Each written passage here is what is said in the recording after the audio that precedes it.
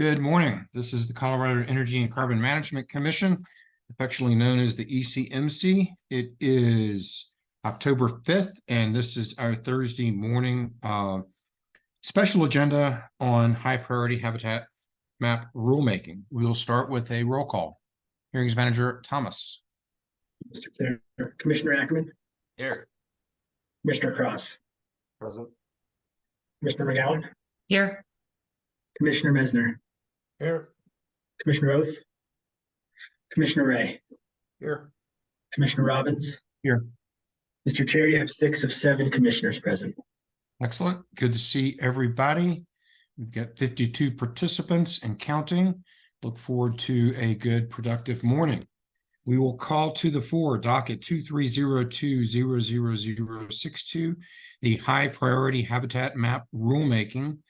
I believe that we will start with an introduction by Deputy Director Mimi Larson. Thank you very much, Mr. Chair, and good morning, Commissioners. I have a very brief presentation that I will share in order to introduce the rulemaking that you have before you today. And that will be a segue to introduce our partners at CPW, who will be providing a more in-depth presentation about the maps that you have before you for consideration. And while I'm getting that presentation going, if we could elevate our partners at CPW, we have Shannon Schaller and Dr. Karen Voltura. If ECMC staff could get them into as a panelist, that would be great. Okay. It appears I am sharing my screen. So again, we are here today for the Commission to take up the high priority habitat map update for 2023. So just background for our listening audience. What is HPH, high priority habitat? High priority habitat was defined by the ECMC during our mission change rulemaking. That definition was put in place in November of 2020. High priority habitat areas are areas that CPW identifies. And as I noted, CPWs will be providing a presentation that will provide a great deal more detail about how they go about identifying those areas. Our definition notes that it's necessary for these areas to be identified so that we can ensure to take measures to avoid, minimize, and mitigate adverse impacts to the wildlife that live within these areas and their habitat. We provide in our rules that the high priority habitat maps will be updated no more frequently than once a year. That is to coincide with CPW's annual update to their maps. And CPW will discuss this again in more detail, but normally they take up a region by region basis on each year. So this year, the CPW maps were updating the Northeast region of Colorado. And the last time that our maps contained within ECMC had the updates reflected from the Northeast region was in 2017. And that's when there was the last update to the big game HPH layers.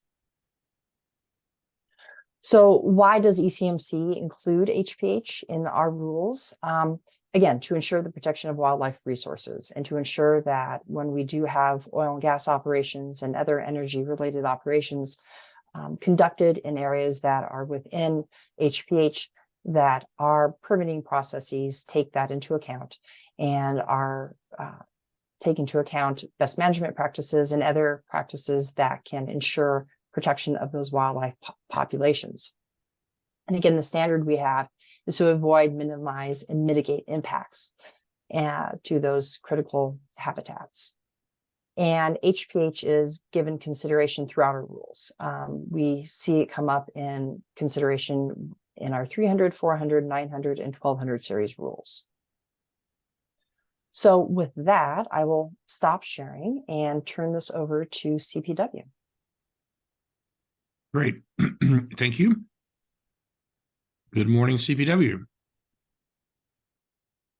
Good morning. Is my presentation visible now? It is. Okay. Good morning, Chair Robbins, Commissioners, Director Murphy, Ms. Larson. I'm Karen Voltura. I'm the Energy Liaison for CPW in the Southeastern region. And Ms. Larson discussed the ECMC process for updating the high priority habitat maps as determined in the rulemaking for Senate Bill 181. This morning, I, along with Northeast Deputy Regional Manager Shannon Schaller, will provide a short overview of high priority habitats and review the role of high priority habitats in the consultation process. Then we will cover the CPW process for determining updates to the maps and provide a brief overview of the proposed administrative updates to the maps in this rulemaking. The CPW high priority habitat list was the starting point for rulemaking under House Bill 1298 in 2008. It also has informed CPW engagement with federal planning efforts in Colorado, utilized by CPW while they're a cooperating agency during BLM and U.S. Forest Service planning efforts since at least 2010. CPW is a recommending agency for energy and land use reviews, and the HPH table is the basis for CPW reviews of wildlife impacts with developers, utilities, other state agencies, as well as counties and local municipalities. It is also intended to support statewide consistency in CPW commenting, as well as ensuring that CPW recommendations are based on the best available science. The high priority habitat table was developed from a much larger list of habitats mapped and monitored by CPW. Habitats on the list of high priority are those where CPW has geographical distributions for the species, as well as scientific support that those species are affected by disturbance and development, and where we have reliable information supporting our recommendations for avoiding, minimizing, and mitigating impacts. The list that was initially generated in 2008 was reviewed in 2019 by a statewide team of subject matter experts at CPW, and recommendations were revised as needed based on new research and published scientific literature. Species were added or dropped from the list as based on either new scientific data, potential listing status, or population status changes. So as we present the proposed map layers to the Commission today, we'll also include discussion of what type of data or survey methodologies are used to inform CPW mapping efforts. Some maps, such as the grouse or raptor maps, rely on species-specific survey methodology, while other map layers are categorized as species activity maps, or SAM. So the proposed updates for the maps for the rules are intended to prevent significant departure in the maps used by ECMC and the maps CPW utilizes in other areas of review, including consistency with federal management plans. So now I'd like to discuss the role of HPH more specifically within the rules and how CPW engages with operators and ECMC staff. Under 309E2, there's a list of situations, conditions where CPW consultation is triggered. We are finding, obviously, under A, the location within a high priority habitat is one on-ramp, but it is the most common trigger for consultation under the current rules. Last year, when we had the rulemaking, we had a smaller number of consultations to kind of pull from, but we've had 18 months since that, and the pace of permitting has kind of picked up once implementation sort of settled in. So we do want to talk a little bit about what we've seen over that last time period relating to the maps. So while that A is the primary trigger we see, there is also in the rules a situation where CPW can request a consultation because it is necessary to avoid or minimize impacts from that location, even if it is not in mapped HPH. However, with these annual updates to the maps, it has been an uncommon occurrence. I can only think of, I think one time, and it was a raptor nest that had come up and not been dated. So we're finding that very uncommon, and we do believe that's in part due to being able to provide updates at a regular interval. Within 309E, there are off-ramps built into it. So these are situations where the HPH maps are considered in regards to either changed local conditions or potential areas of non-habitat that are sort of buried within that larger polygon of mapped habitat. And I'll talk a little bit more about some examples of these when I talk about waivers. But once a consultation is triggered, what kind of things does CPW look at related to the maps? Well, we might consider what are the technology-specific impacts and risks from that type of development.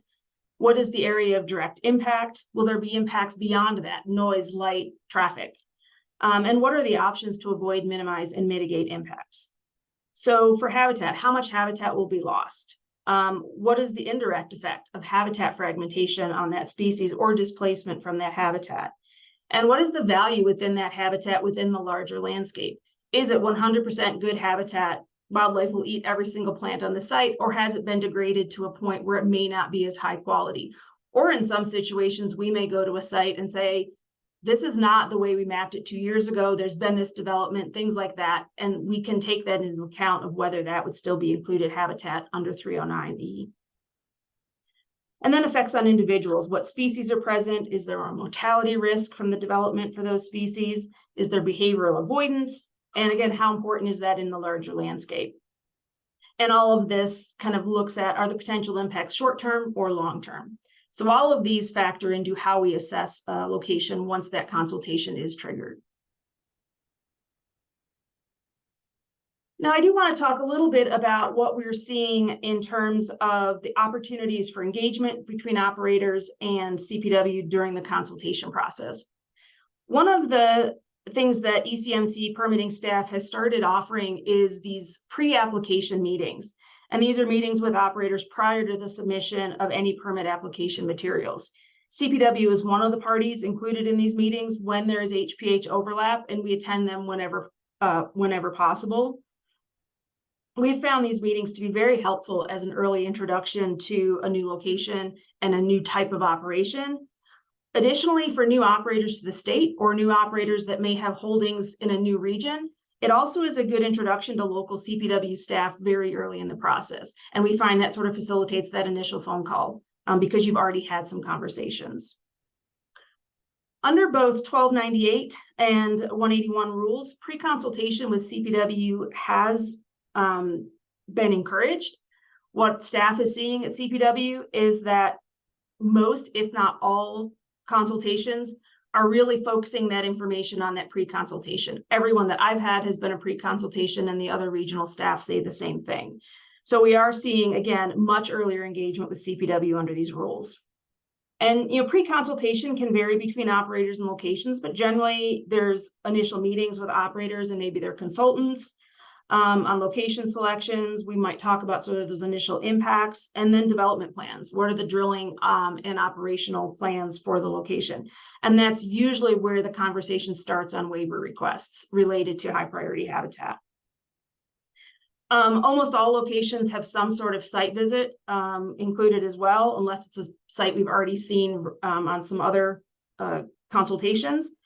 But that CPW staff generally includes the energy liaison. It may include the district wildlife manager, who is sort of the local on-the-ground expert on wildlife and habitat for that location. Also area biologists, conservation species biologists, or other subject matter experts kind of relative to whatever habitat may be impacted. So at those, and if those individuals are not available, generally the energy liaison is talking to them anyways and bringing that information to the meetings. So those on-sites, we generally talk about habitat. Why does this habitat support this species? Is it winter shelter? Is it winter forage? Is it a lekking location? And we can say, this is the type of habitat, this is the terrain this species prefers, and this is why we mapped it to this extent. If we have that, more detailed information, I know on some of the greater sage grouse, they may have, radio tagged, radio collared data for grouse, and they could say, yes, in the spring, all of these animals kind of pile in here. Or we've done the same thing, for mule deer, where we kind of have some of that information that we can use as background for supporting why we are concerned about wildlife there. And Ms. Schaller will have more detail on that later. But we do bring that to that. We bring the expertise of that local staff of what they see every day in their district. We might also have information if they've flown that for the sake of classifying animals, or for just the sake of doing something else, and they noted all of these observations in that location. They'll discuss that information with the operator. So we also might look at the draft operational and drilling plans, have discussions on where equipment's going to go, what opportunities there are to be flexible that might minimize those impacts. So this is where the more detailed discussions are occurring, why that habitat is important to the wildlife, and how the permitted activity will impact the species, or will not. You know, it may be on a site visit we look, and where they've actually chosen within that larger landscape is the least valuable to wildlife. And then that gives us better context of not just what's at the site, but what's around it. And so recommendations on opportunities to avoid, minimize, and mitigate impacts are discussed at this time. And it's usually, again, where we get into more details on waiver requests. So with all of that detail scheduled and addressed during the pre-consultation, we're finding that the 60-day formal, CPW consultation that's triggered by the submission or when the 2A or OGDP passes completeness is more of a wrap up. It really has turned out to be more of a phase where we are finalizing our written recommendations for the 2A, reviewing the final written plans for the developers and operators, and documentation of waiver approval or denials. So CPW works hard to ensure statewide consistency and implementation during these consultations. We meet with ECMC permitting staff every other week and review current permit applications and consultations and work through implementation questions.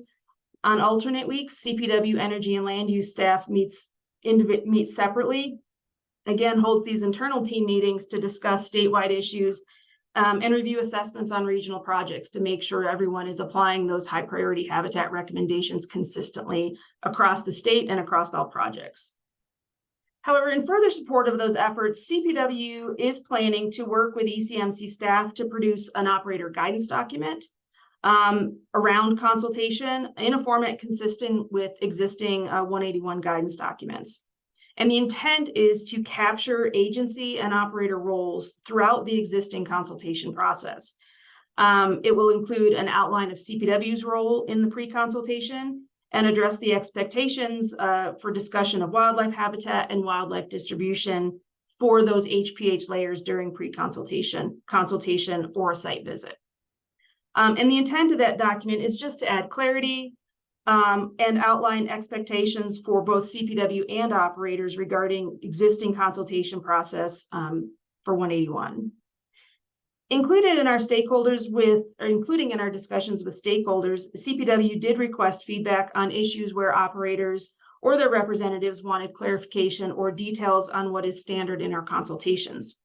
So CPW continues to offer opportunities for operators to discuss industry concerns or examples of consultations, permit processes, waivers, where they identified inconsistencies or some needed clarification, again, using that to inform the process of developing this guidance document and to inform CPW of areas of potential improvements or clarification. We want to ensure this document is useful to all parties. And so we're looking to develop that after this rulemaking. In terms of high priority habitat and waiver authority, there are written into the rule areas where CPW has responsibility or authority to issue a waiver during the discussions I just mentioned. But under the most common one, and I've listed a few of them here that we have seen over the last 2 years or so, is really around the alternative location assessment or analysis. So this ALA is probably the most common request that we get during the pre-consultation for a waiver. And the vast majority of our waivers regarding ALAs have been issued in situations where operators were making extensive use of pre-existing disturbance. So generally adding a well to an existing pad, small additions to an existing well pad, use of existing roads and pipelines. We can also look at areas where they are co-locating with infrastructure from other types of development.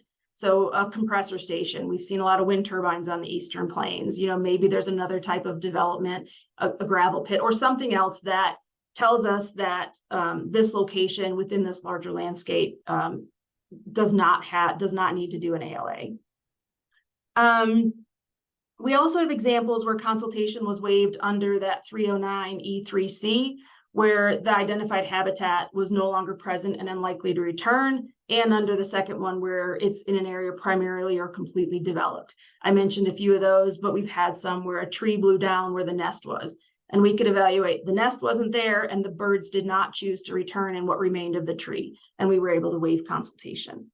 The others are really coming in more under around the aquatics. So we have the opportunity to waive the NSO from that 300 to 500 foot buffer from the ordinary high water mark with certain BMPs included. And that has come up quite a bit, as well as flow lines, pipelines, access roads through those aquatic habitats.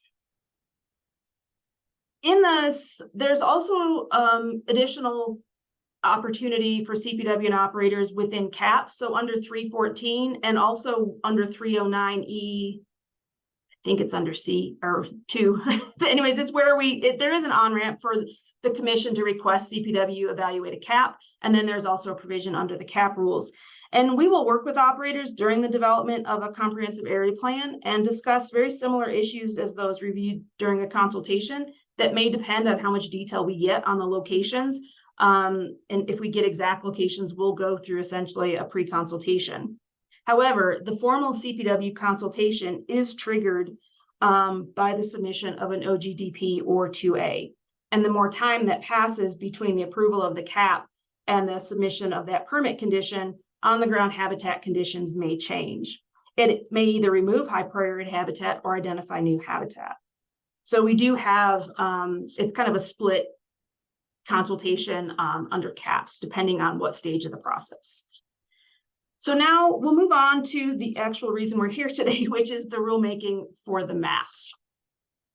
Last year, after the hearing in 2022, ECMC published a revised statement of basis and purpose. And in that revised statement of basis and purpose, CPW included a summary of all of the information that was presented at the hearing in our staff presentation. That included details of CPW annual statewide efforts on surveying grouse and prairie chicken mapping, annual statewide raptor nest updates, including detail on data sharing partners and verification of third-party data.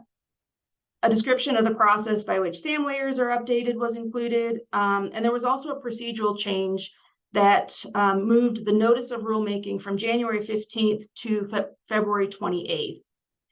Based on feedback from commissioners at the hearing, CPW added a review period prior to the notice of rulemaking, and added opportunity for parties to provide input on draft maps and had stakeholder meetings prior to the notice of rulemaking. So I'd like to kind of go through a timeline of how those applied this year for the rulemaking. We initially released draft maps to ECMC in December. So in the previous rulemaking, the rules were noticed in December of 2021 with the maps attached. And then we moved to all the stakeholders. So this year we posted those draft maps in December, giving us a full 2 months prior to the notice of rulemaking. And so by moving that deadline to the end of February, we added this review period for more opportunity for engagement and feedback. So in December of 2022, the new proposed maps we're discussing today were published to the ECMC GIS page and posted as draft versions alongside the existing currently applicable versions. We also, in response to operators' feedback, changed it so visually one of them's hatched marked, the other's not, so you can put them side by side and really visualize the difference. PDF versions of the same map, which you'll see throughout the presentation today, were posted in January of 2023. ECMC also opened a Google form during that review period for feedback. They offered opportunities for data submission if anyone had data to supply, asked questions, and again, kind of general feedback. Believe we had 6 comments submitted, 5 through the form and 1 additional email. Only 1 provided a few additional corrections on burrowing owl nest locations. The rest were mostly questions or requests for clarification. ECMC and CPW had the initial stakeholder meeting on January 23rd of this year, and then held individual stakeholder meetings kind of throughout February up until the actual notice of rulemaking. During some of those stakeholder meetings, several parties also requested that CPW provide written responses in addition to answering those questions during the meetings, or raised new questions during those stakeholder meetings. And CPW agreed to produce a second frequently asked questions document to supplement the 2020 version associated with the original rulemaking.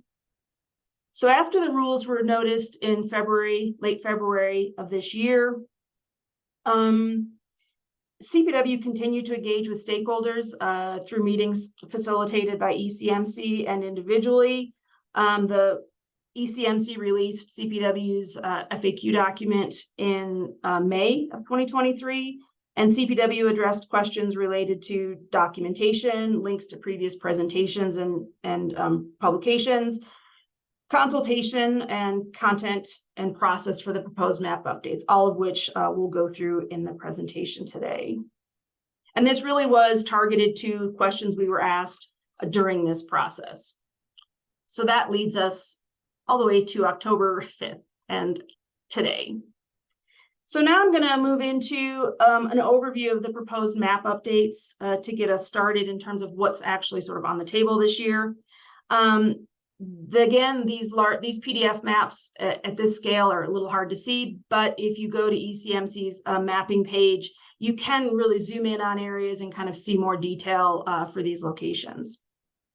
The map shown here was included in the rulemaking notice and includes all mapped consultation triggers. So this includes 1202C, 1202D, and the ones that are just a consultation trigger where there's nothing else associated in the rules. The areas in red are the newly added areas for this year, and the areas in black on this map are those that were removed. So this 5-year assessment in the Northeast region identified areas that had previously been determined habitat, but are not under this proposed map. Overall, there's an approximately 1.4% increase in total consultation acres. And less than 20% of that is an increase in 1202C. So the maps this year cover 2 broad areas. Ms. Larson mentioned the Northeast region updates, but we also, same as last year, do have some statewide updates to grouse and raptors. Before I get to that, do want to go back. This shows I'd mentioned the 1202C habitats, and these are the ones that have an NSO associated with them, or some sort of waiver requirement for CPW for the aquatics. So you can see on this, Ms. Schaller will discuss more of this later, but this shows you in red the additions. And unfortunately, it's very hard to see that. I think the deletions are either in gray or light green, so they're not showing well on here. But you can zoom into this if you download the map and see that. So this is mostly grouse habitat, grouse leks, raptor nests, bighorn sheep production areas, and aquatic habitats and raptor nests. So you can see that there are a few red lines, particularly around the Eastern Plains, that are addition to the aquatics. There are no proposed updates to either gold medal waters, cutthroat habitat, or sport fish management waters in the proposed rule. There are some small additions to the native aquatic species management areas based on fish survey data. So if we surveyed these small streams and found a native aquatic species that is on our list for management, that category was added for that stream segment. Not all of those are new. It may be a recharacterization. So something may go from sport fish to native aquatic only if survey data shows that there is a native aquatic species there. For a closer look, I do want to talk to grouse, and some of this information was presented last year, so I'm just going to go through it really quickly as a review. But we're going to talk about the first proposed changes to leks and production habitat for grouse and prairie chickens. These are the 2 types of HPH provided in the rules, and the first are leks and the buffers around those leks. Leks that are identified on the maps are locations where there has been lekking behavior and birds on that lek sometime in the last 10 years. The NSO buffers vary between species, and they're based on literature and published literature, and they range from 0.6 miles to 1.25 miles. NSO protects not just the lek location, but generally includes about 50% of the nest locations for those highest risk species. As discussed in previous rulemakings, leks themselves are an indicator of high quality nesting habitat, and these buffers protect against impacts to both the lek and a percentage of the nesting area. The other habitats are production habitat, and this is habitat important for nesting and brood raising. For lesser prairie chicken and greater sage grouse, it's a mapped habitat and it's independent sort of the leks, but it should capture all of that habitat. For the other 4 species included in the rules, it is an extended buffer away from that lek from 2 to 4 miles, again, to capture the remaining or a great portion of the nesting and brood rearing habitat. As proposed this year, we've added there's about a 20,000 acre increase in those lek NSOs. So that includes the lek and the buffer around the lek. That is largely driven by increased habitat for greater prairie chicken. And so that's that northeast corner along the Kansas border. There's a slight decrease in greater sage grouse and a slight increase in the other species, a less than 1 to 2% increase in habitat for the remaining 4 species in terms of leks on the landscape. In terms of those 1202D acres, again, largely driven by an increase in greater prairie chicken habitat on the eastern plains. Slight increases in Columbian sharp-tailed grouse and slight decreases in the other species mapped. And again, no changes for greater sage grouse or lesser prairie chickens.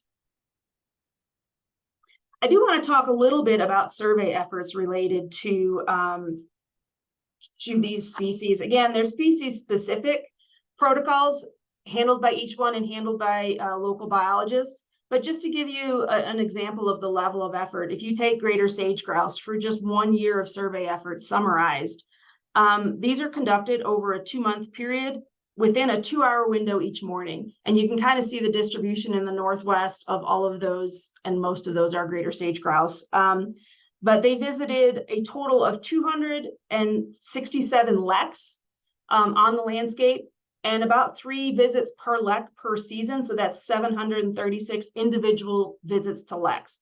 There's over 200 hours of observation of the leks, handled by 30 CPW staff and 14 other observers, including partner federal biologists and landowners. Add in drive time and all the data compilation, you get an idea of what really goes into coming up with the numbers that I'm spending 2 minutes summarizing for you. And last, for me, before I turn it over to Ms. Schaller, we do want to give an update on the raptors. We covered this in significant detail last year, so I don't want to go into too much this year, but I do want to remind folks that this is data from several sources. We use our own survey data with our own staff, biologists, and monitoring programs to monitor nest locations throughout the state and maintain these detailed nest observations. We also have data shared from our federal land manager partners, particularly BLM and U.S. Forest Service. And we also have data sharing agreements with organizations such as Bird Conservancy of the Rockies. We also can get verified data from other sources, including county and local planning agencies that have long sharing data agreements or trusted data sources for CPW. We also take in data from a lot of sources: developers, consultants, NGOs, land trusts, landowners. Depending on how that comes on, CPW does verify that data, and it may go into the database as a potential nest, but it is not included in the HPH until we verify it. And that can be our own staff going out and looking at it and identifying that it is that species nesting in that location. Or if they submit a packet that contains information that has detailed observations that may have photos that are date, time, location stamped, showing a bird on a nest, that's going to be enough information for us to confirm that location. So again, this data set is immense. I think we have over 11,000 locations. We can get up to 5,000 reports in a single year from all of these sources. This is, again, we sort through that. We pull just nests that have been active in the last 5 years, and just nests of the species included in that high priority habitat list. So the data we're seeing today is a subset of what we actually maintain and monitor. The database is far more dynamic than people expect. Nests fall, they move, there are alternate nest locations. And so we try to take all of that into account. We also have in the rules areas where we can account for that. We can account for a nest being destroyed. We can account for a nest popping up in a new location through the consultation rules and during pre-consultation. And so in terms of what we're seeing in terms of raptors in the state, we have, again, seeing a slight increase in bald eagle nests. I think it ended up being about a net gain of about 40 bald eagle nests over the last year. For golden eagles, a net gain of about 20 nests statewide. So that means some nests dropped off and some were added. We did see a good bump in ferruginous hawk nests. It looks 30% looks like a lot, but it's a net gain of about 10 nests on the landscape. And ferruginous hawks are a Colorado state species of concern. Again, very minor changes in both falcon species and no changes to the northern goshawk. I will say that that map is maintained primarily on U.S. Forest Service lands, and that is one of the areas they do not let us, they do not want us to publish that information in these publicly available databases. However, if it's on Forest Service, there will be a separate consultation again with the surface owner. And so that usually is covered in the consultation. So that completes my summary of the statewide updates proposed this year.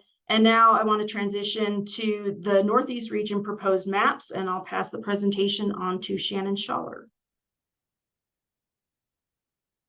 Thank you, Karen. Good morning, Commissioners, Chair Robbins, Director Murphy. I am Shannon Schaller, Northeast Region Deputy Regional Manager.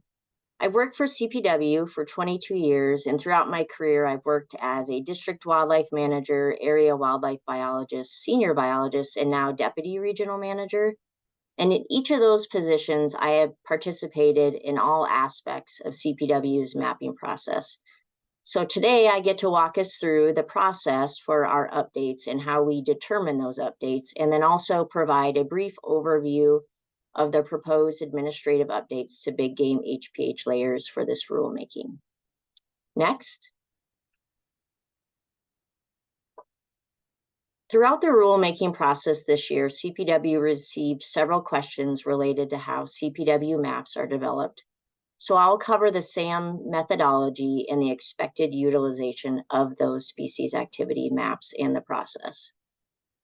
Our SAM methodology was developed specifically to capture agency institutional knowledge of wildlife distribution information made in collaboration with our field staff, whose primary job duties are to know and understand wildlife activities.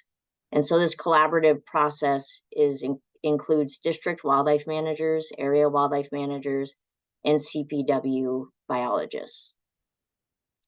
Our maps reflect a broad range of habitats and information that is used in all sorts of land use commenting. So these maps are used in federal planning processes. They're available to developers, to the public, to counties, to consultants. And it's important to note that our maps are not made specifically for the rules in SB 181, but that is one example of the utilization of our maps. Our maps include 175 data layers that are mapped by CPW, and all of those are available to the public. The process that we use for our SAM activity process it's been in place for about 30 years. And while technology has improved our ability to synthesize data, or we've improved our ability to capture data, the general methodology has remained constant over that time period. Each year, one region in the state updates their species activity maps. And this year was the Northeast region. We have 4 administrative regions within the state.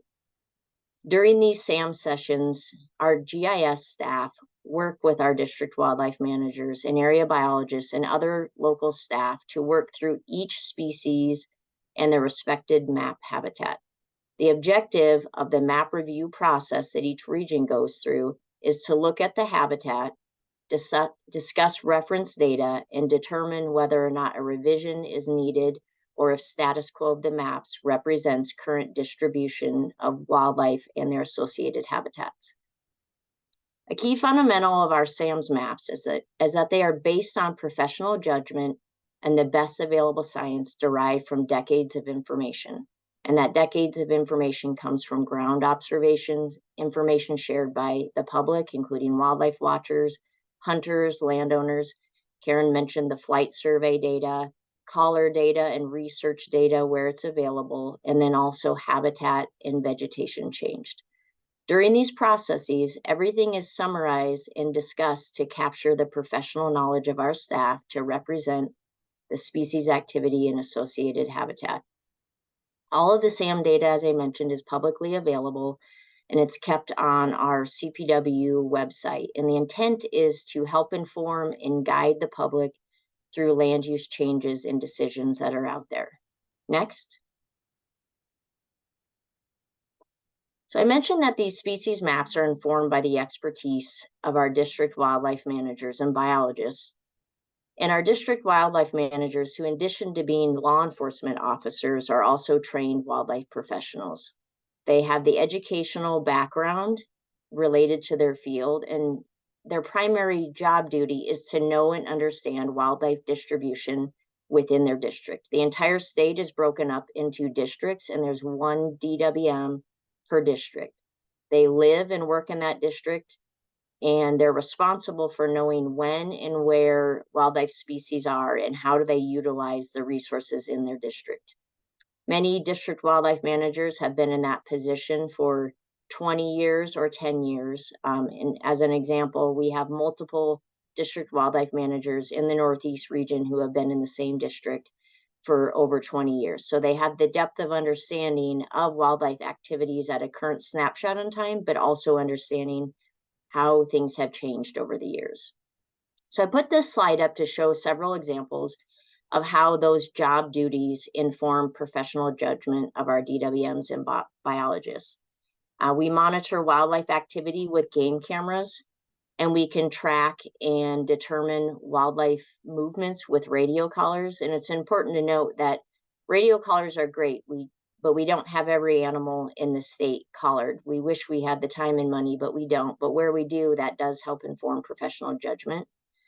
We also do classification flights across the state. So CPW has its own airplanes, and we also use helicopters to monitor wildlife demographics. And the primary role of a flight that is conducted by CPW is to understand trends in population and age structure of our herds.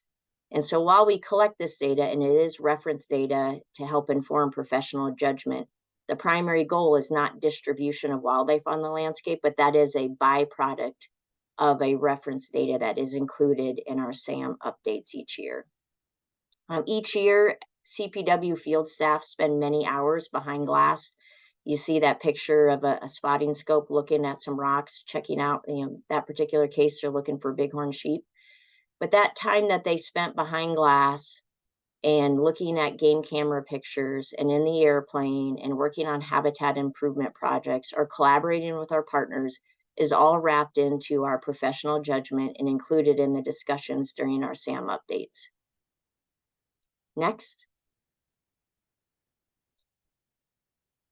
One of the guiding principles of our SAM process is that the polygons that we're evaluating meet the definitions outlined in our species activity maps. In the upper left-hand corner, you'll see the start of a Word document, and that document is publicly available and also lists out the definitions that are under review during our SAM process.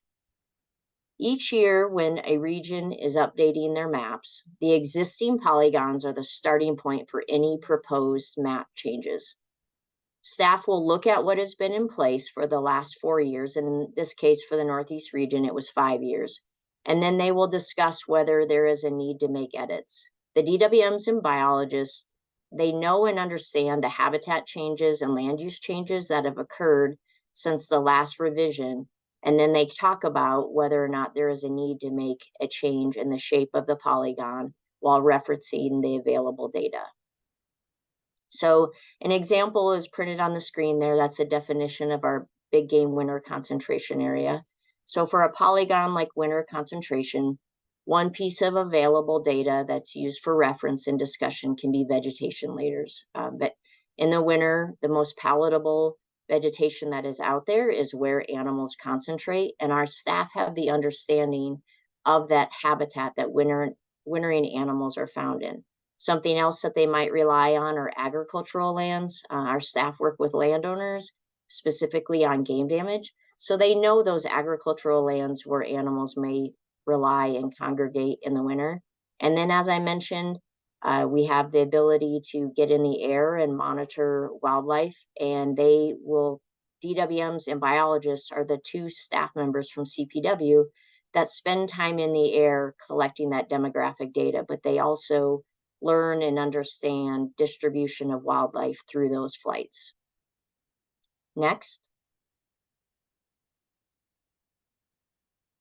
So Karen discussed the HPH definition and its role in determining ECMC's rulemaking process for SB 181, along with our consultation role. So I put this map up on the screen just to explain that our HPH layers are just a subset of the overall mapped layers for a species. And our staff do not map things differently based on whether something is HPH or not. So on the screen there, you can see the light blue polygon, which is winter range. And then within that, those smaller polygons that are dark blue and striped are the winter concentration areas and are the HPH layers. So we have the overall range, which can be broader, bigger polygons, and then these more critical habitats that meet the HPH definition, and the most sensitive habitats are the smaller polygons within the broader overall range. And the HPH layers are the ones that trigger consultation with CPW, not these broader overall ranges. Next. CPW is responsible for perpetuating the state's wildlife resources, and given that responsibility, we're leaders in the collection of biological data for the management and conservation of the state's wildlife resources.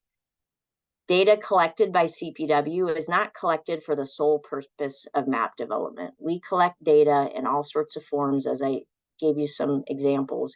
It's really to answer the numerous management questions related to population trends, to understand habitat conditions, delineate critical habitats, which we're talking about, and then also inform animal distribution. With respect to big game, data sources such as flight or collar data do not define our polygons. Ultimately, it's the expertise of our local staff that defines the polygons, but those data sources are reference data sets available to our staff. And something that's probably the most important about our SAMS maps is that they reflect that wildlife data that I'm talking about, but they also protect the critical locational point data for those species. During this year's rulemaking, there were several concerns raised about the availability of collected point data for big game, and requests were made to CPW to provide point data. CPW does not make locational data publicly available. We make our SAMS maps publicly available, but not the exact point data or locational data or radio collar data. We have the statutory authority to use our discretion to withhold sensitive data, and that's to protect individual animals or group of animals by using our discretion to keep that data protected. Sharing data is a slippery slope. When CPW gets requests for locational data, we need to consider all of our stakeholders. And sharing any locational data or point data with one stakeholder compromises our ability to protect data in future requests related to any type of land use in a future rulemaking or from individuals or other stakeholders. We maintain that our SAMS maps reflect the best available information, and our staff remain committed to meaningful consultations to describe the necessary data to be protective of wildlife resources. And Karen went into detail about those types of consultations where there's a trigger for a consultation, but our staff are available to describe and share and help understand what wildlife habitat exists and the underlying information that helped us map that particular polygon. Next. So I thought it'd be helpful to show a map with proposed map changes for HPH layers. The map on this screen is an example of proposed map changes. The upper map is the currently approved map, and the lower map is included in the proposal for review for HPH layers in the Northeast region. And I use this example because this particular district wildlife manager has lived in Weld County his whole life, and he's worked in this area for the last 20 years. And so the changes that were made to these polygons are derived from the understanding of deer distribution through observations made in the daily job duties of this particular district wildlife manager. It's important to note that on the Eastern Plains, hunting seasons go through the end of January.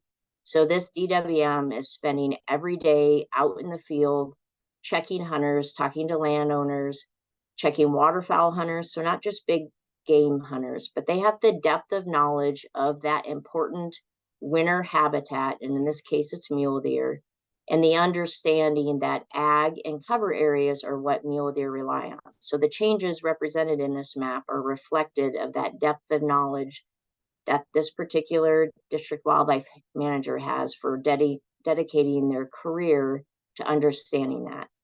And I'd just like to add, in the Northeast region this year, after map updates were made in each area in the Northeast region, which there are 5, each district wildlife manager wrote up a justification that was reviewed and understood by their supervisor. Their supervisor went through another layer of verification with GIS staff, and then ultimately those revisions were proposed to regional leadership and approved. And so a robust effort was dedicated to the Northeast region updates, and this is just one example of those updates. Next.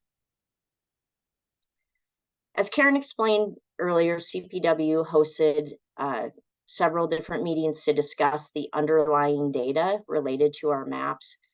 And I used this map in particular to illustrate some of the reference data that's relied upon during our map updates. So this map is showing flight data. So the red line is where a helicopter flew in the winter collecting data. And the purple shapes and lines are radio collar data for a mule deer herd in that area. And then the circles are all locations that were collected during that annual flight. And then the dark blue polygons on the map are HPH layers. And I show you this just to help you understand the area, the geographic area that is covered during our flights where we have those available.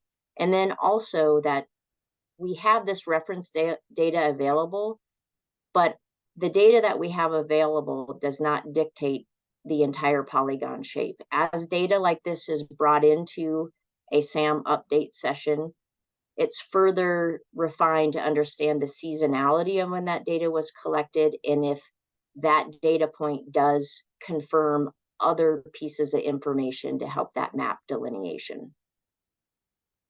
Next. Okay, so this is another map that we put together to kind of show how we collect data and what's available. So I know there's a lot going on in this map, but first let me say that it shows pronghorn winter concentration in the dark blue polygons, and these are polygons proposed in the Northeast region map updates this year.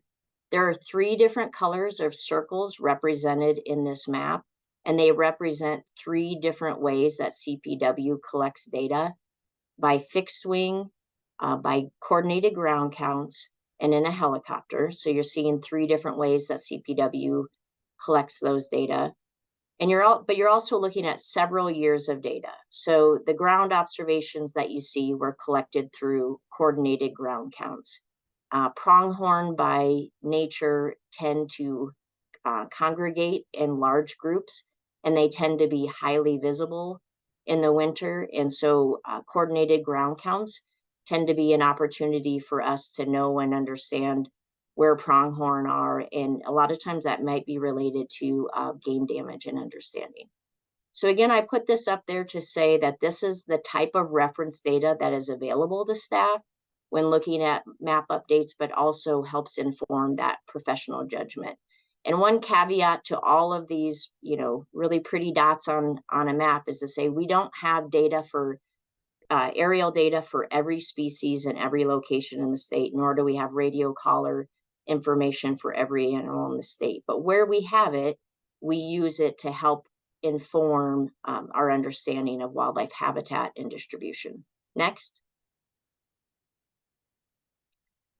Karen already showed this map of the 1202C NSO map, and she covered the LEC and statewide raptor nest database.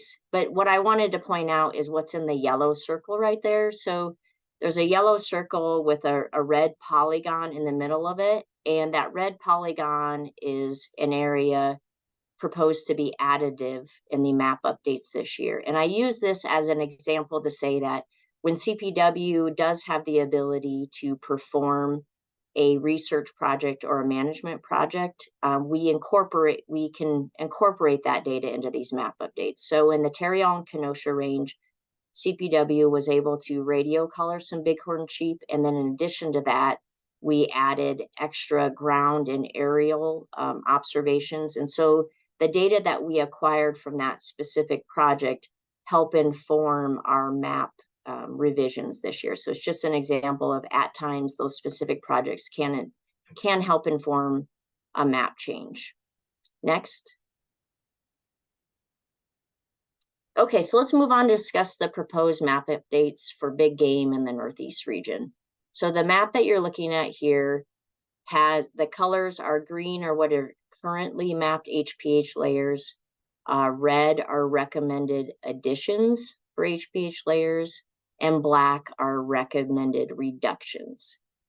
And to describe the map in potentially some, give a high level overview of reasons for change. If you look at Denver, which is in the center of the map, you can then look at the I-25 corridor and go east of the I-25 corridor. And a lot of those counties in there have seen the greatest rate of change as it relates to development. So between housing and roads, energy development, human disturbances on the landscape, fences, all of that. Both Weld and Arapahoe County are two of the fastest growing counties in the state. But as a result of that, and all of the changes that have occurred the last 5 years, you see significant changes in both reductions and additions east of I-25 in those areas. And it's really related to over time habitat being fragmented and disrupted and animals shifting and finding less fragmented areas or habitat being removed and it's no longer usable for wildlife. So that's just a high level explanation of east of I-25 where a lot of change has occurred in the last 5 years, and the result of that are recommended changes in our HPH layers. If you go southwest of Denver, which is in the middle of the map, you'll see more red polygons. Some of those represent those bighorn sheep layers that I explained that resulted from that deeper understanding from our project.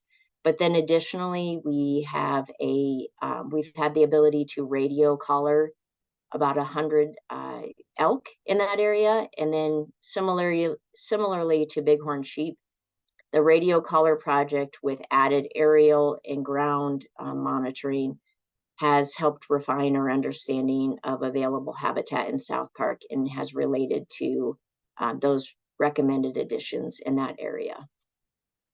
Next. So CPW, I just want to reiterate that CPW remains committed to early and often consultations with operators and their representatives. We propose these maps, but we're committed to those on-site evaluations as Karen explained. We look forward to developing that operator guidance document to help clarify our role in the consultation process. After last year's rulemaking, we learned ways that we could improve our engagement with stakeholders, as Karen explained, and we expect to learn and understand other ways to improve our role in this process, and we hope to do that next year. I'd be remiss if I didn't, Karen and I both presented today, but there are dozens of CPW staff that have contributed to the knowledge and the explanations and this work that we presented today. So I want to thank them. And then also thank you for the opportunity to present these maps and our process and our consultation. And with that, we will both take any questions you may have.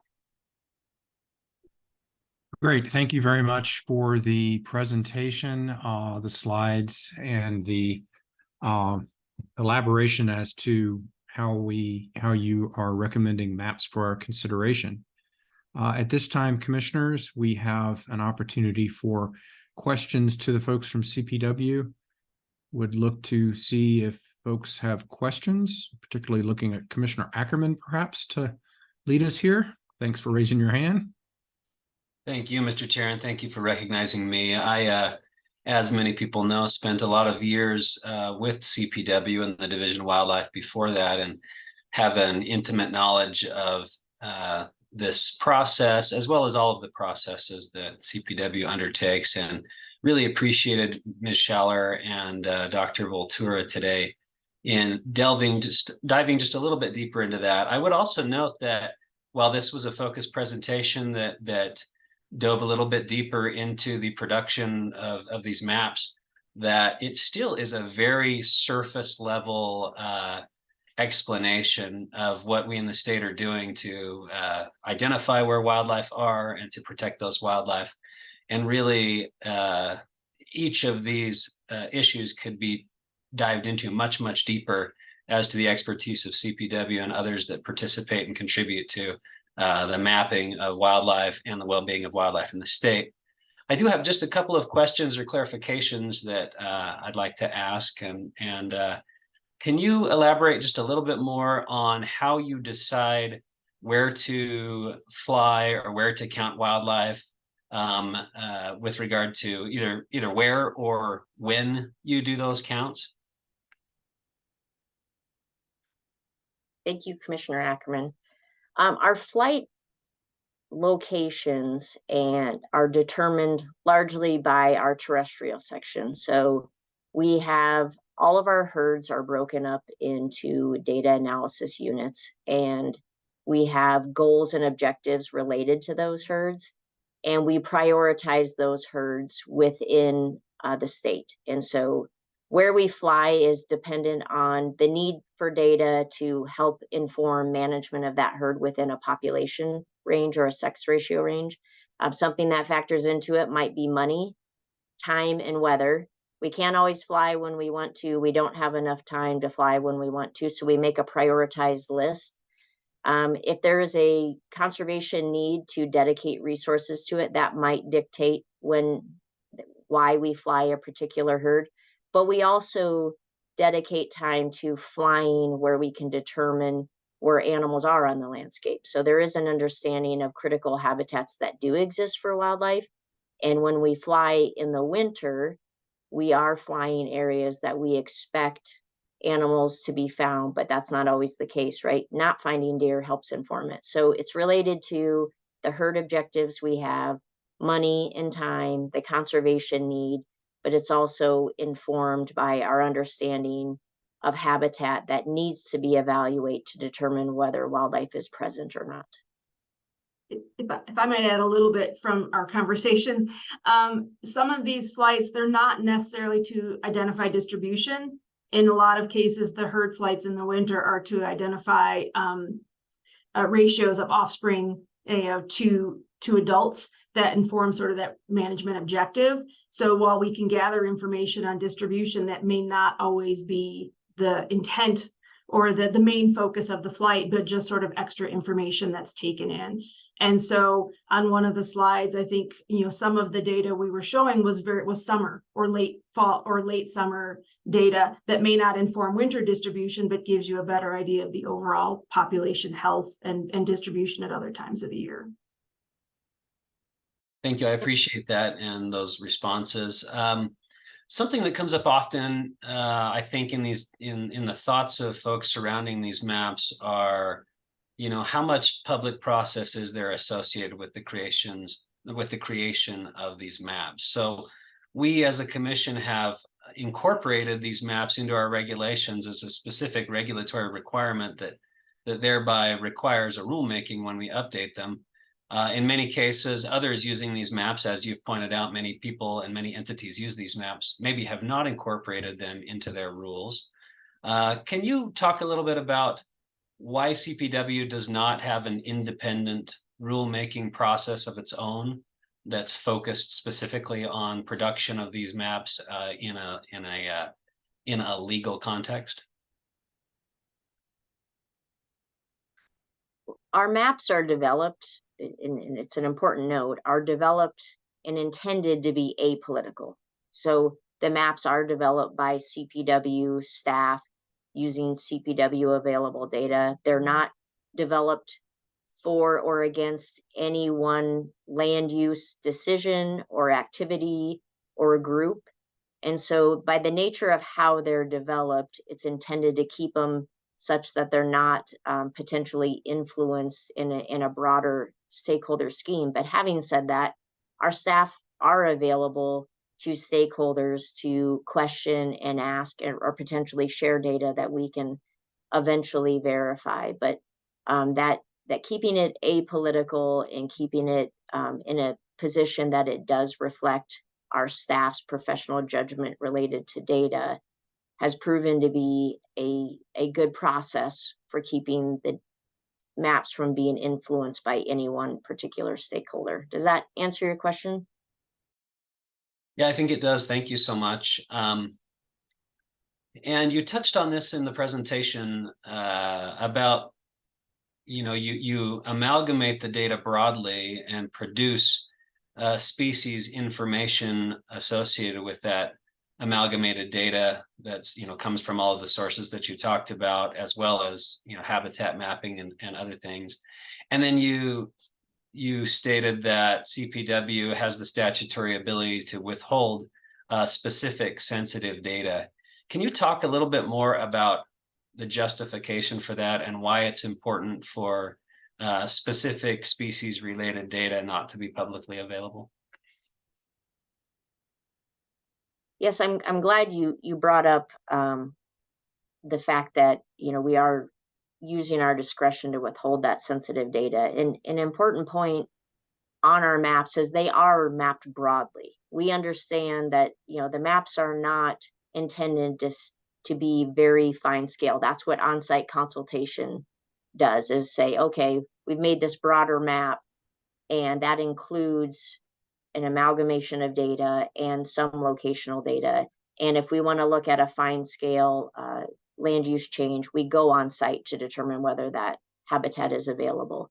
But we choose to include locational data without sharing it to the public because we have all sorts of interested stakeholders. We get various requests to share locational data, and sharing locational data may compromise an individual animal or groups of animals. So an example could possibly be a hunter wanting to know locational data on a particular species to help them be more successful in the hunt. And so when we view these requests for locational data, we have to view it in every aspect of how it could be requested by another stakeholder. And ultimately, protecting that data keeps it from being used in a way to harm either an individual animal, a nest, or a group of animals for a way that isn't intended to advance conservation of that species or wildlife in general.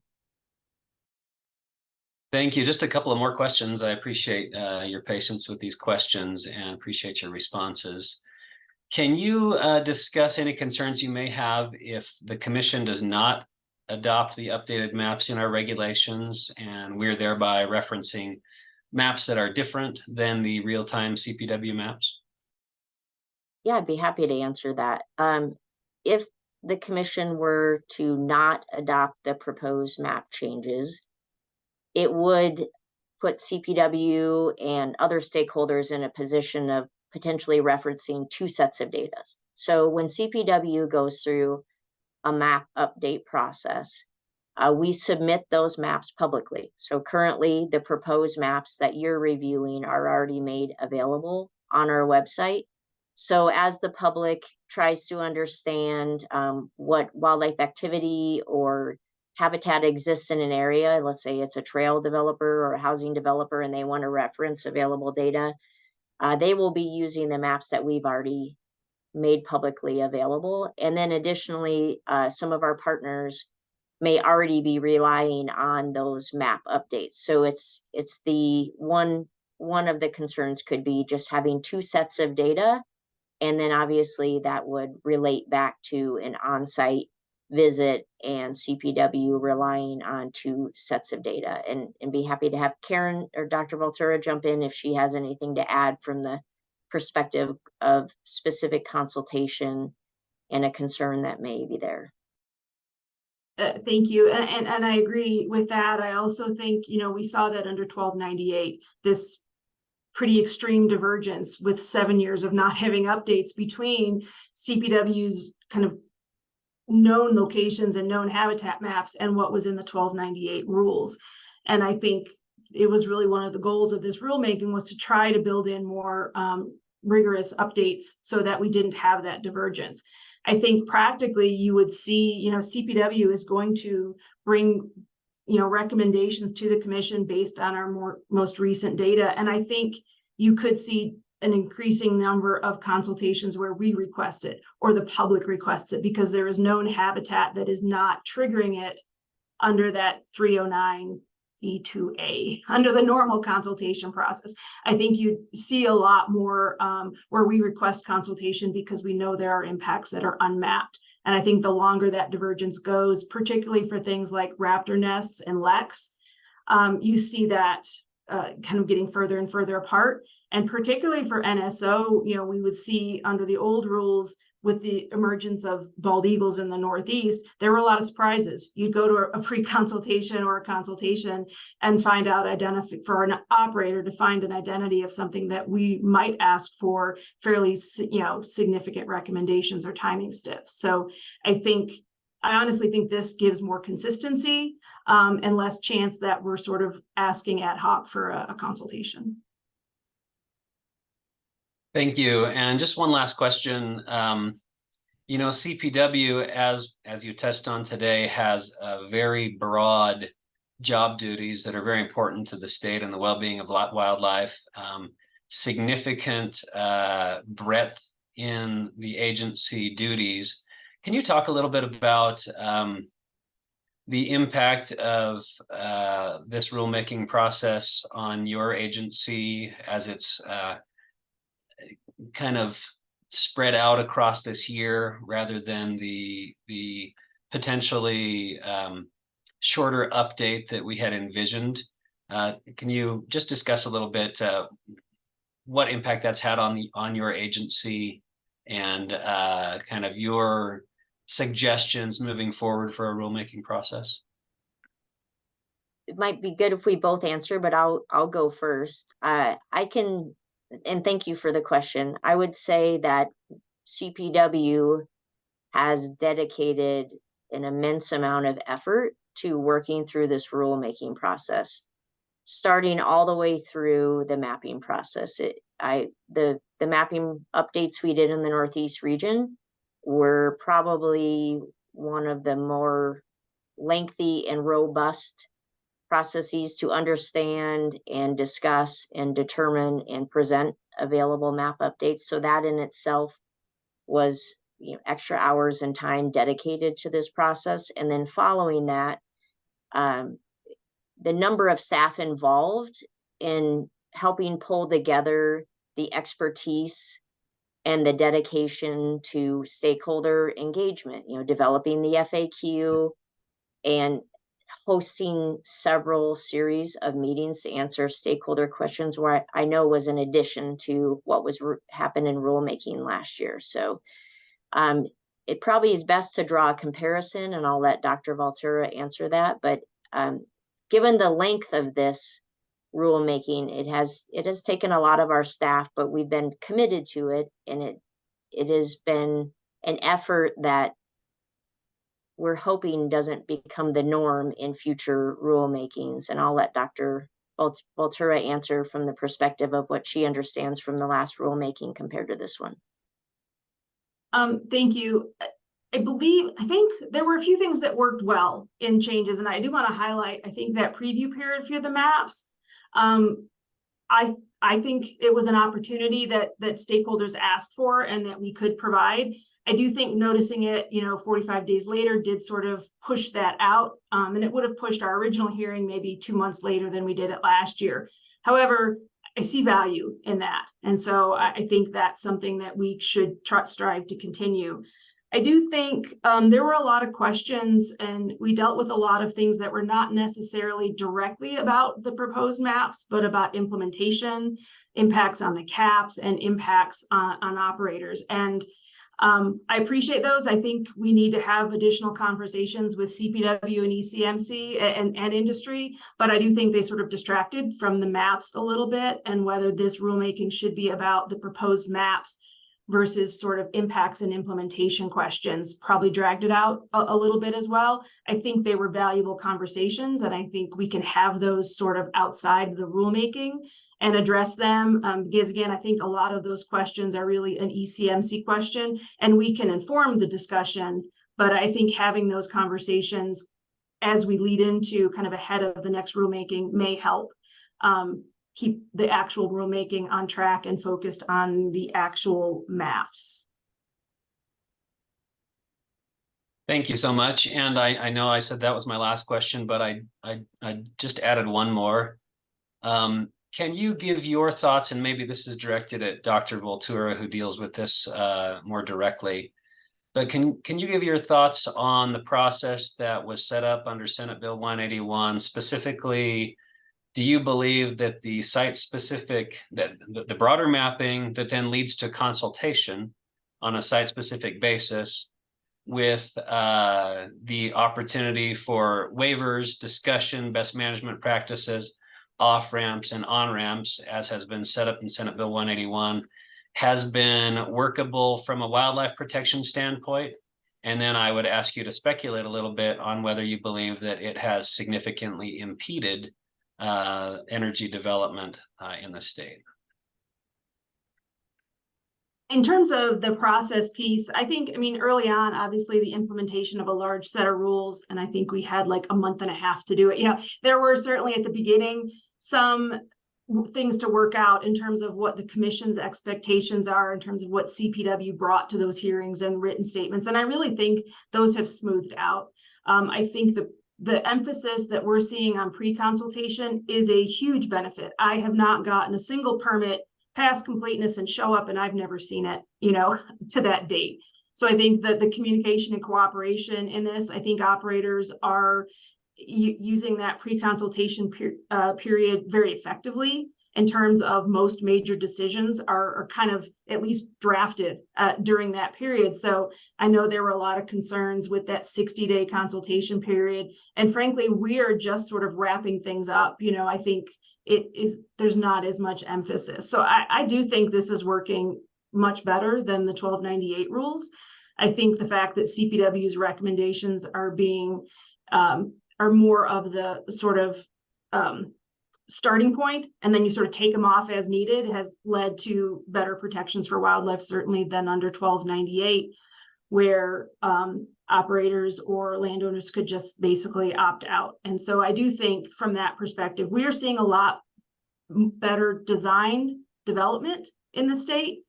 From CPW's perspective, we looked at sort of our waiver authority, and we have approved the vast majority of waivers that have been approached to us because there's thoughtful consideration of the conditions behind that, and because we're having conversations very early on.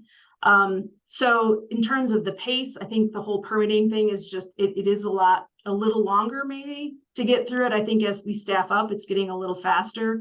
Again, I think front loading it is helping, and the more familiar we get with new operators and new development, I think it's going faster. So I think it's working effectively.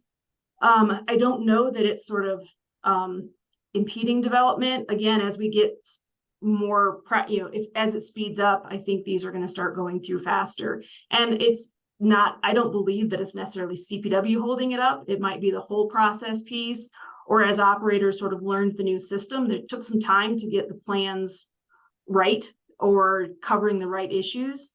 So from that perspective, I do think that the protections are in place via the rules and our ability to, again, bring these recommendations to the commission for you to decide kind of how that final process looks, and giving us opportunities for discussions has been very effective. Thank you to both of you. And Mr. Chair, as you know, I love this topic and I could gladly talk about it and ask questions all day. I think I'll go ahead and stop there, but I did want to just make a recognition here. You know, we often look at government agencies, and government agencies receive a lot of criticism, and rightfully so. They are held up in the spotlight, and their work is often much criticized and much supported and much dissected. I wanted to note that, having been part of Colorado Parks and Wildlife, that it's my experience that this agency is an agency that has been held up as worldwide experts on a number of different fronts. And one of those fronts is the management of certainly big game in the Rocky Mountain area. So thank you for your presence here today. I look forward to continuing to have this discussion, and I'll go ahead and stop with my questions there, Mr. Chair. Thank you. I think I saw Commissioner McGowan had raised her hand. Thank you, Mr. Chair. And thanks for the presentation. It was super helpful, and it was more in depth than the other meeting that you guys put on that was public, sharing the original map. So I appreciate that.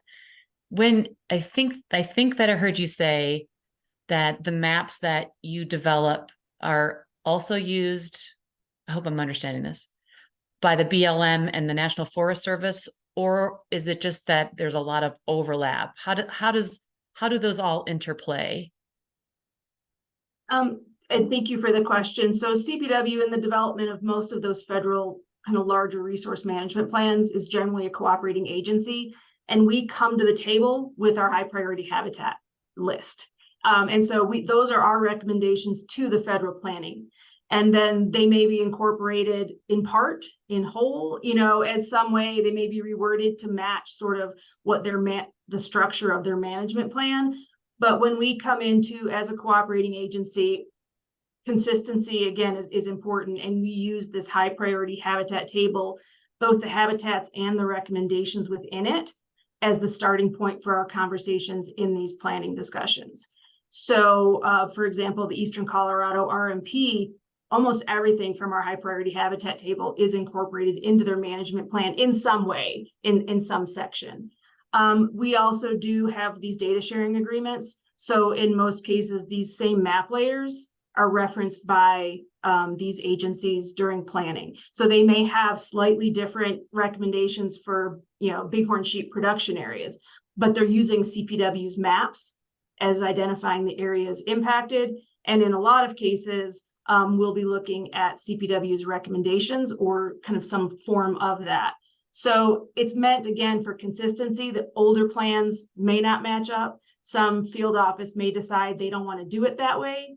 But in terms of CPW's input, and that carries over into our review of environmental assessments, environmental impact statements, you know, all of those, we bring the same information to the table. So I think that is what you're getting at. I think so. And then do you incorporate data and information from those agencies when you are considering the state map, the habitat map? We do have we do have data sharing agreements with them, and certain layers, like I said, their biologists may help us with surveys, may provide us with information on that. We do still, you know, are responsible for the management of those species, no matter where they are in the landscape, but they do have sort of their own management actions as well. So we do share that. They use like I mentioned, the goshawk Forest Service has most of those nests, and they maintain that database. Mexican spotted owls is another one. It's federally listed. CPW make comments, but we use their maps. So we do share information. And I know that during most on-site, sort of that pre-consultation period, our biologists are on site with the federal biologists and sharing that information Certainly for greater sage grouse, I think there's a ton of back and forth, again, because there's those management agreements. So it depends on the species, but very much we try to be in line, or at least similarly parallel when we do these recommendations and management. I guess my point is there's more than just one set of eyes with experts looking at habitat and species and where they might be or where they might have changed over time, and that you all are sharing this information and working collaboratively. It's not just the state folks working in a vacuum. So I think this was part of Ms. Schaller's part of the presentation that I'm not quite sure I'm catching, which was that there's a habitat map, and then there's a subset within it that we're using specifically for our rulemaking purposes. I'm not, there's a different layer, a more focused layer. I'm not sure I'm understanding what you were trying to say there and how it's applied. I was wondering if you could explain that again. Thanks for the question. When I say habitat map, generally those are reference layers that we use to help understand wildlife distribution. So we may pull up agricultural fields, we may pull up specific grassland species, or just known vegetative layers that are reliant habitat for wildlife. So habitat maps aren't necessarily anything more than a reference layer to be included to our understanding of wildlife distribution. So the understanding of the habitat, it is included in the polygon, but those can be reference layers that we use as we work through the mapping process to understand where we determine wildlife to be distributed across the landscape. Does that answer your question? So is it like the base layer that says this is all based on what we know about vegetation and where growth has happened? This is like the base of where we think this kind of wildlife species might be. And then you might add another layer that looks at, I don't know what, but that's how you're focusing it more. I'm not sure I'm understanding. Sorry. Yeah, no, that's a good question. Thank you. So I'll explain it kind of in a way that we do the mapping. So our GIS department will bring up the SAM's maps, and a polygon will exist in an area. And as staff are talking about if that is known habitat where wildlife are known to be, they can turn on a visible layer that helps inform that polygon shape. So they may bring in a Google Earth image of vegetation in that area, and it's visible at that time to help understand the polygon shape, and then it disappears, right? So it's a click on and visibility, and that may help refine an edge of a polygon, right? Like we might say, oh, well, there's actually some unavailable habitat, and you would go around that. But it's not something that it's baked into the polygon and helps our understanding of the animal distribution and their associated reliant habitats. Okay. So related to the layering of the polygons, I'm sure that, oh, sorry, I think Dr. Volterra has her hand up. I was just going to quickly clarify that I think one of the other things we mentioned is that we map a lot of habitat, but not all of it makes it into the high priority habitat layers. And so we may map like overall distribution of a species, like of pronghorn or mule deer. And then we map their winter habitat. And then within winter habitat, we can narrow that down further into, based on all of the data that Ms. Schaller mentioned, to winter concentration areas or severe winter range. And those are our high priority habitats. So we map a much broader type of habitat, but we narrow in on where they're most critical times and where they are most susceptible to disturbance and development. And those end up in the HPH table. Okay, That thank helps. you. I think that is what Ms. Schaller was trying to say that I wasn't quite catching. Thank you. That was helpful. So I don't know if you've seen some of the comments from some of the other folks who are going to talk today. I think there was some concern that the polygons might bring in, because of the shape that they are or whatever, might include something that isn't actually habitat. And I'm wondering if you all have any response to that or thoughts about that. Thanks for the question. Yes, we understand that there may be areas within those high priority habitat polygons that are not available habitat, which is why we are committed to those on-site visits and the depth of our involvement in the consultation process. So they're meant to be landscape level polygons representing distribution and habitat, but in order for us to fully understand whether it's available habitat or not, that's when those on-site consultations become extremely important. And as an example, in the Northeast region, if we do an on-site, we very likely have our regional energy liaison, we have our district wildlife manager who was involved in that map delineation, and then potentially a biologist on staff to talk through it to further determine whether it is actually available habitat.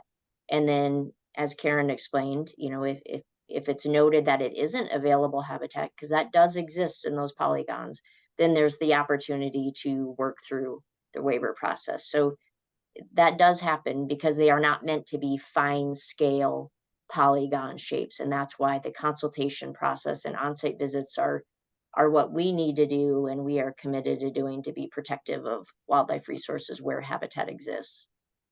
Thank you. I think someone, I'm very appreciative of the fact that you have to have a starting point, and the maps are the starting point for the conversation.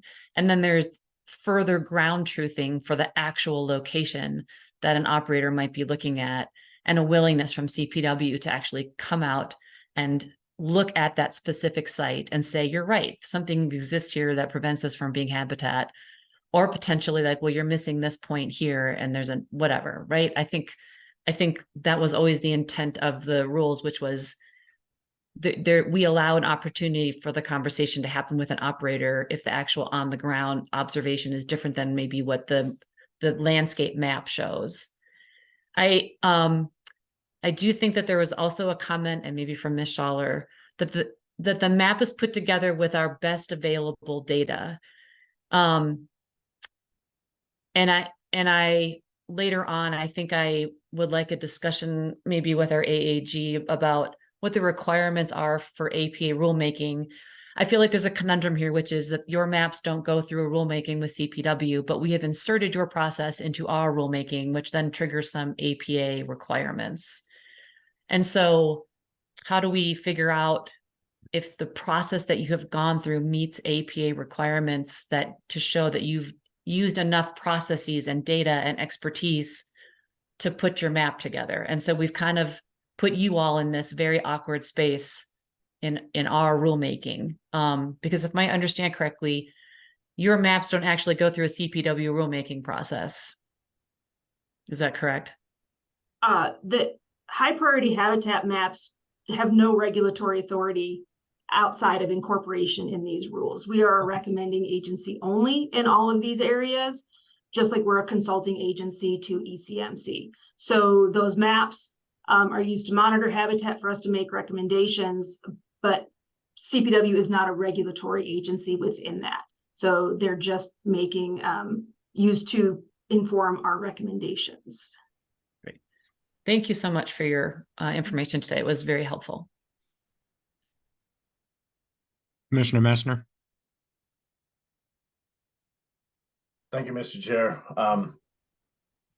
So first of all, just a couple of comments. I want to commend Dr. Bolchura and Ms. Schaller on the presentation and the depth of presentation that you've gone into regarding this, and generally just commend CPW and the CPW staff for going over and above in highlighting the information that was utilized in determining these high priority habitat maps.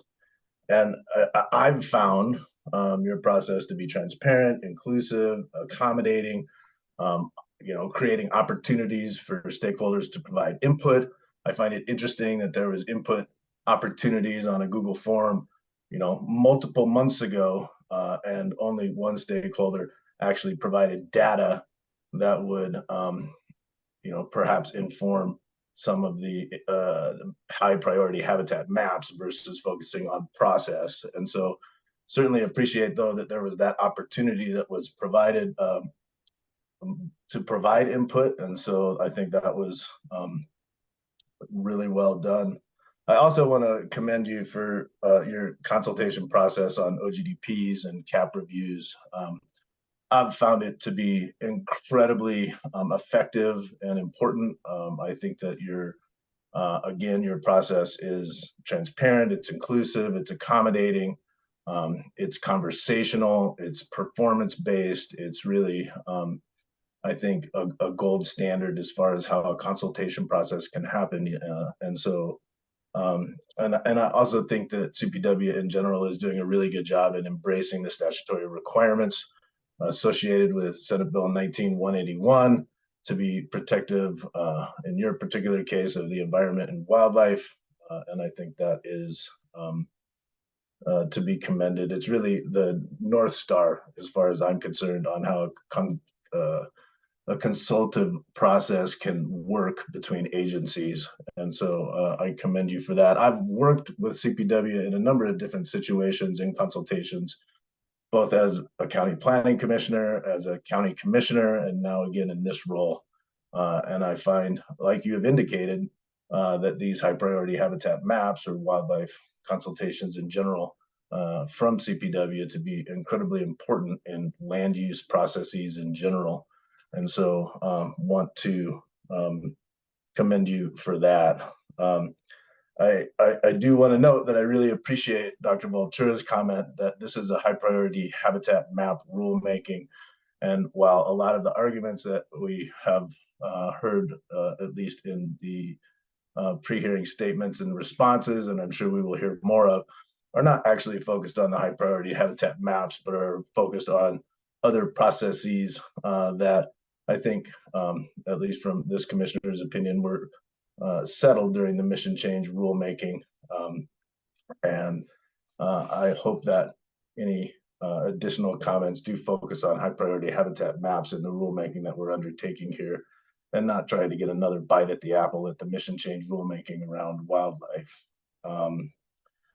And so I did want to ask one question, and that's to go a little more in depth on how stakeholders can provide input to CPW on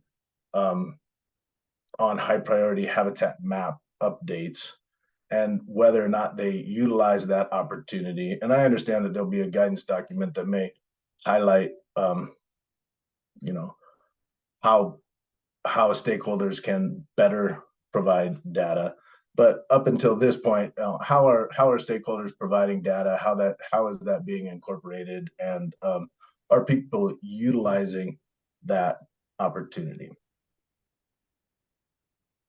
I can start sort of from the broader statewide picture. I talked a little bit about raptors and, you know, how much sort of that they can reach out. And I think we covered this last year. At any point in the year, if you see a wildlife, if you have input, you can provide that to the regional office, your energy liaison, you know, really area offices. And we will take that back. Can email it. I will say, I think the most input we might get are on raptor nests. Leks tend to be kind of, you know, not everybody just stumbles across a lek, but if a landowner calls us and says they have a lek, we add that to our list of things to survey the next year. I don't know on the big game front that we receive much data other than potentially from landowners, or as our officers are driving around, someone stops them. Someone always has a thought on where they are, and you put that in the back of your mind and move on. But in terms of submissions, last year we had an opportunity as well, and really didn't receive anything other than some nest locations or corrections. And I'll let Ms. Schaller add if there's anything. But on the big game side, we are always welcome that, you know, always welcome to get that information. But I don't know that we receive it much. Again, I see it most on the raptor side. But we're always, again, welcome to see that. And we have structure, you know, systems in place to verify, to take that data in, to pass it to our GIS and our local staff. So the system is there. But again, outside of raptors, I've not had much experience with that. Thank you for the question and all of the comments. I would agree with Dr. Vultura that For the most part, raptor nests are where we do get feedback from stakeholders, but occasionally we may get someone that observes a group of bighorn sheep and they make a location and they call one of our district wildlife managers or biologists, and then they can go out and field confirm. But I would say for the most part, we don't get a lot of very specific, telling us things related to a map update, other than, as Dr. Voltura said, that landowners do give us information about where animals are, especially in the winter related to game damage, that help us understand. And along those lines, we're definitely open to improvements in our ability to engage with stakeholders. Throughout this last several months, that's something that we've been dedicated to. We want to learn how we can do our best to, put our best foot forward to be engaged with stakeholders and being open to opportunities to engage. And so if there's something we can learn throughout this year, we're definitely open to understanding it and discussing if that is something that is a need.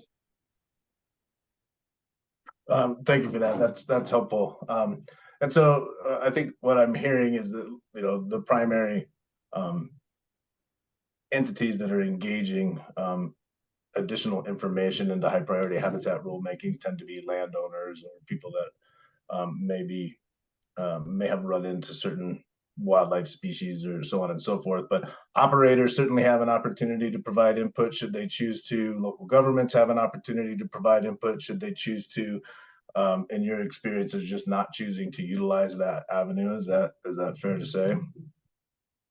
Based on my experience, I just, in a formal setting, right? And I'd say maybe informally, as we work through either a land use process with a county, there may be some information that we get that helps refine our understanding of how to make comments. But in a formal setting, I would say largely that's not an opportunity where we get other stakeholder input, whether it's operators or county or otherwise. Okay. Thank you. And thank you for the work that you do. Great. Thank you. Other questions for CPW? Commissioner Cross? Thank you, Mr. Chair, and thank you for the presentation. I did find this very helpful. I do think there was a lot of information in there that I definitely had questions about before we got here today. So this is helpful in me understanding. I do want to go over a couple things, and I'll start with a couple kind of follow-up questions based on some of the questions that my fellow commissioners asked before that. First off, with respect to what Commissioner Messner was just asking about, so some of the ground observations outside of it, you said that's usually with respect to raptor nests and sometimes bighorn sheep and things like that, but it's coming from landowners. But I do remember during the presentation you mentioned there was hunters that sometimes mentioned things, wildlife watchers, as well as caller information and ground observation. Is that always kind of QA/QC'd when you get that information, or is it sort of looked at as, yeah, that makes sense in that area, or how is that done? I can start with the kind of the raptor piece of it. Certainly, we have a quality control program. So if someone just sent us coordinates, which we often just get, and said, hey, I saw an eagle out here, our own staff will go out and confirm that and confirm if it's an active nest or just they were perched in a tree.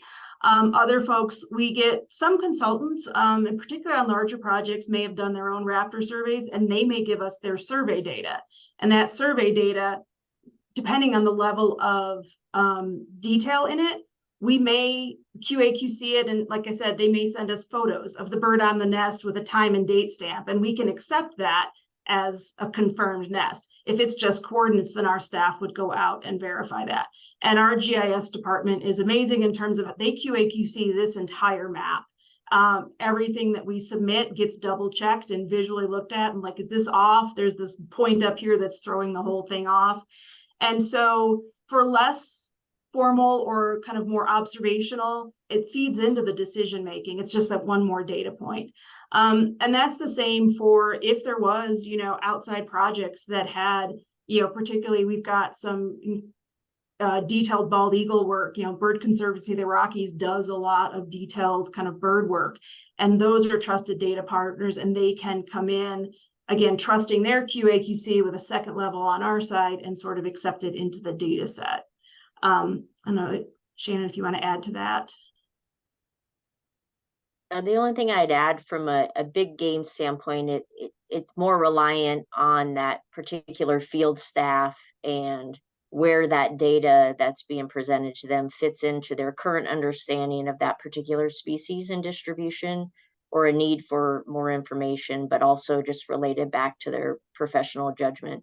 You mentioned radio collars, and it's good to know that as we have available radio collar data and we look at it, we dig down into the timestamp, right? So not all of those locations are going to be related to a critical habitat that we're trying to map. So the QCing goes to the depth of understanding of how many animals were at the site of where that one location is. If it's one animal that did a walkabout and that one particular animal doesn't represent the herd, that's the level of QCing, so to speak, we would do with our habitat, is using the data to help understand if it's representative of that particular species and at the appropriate season to be mapped. And to build on that, how many animals are usually collared in a herd with that? So you have an idea of, is it one animal going on a walkabout versus this is where they are migrating? We try to get actually, it depends on the question being asked for the project and on how many animals we collar. But we have statisticians on staff who help us design projects. And depending on the question that's asked, we determine the number of animals to be collared in that location to make statistically valid, to give statistically valid answers. So it really depends on what we're trying to ask. But I'll just kind of give you an example. So in South Park, that herd is about 2,500 animals, and it's a movement study that we're trying to figure out is where animals move within that herd. And we have about 100 radio collars on those elk. That it will definitely vary by species and the questions being asked, but that gives you kind of an example of what we do. And we try to spread collars out to get a representative sample. And so radio collar projects don't exist everywhere. They're very expensive and they can be difficult to deploy, but we try to do our very best by working with our researchers and staff to design the project in a way that as we capture data, it's the most useful for us to answer that question and to use that data in other formats to manage that species. If I might add one clarifying point, I don't know that we have any collar studies that are put on the ground with the purpose of identifying the distribution of that species.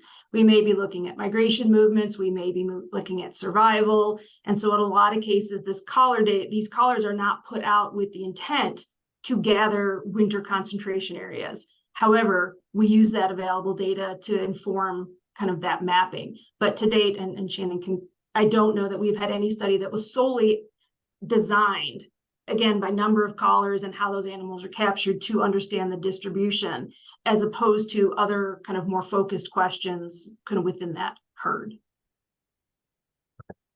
That's helpful. Thank you.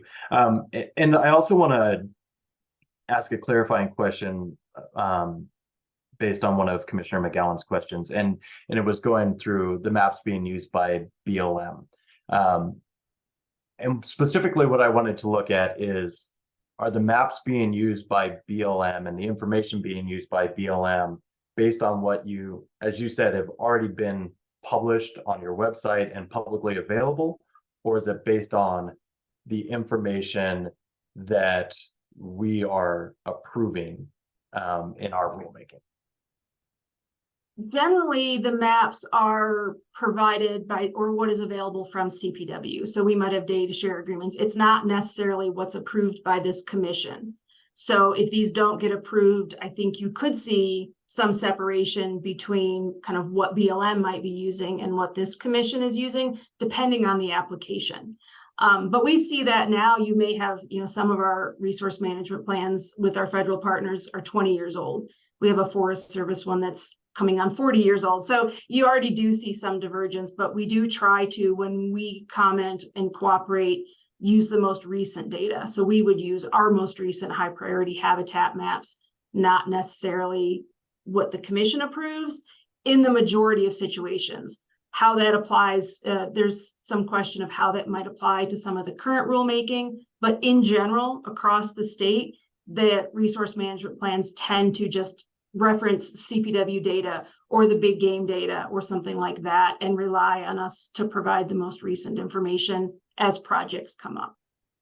Okay, and similar to what you're saying with the most recent information as it comes up, and I believe you said, Dr. Volter, that a lot of times, especially because of kind of how long it took to get some of the maps updated previously, you were still using that updated information and requesting consultations, even if it wasn't the updated map. Is that correct? Under the old rule, under the 1298 rules, I don't know that was not a common practice. In the current rules, because there are very specific conditions that CPW can request a consultation outside of these high priority habitats, I think it could become more common. Under 1298, I don't believe CPW had the authority to request a consultation outside of the mapped triggers. Okay. And and I know, again, one of the things, like I said, that divergence, it might be seen with, we're commenting, on lease sales for oil and gas. And again, if we're commenting with current information to State Land Board or BLM, as that diverges from ECMC, sort of that federal and state coordination, again, I think might get a little further apart. Okay. And I'll start off kind of my next line of questions. I want to delve into kind of the data a little bit more. And I'll preface this by saying, you mentioned, Dr. Volterra, that there was concerns about the implementation, and you call that a distraction as we go through this. And Commissioner Messner commented on this as well, that we're really here just to talk about the maps. And I want to go into a little bit more detail on this, because ultimately I do think that this is important in how we look at it. I don't think we're looking at taking a second bite of the apple and trying to change the rules that we had, but ultimately what we're looking at is getting a recommendation from you as to what to put in our rules. But it's not something that we are the ones kind of truth seeking. So we have to have an understanding of this, and how our rules are implemented is based off of what we're getting from you. And so because of that, I do want to kind of delve into this, because I think it's important, as Commissioner McGowan said, there are APA issues that we have to make sure that we adhere to with this. And so to start off, I believe you started the presentation by saying in 2019, you did the updates, and a lot of the updates to maps were based off of research and published data. Is that correct? In terms of determining whether a species was susceptible to impacts from development and disturbance, and what we can do to offset, to minimize, mitigate, and avoid. It didn't really, that's really where we look into the scientific literature, is what has been done to show that these species are impacted by development. And in that update, we had, I'll take red-tailed hawks. They very rarely have a reaction to development. We find that they're nesting really close. And so they came off the high priority habitat list because we did not have the scientific evidence to show they were impacted, again, as a population, maybe individuals, by that. Same with osprey. So again, we look to the literature. If we couldn't identify any study that said they are heavily impacted by nearby development or infrastructure, we would relook at that. Or we might look at, with the LEC buffers, as there's more information available, do they need that shorter 0.6 buffer? Are they nesting further out? Are they more imperiled? Does that larger nest buffer or LEC buffer supported by the science? So the specific information related to the location was published with respect to, whether this specific species, whether it's a red-tailed hawk or lesser prairie chicken. That's how the location data was published, not generally, here's how we came up with our maps, the point data that was used for that. No, so that the recommendations that the scientific literature informed whether or not they made the list for, again, are they susceptible to disturbance and can we do anything about it? There's also the geographical distribution. If we can't tell you where they are, they can't make the list. If we can't use that to identify them. But in terms of the species, that comes down to kind of the population status in the state, whether the state thinks they're imperiled. Again, do we know where they are? Are they part of the swap? Are they part of our management plans? So I think there's two separate pieces. Is the species eligible? Should it be on the list from just a habitat population status standpoint? And then we look at, do we know what to do if they're on that list? And that's where the scientific literature informs the decisions. Oh, thank you. And I believe, Ms. Schaller, this is probably going to go to you because I think it was part of your presentation, and Commissioner McGowan touched on it some, the kind of the other information that the polygons, when you're developing the polygon, what other information you look at. And can you go into a little more detail on that? Because you said it's not just the point data, you're looking at other information too. And so I just want to make sure that I fully understand what kind of other information we're looking at. Thanks for the question. So as we evaluate a polygon during the map update process, and we want to determine whether it's status quo or it needs to be reduced, or we want to recommend that there's an addition. It's geographically dependent on the available information, but some of the examples of what we look at for reference data include, available radio collar data, available point data as it relates to classification flights, any ground observations that have been, any ground counts that have been conducted. We may look at the vegetation, especially on areas where we have ag fields, which wildlife do rely upon during certain seasons. We'll look at the vegetation layers. We will bring in a layer to make visible that's related to other developments so that we can understand how to make the polygon shape. So it's a myriad of information that exists to help our staff understand whether or not a change is warranted. But built within that are the decades of information that are already in place, right? Like that polygon is the starting point that already exists. But then additionally, you have staff in the room who describe what they understand from wildlife activity based on their daily job duties. So you will have a district wildlife manager say things like, I responded to 4 different game damage claims in this geographic area in January, and then they'll show the roads and the property boundaries and say, and I saw, pronghorn here, here, and here. And so that's just one instance, but it really is the amalgamation of all of that goes into the polygon. And we are trying to make the best recommendation based on what's available. But those are some of the other pieces that are pulled into. And then, as Dr. Voltura said, if a stakeholder has made recommendations to a staff member in that room. So it's very collaborative, and they're understanding in their daily job duties anything that they've observed or seen, and then they pull in the information. And then the hard data pieces are pulled in to see, to just give reference to that polygon. And then they may dig into that particular data point to see the season or the year or the number of animals to help understand if that data point meets the definition and is well understood by the observation made through the job duties of that particular staff member. Okay. And one of the things that was discussed is the protection of this point data. And I think that makes complete sense. You're looking at, especially for conservation purposes, not wanting to just let hunters know where the animals are, et cetera.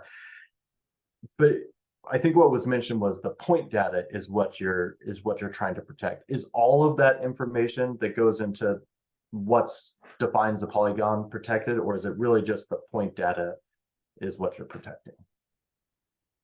For the CPW collected data, it's mostly point data or reference data, that those locational point data that identify an animal or a group of animals is what CPW is trying to protect and does not make publicly available in our maps.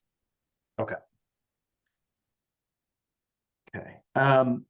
And I want to go into a little bit, speaking of kind of the implementation aspect, there's a lot of discussion of the on-site visits.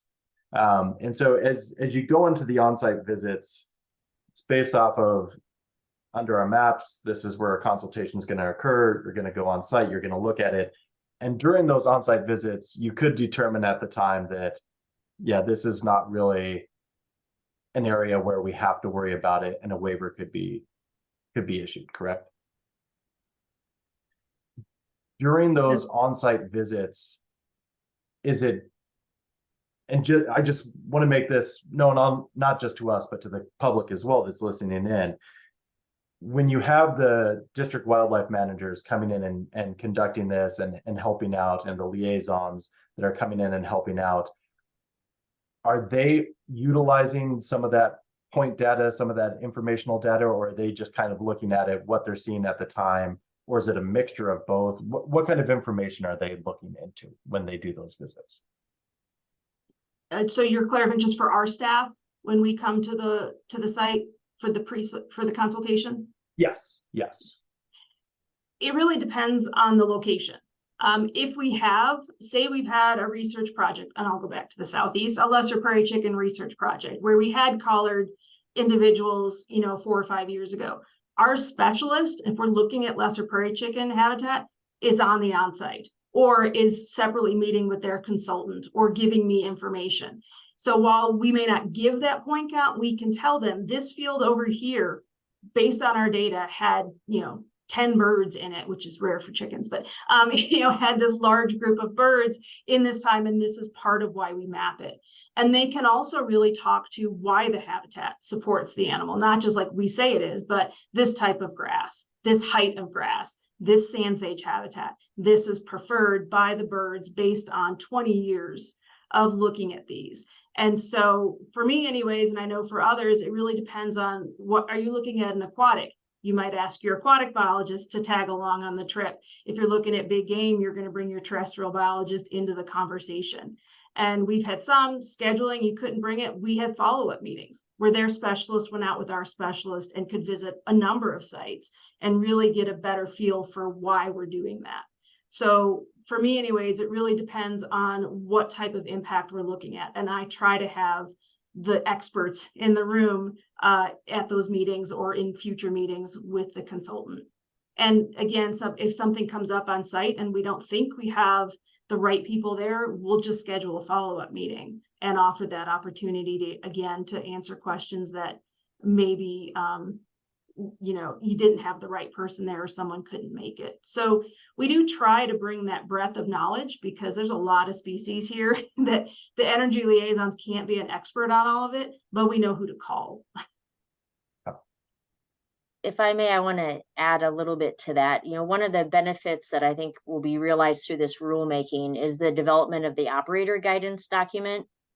And within that document, we expect to clarify our role, right? We should have the available staff there that are needed to answer the necessary questions related to that site. And our expectation is that we do have a district wildlife manager there that can explain how they understand that HPH layer to be what it is, whether it's sitting in a helicopter or an airplane or through their daily job duties or all of those things. And so I found that I'm looking forward to the opportunity to work on that document because I think it further clarifies our role in the process and how important it is for us to be able to articulate that HPH layer and understand it, or if it isn't, work through the process where it's not available habitat. But that is what we strive to do, is to be available to answer those questions and explain what's behind the professional judgment at that site.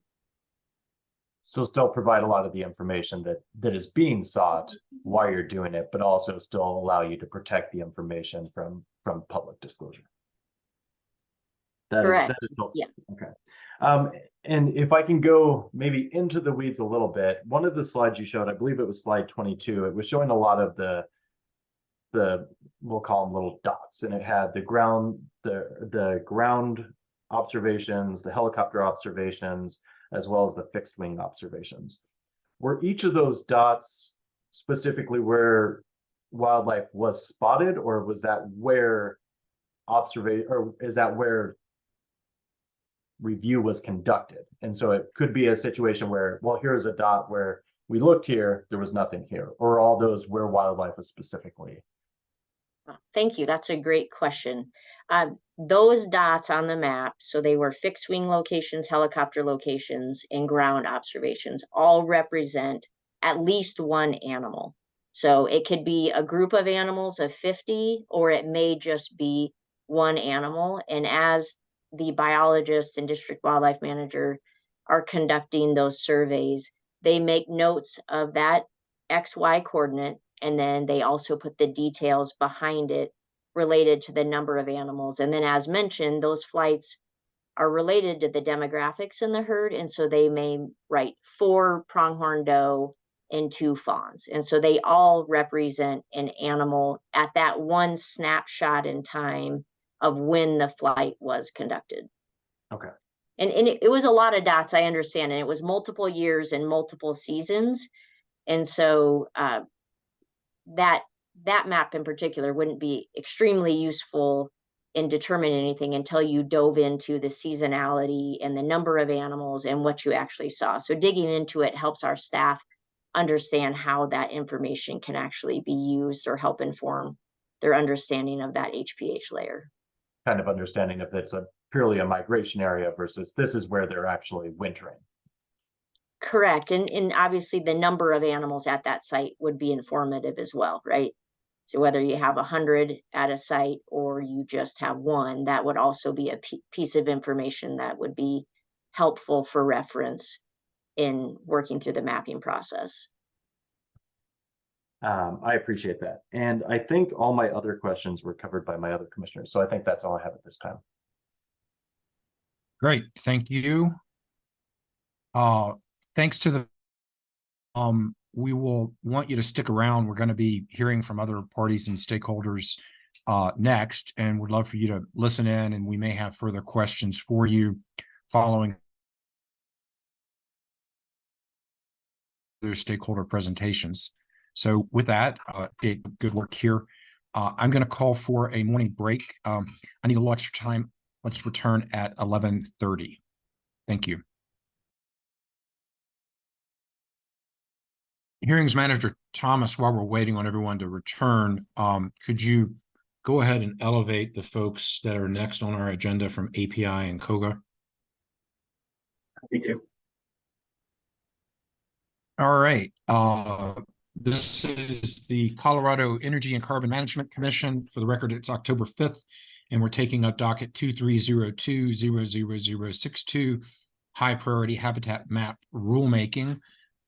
We now have a panel from API and COGA. Good morning, Ms. Ryan, Mr. Matthews, and Mr. Martin. Good to see all 3 of you. I believe the floor is yours. Thank you, Commissioner Robbins. I will start. I want to thank you for the opportunity to address you this morning. I want to thank the Commission staff for their patience and assistance in the past couple of months with respect to this rulemaking. And I also very much want to thank CPW staff, and in particular, Jake Matter, for engaging with us in a set of challenging issues. And as always, of course, we appreciate the Commission's careful and thoughtful approach to rulemakings. I will be addressing the background circumstances for the industry in this rulemaking, because I think that context is very important to understand where we are now and why we're in the position we're in. Jim Martin will then be presenting the history of our discussions with CPW and where things currently stand. And Ms. Ryan will then address some of the objections raised to the association's position in the pre-hearing and rebuttal statements. So as we all know, the scope of this rulemaking is quite limited and involves only the adoption of HPH maps for the Northeast quadrant in the state. But the stakes for the oil and gas industry are very significant. The new HPH maps, by CPW's own calculation, expands high priority habitat by hundreds of thousands of acres in just one quadrant of the state. This significant expansion of high priority habitat in prime oil and gas development area has complicated many operators' current and planned development scenarios. In this circumstance, operators understandably want to know the basis for this significant expansion of HPH in their operating backyard. This information has been withheld from us.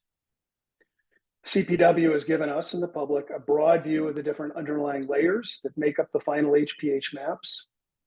It has also given us information about some of the surveying techniques generally used to make up these maps. And we heard about that this morning from CPW.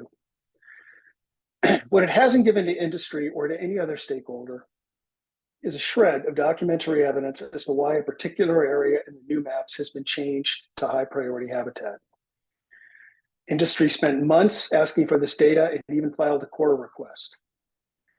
CPW has taken the position that it couldn't, or at least wouldn't, release the data because of certain core exemptions. Now, on that point, it is worth noting that the most applicable core exemption allows, but does not require, CPW to withhold records, quote, containing data or information that reveals the specific location or could be used to determine the specific location of an individual animal or group of animals. So the withholding of these documents under this exemption is a choice CPW is making here. It is not mandated by the legislature. And this fact has significant, I think, legal implications. This left Kogan API, and frankly, the ECMC, I think, in a very difficult position.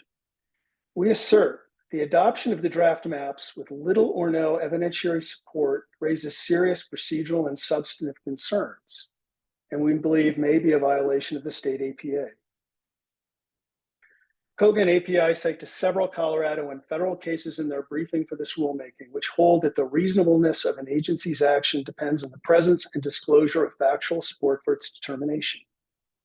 Here, where the rulemaking concerns adoption of CPW's high priority habitat maps, and specifically the expansion of high priority habitat into certain areas and certain polygons on the map, the factual support needed, I submit, is data showing why that expansion occurred, what site-specific evidence exists for the specific expansion of high priority polygons in the Northeast quadrant.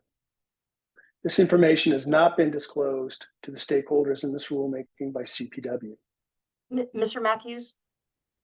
Yes. If I may apologize. Chair Robbins' internet is unstable and he's trying to get back on. If you could pause for just a few moments to allow him to get back on, I apologize.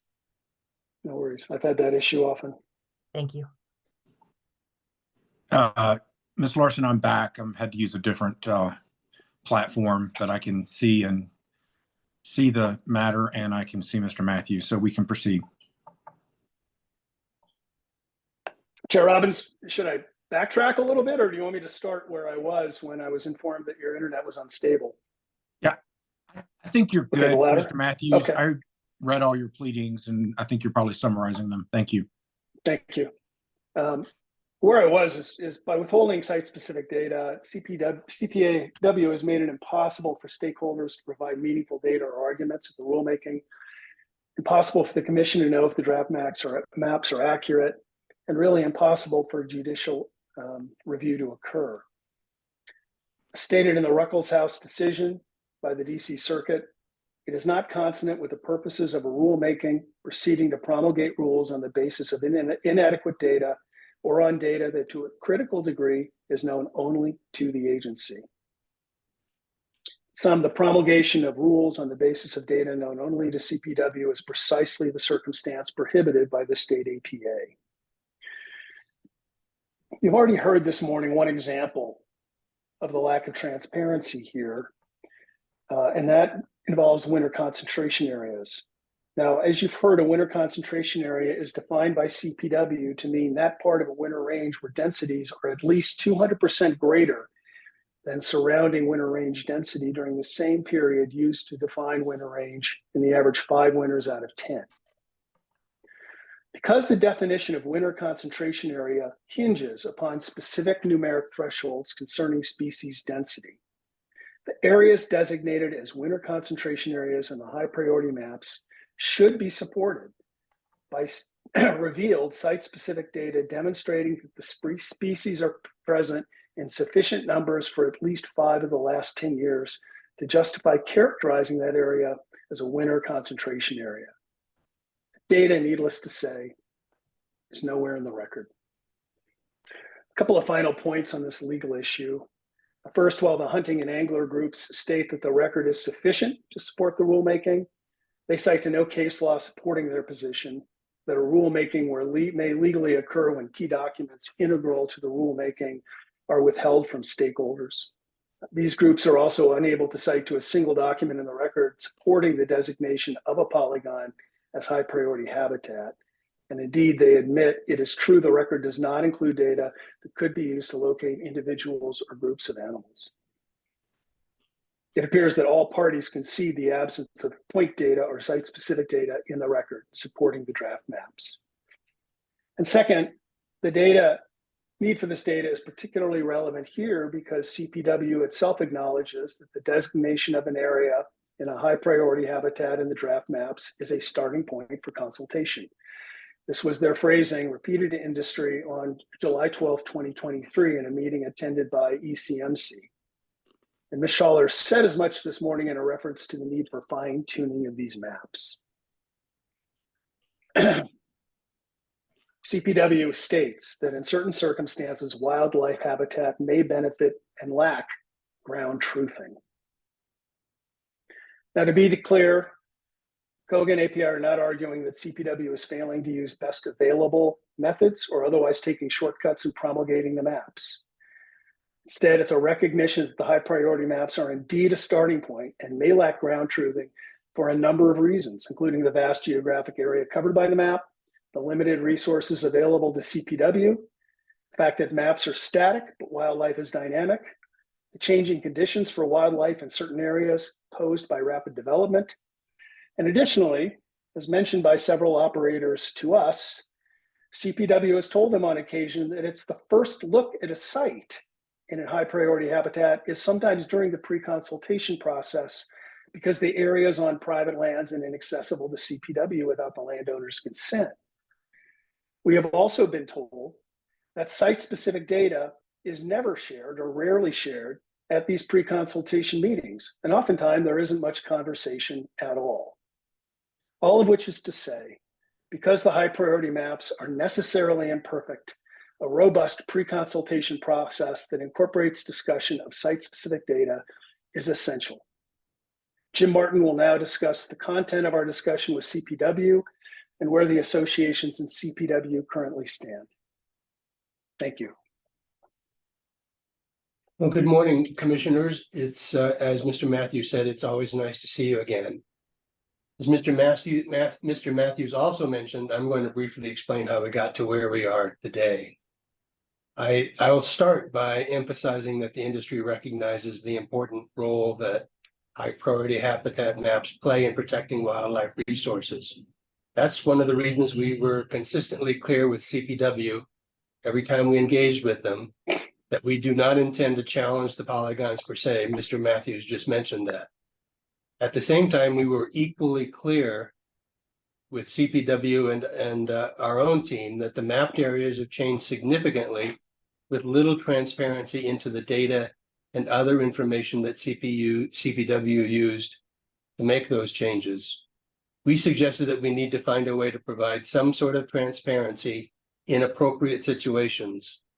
A starting point was that in our discussions with CPW and even in a letter dated just last week, CPW acknowledged that the maps are not absolute and pre-application consultations are an important opportunity for CPW to provide additional details regarding potential impacts to wildlife. In light of that, industry elected to initiate a dialogue with CPW in the hope that we could find a path forward that would be acceptable to both industry and CPW. Our goal was to give operators an opportunity to engage with CPW on changes to high priority habitat maps in a venue where the two parties could exchange detailed site specific information and could do so in a confidential setting and in a pre-consultation format. Now I'll emphasize, in a confidential setting. There would be several benefits from such approach. At least that's how we see it. It wouldn't require CPW waive its core protections. It would be pre-consultation, be limited to specific locations where high priority habitat map changes confront operators with unanticipated challenges. And CPW's data and other information would remain protected from public dissemination. We saw that as a fair and even efficient solution, certainly as a starting point. I'll just say it's been a process. We thought we'd make progress on some agreed upon but unwritten principles, and then last week's letter from CPW caused us to step back. Reading that letter, it appears that CPW is willing to share confidential information, at least we think they are, only if an operator pursues a variance with ECMC under a protective order, although CPW hinted there may be exceptions. As the commission knows, in a variance proceeding, the operator is asking that a valid rule not apply to a certain circumstance or a certain location. But if an operator is questioning whether an area is truly high priority habitat, then the rule, or here the map, may not be valid.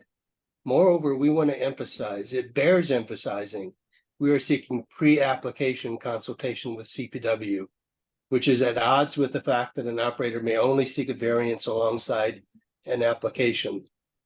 We firmly disagree that the variance process is the appropriate vehicle here, and we intend to pursue that issue with CPW in further discussions. But having initiated these discussions, I'll admit the going has been frustrating. At this point, it's unclear whether we have made significant progress in reaching agreement on what an informal pre-application process would look like or not. For example, it's unclear whether and when CPW will share its underlying data, even in a confidential setting. And as I said, the variance process is not workable in a pre-application context. We have another concern as well. Mr. Matthews just a moment ago mentioned that the definition of a winter concentration area refers to places where densities are at least 200% greater than is the case for the surrounding area in the average 5 winters out of 10. Plus, a winter concentration area could cover a large area. Some of the maps that you saw earlier support that. And the scope of a winter concentration area could be the result of mountains of data, or it could be the result of a wildlife manager's judgment. Yet an operator would have no ability to see the underlying data, again, in a confidential setting, and engage, again, confidentially with CPW about whether the map fairly encompasses a particular site. I want to repeat that. This is not a device to challenge a polygon. It just enables a narrow glimpse into whether CPW's map, again, CPW has described the maps as a starting point. It would enable a narrow insight into whether a particular site was appropriately included. Having said that, I don't want to be a total Debbie Downer. As frustrating as the process has been so far, we appreciate that CPW has agreed to have pre-consultation meetings and has also agreed to incorporate the process into a guidance document. And the letter we've already mentioned may leave open the opportunity for further dialogue. But of course, we'll have to see what the content of the guidance ultimately looks like and how it is implemented. Finally, commissioners, I want to touch on a related subject. The hunter and angler groups suggested in their briefs that a pre-consultation process like the one we've proposed somehow would shift the burden of proof. We simply disagree. In fact, frankly, we don't see how that could possibly be the case. Under our proposal, CPW would still make the final determination in its discretion regarding its recommendation to the commission as to whether an area is high priority habitat, and if so, what appropriate mitigation requirements, if any, need be taken. And I'll refer you to our response brief at page 4. CPW would retain its expert role in making those recommendations in the OGDP process. The commission in turn would still be the final decision maker. Nothing that we propose would change the burden of proof.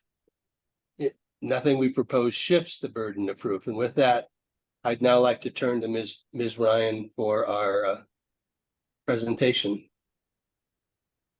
Thank you. Good to see you, commissioners. I'm going to wrap things up for Kogan API.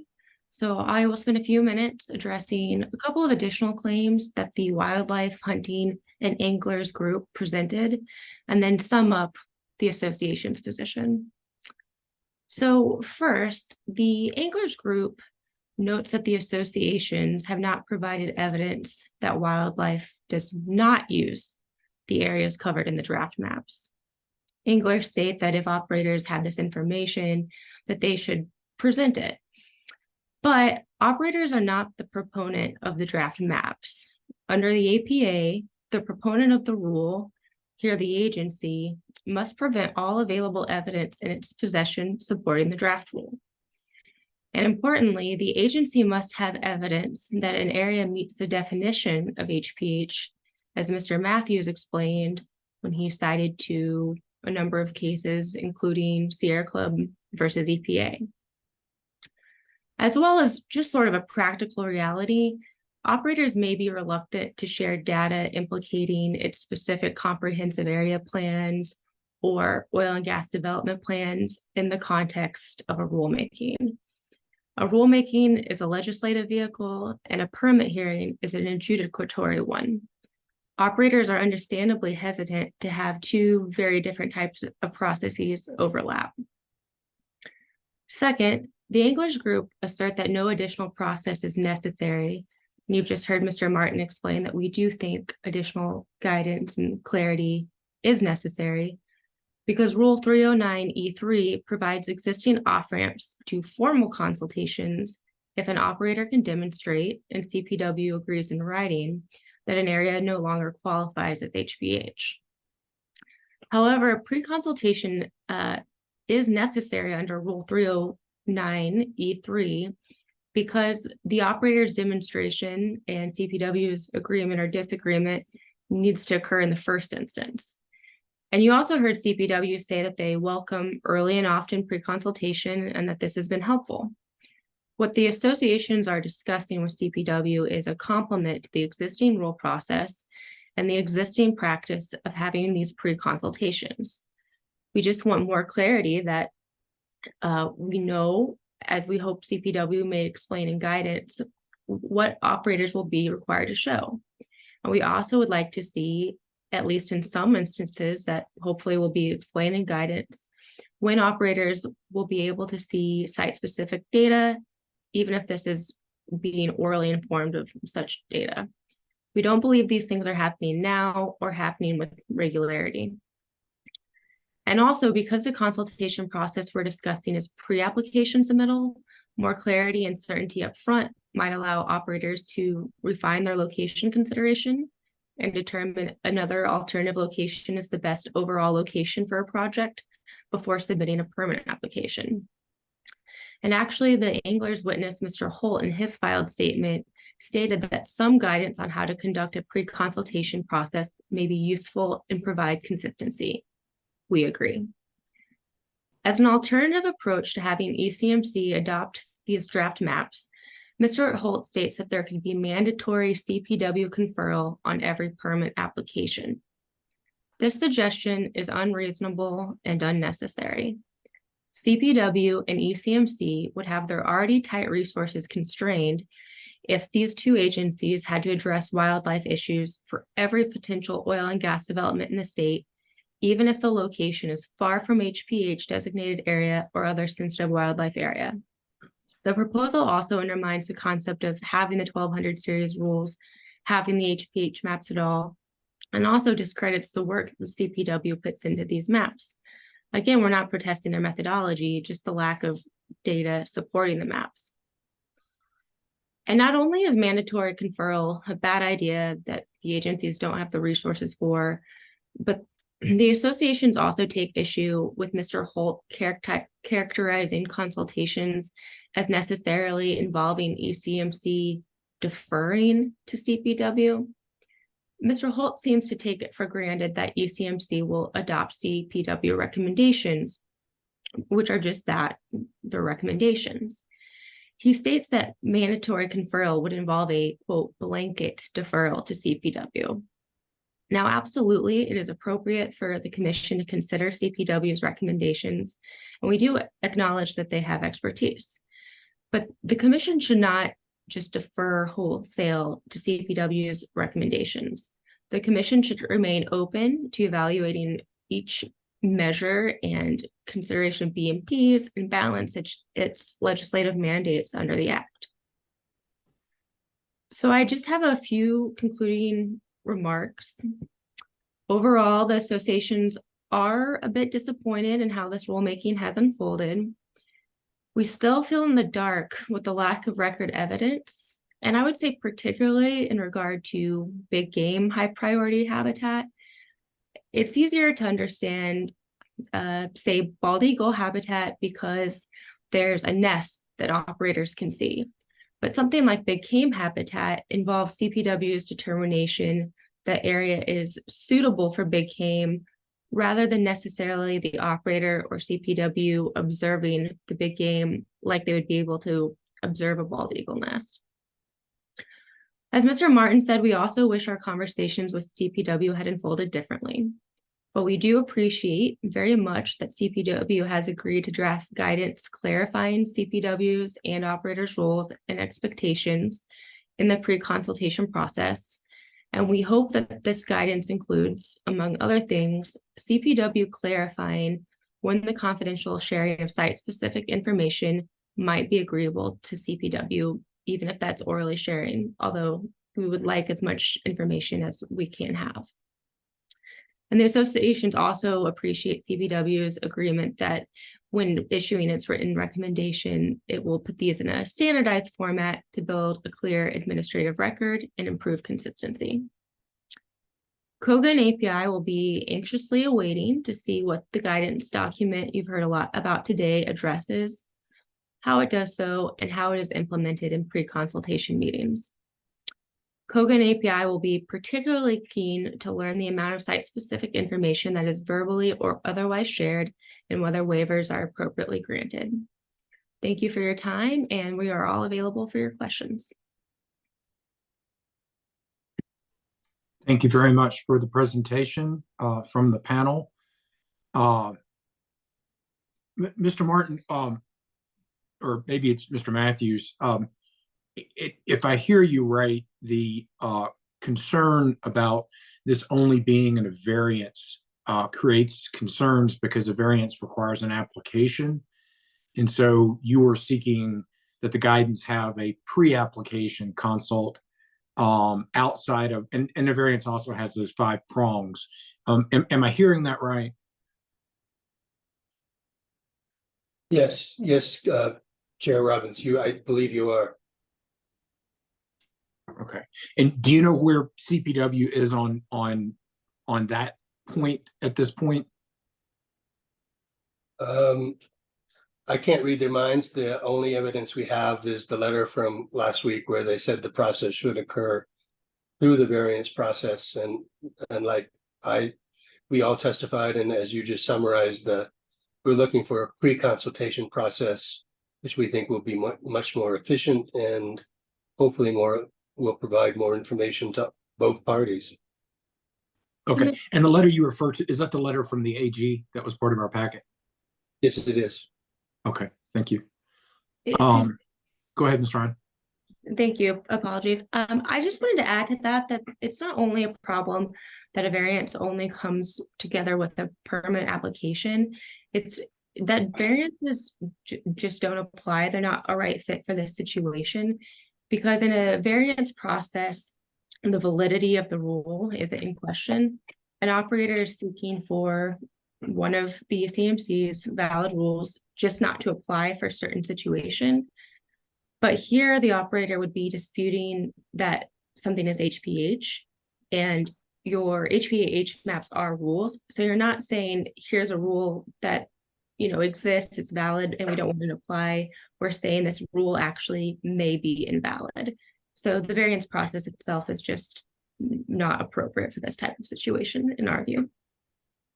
Okay, thank you for that clarification. That helps me understand the position you're advocating for. The panel is open for questions from commissioners. Commissioner Ackerman? Thank you, Mr. Chair, and I appreciate the panel's work on this as well, and working with CPW to help us get to a resolution on this issue. I do have some very pointed questions, and I'll address them to the panel, and whoever is most appropriate to respond, please feel free to do so. There's been a lot of discussion about no data being available. I would argue that there is the derivative of much data is being made available, but I think the argument is that there is no point data that's being made available. So my question would be, if the data you're asking for is made available to industry, what do you intend to do with it? Well, Commissioner Ackerman, I'll leap into the breach, and my colleagues can correct whatever I might make an error. But the whole point is to be able to engage in a conversation, a dialogue with CPW about those data to determine, not to determine, but to evaluate whether or not a particular site was appropriately included in a polygon, not challenging the polygon, but the inclusion of a particular site in a polygon. We don't anticipate that we retain that information. We don't anticipate we would use it in any other way. It would be to facilitate a thoughtful conversation between CPW and the operator about a particular site. I would like to add to that, if I may, Commissioner Ackerman. I think it depends what time period you are talking about. If the data had been made available during this rulemaking, it might have indeed been used to challenge certain polygons. It wouldn't have been the entire polygon structure, but it certainly would have been polygons that are closer to our operator's interest. Because that data was not made available in a timely manner during this rulemaking, we're talking about this data. It's made on a confidential basis, serving a very different role that Mr. Martin just outlined. So I think it's important to discuss when that data would have been available for what we would have done with it. Thank you. So I heard that you would use it to have discussions with CPW at the time that are site specific, but also potentially, if it's made available earlier, to have a debate about those polygons. We at least would have been in a position to do so. Yes. Understood. Thank you.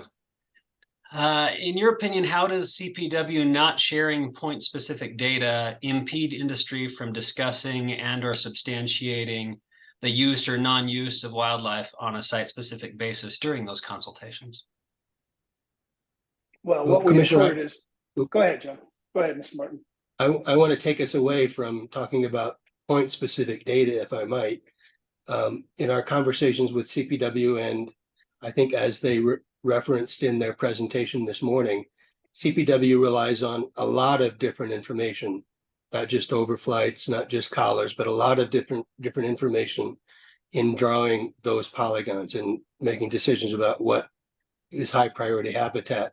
We would like to be able to engage with our members would like to be able to engage with CPW about that information, that broad set of information, and it remains in CPW's discretion whether to suggest that perhaps the specific site that people are talking about was appropriately included or not. And then we're not proposing any change in the allocation of authorities. So it's a discussion, and I don't know that we even want to frame it as a debate. I think that might not be a fair description of the dialogue we're proposing. Well, but I think it's, if I may, again, append, Commissioner, what would we do with the information? We would have a useful and informed conversation with CPW in the pre-consultation process. Because all too often, as we understand it, this consultation is a black box. of information from the operator's perspective. CPW may have this available, have this data available, but it is, my understanding is, rarely conveyed to the operators, at least in a fulsome manner. And then CPW makes its decision, again, in a black box, as to what the recommendation should be. So having this information would just allow the kind of useful and robust pre-consultation process that I think everybody wants. I mean, CPW keeps asking for operators to point out problems with the polygons or to express their concerns. Having that information on a site-specific basis would provide for that kind of meaningful two-way conversation that CPW seems to crave. And if I may, you're getting all three of us, so you know that this is an important issue for us. Having the data also is helpful because we need to know whether there's data for that specific site or if there's just data for that area. So one of the things CPW said was that maps are not intended to be very fine scale and that they're landscape level maps. And this can be an issue where the operator's specific location is on private lands. So it may be the case that CPW believes HPH is in that area based on information it has adjacent to that land, but that specific property may not be HPH and may need that ground truthing that CPW talked about is so important.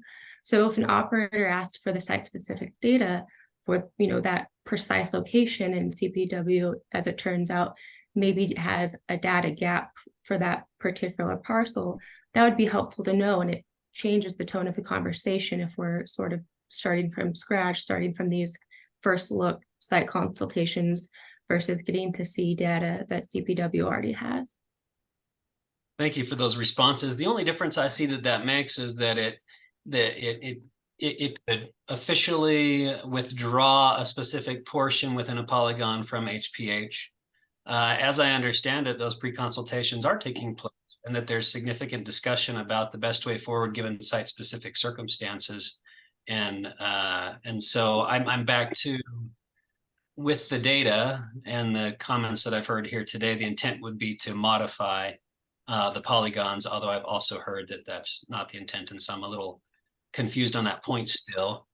But I would follow that up with asking point blank if you feel the industry has a vested interest in minimizing areas that are mapped as high priority habitat.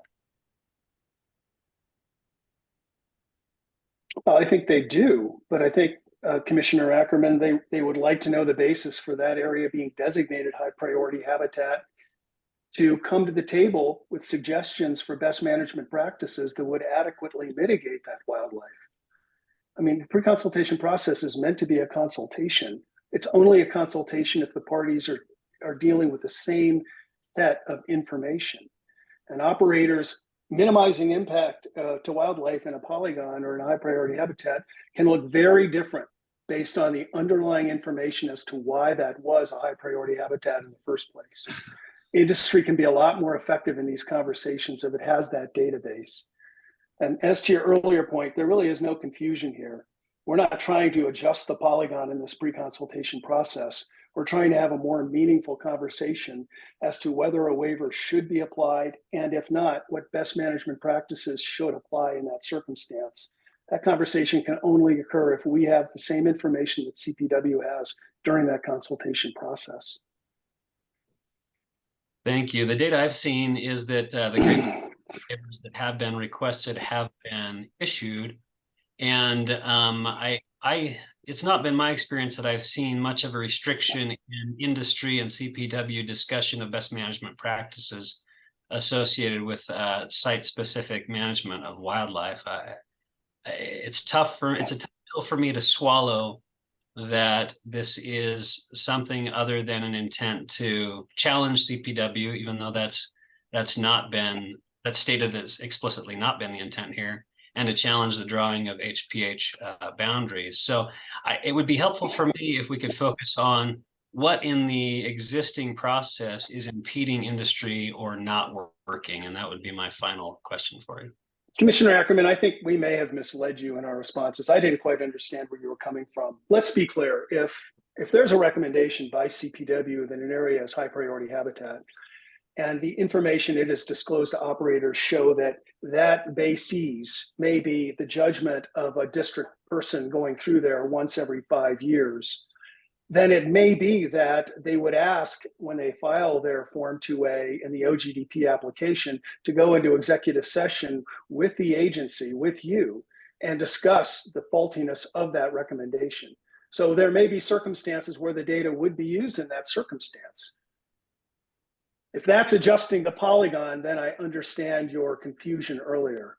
So yes, there is that end game to disclosure of the data. It's not just to have a more robust conversation on the site that may be used in the OGDP application itself in executive session. Maybe that clarifies things.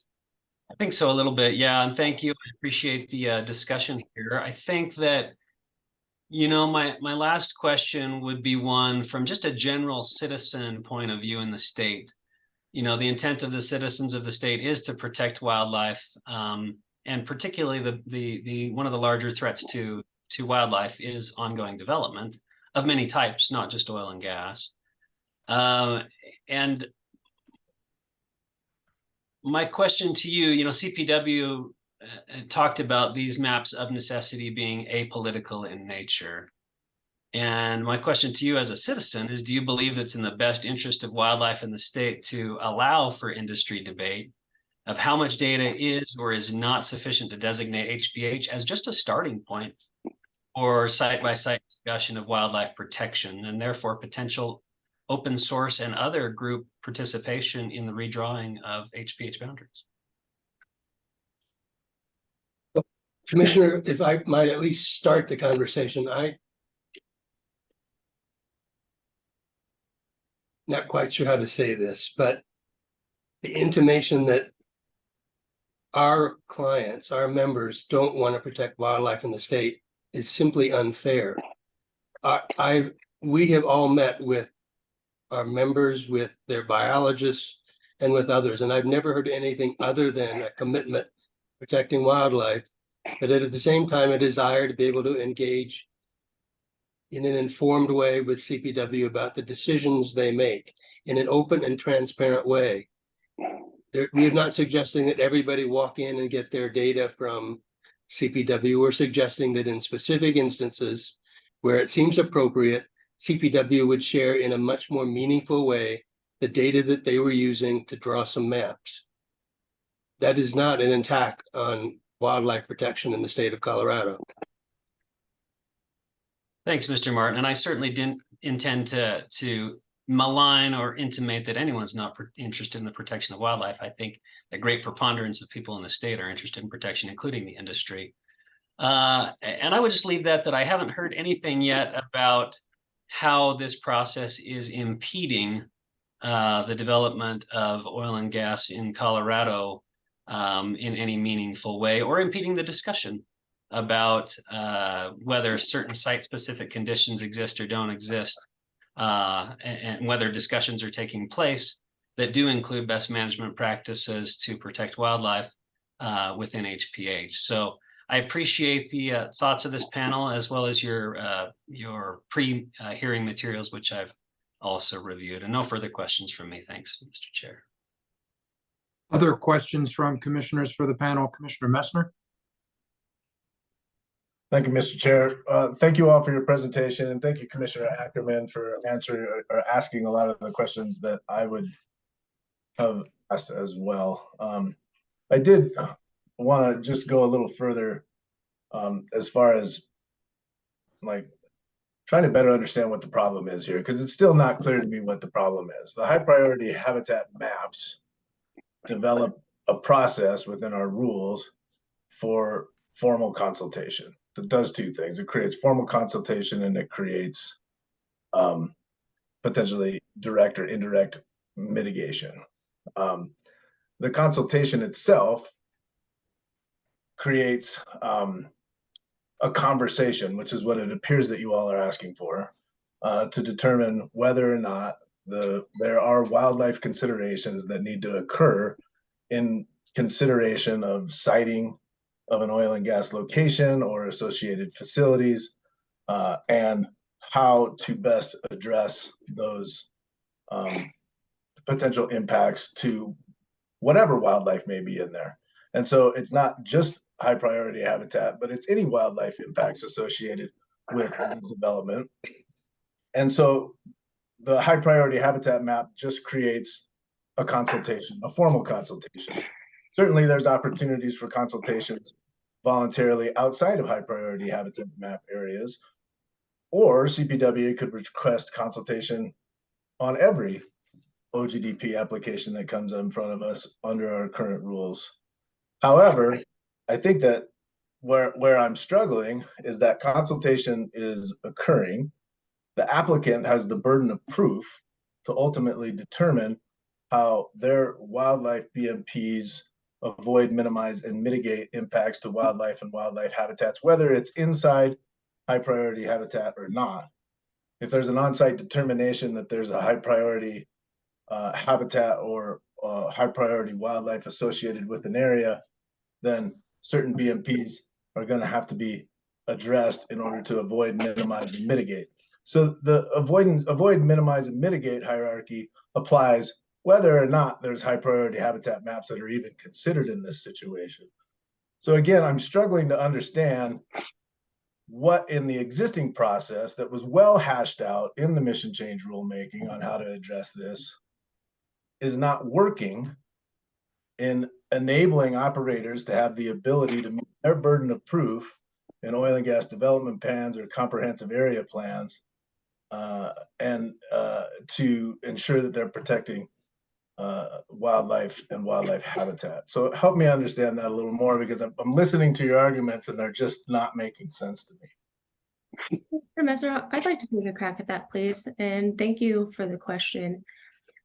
So under existing rule 309E3, a consultation may not be necessary if the operator demonstrates, so that's the burden of the proof on the operator as you were discussing, and CPW agrees in writing that an area no longer qualifies as HPH. Or maybe it's the case that it wasn't HPH in the first instance just because of the, the fine tuning, and that's fine. But an operator right now doesn't have a lot of certainty or clarity about what CPW would accept as a successful demonstration. So part of what we're talking about is just more clarity and consistency in how that pre-consultation where the operator makes this demonstration will go. So can I ask just one question there, Ms. Ryan? Mm-hmm. So ultimately, it's not CPW making that determination, it's the commission, correct?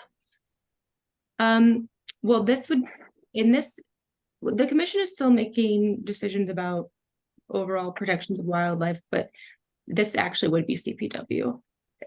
Because this would be CPW agreeing and writing that the area no longer qualifies, and so you wouldn't have the consultation under Rule 309E3 that's required. Okay, keep going. Sure. And then, so again, as I was saying, an operator doesn't really know what they would need to take to CPW to make this demonstration. And it's also really hard to know what to bring forward when we don't know what CPW is basing its determination on.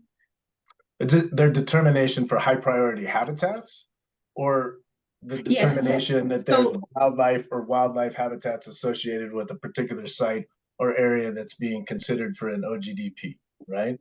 So I mean, you're talking about high priority habitat maps, right? Polygons.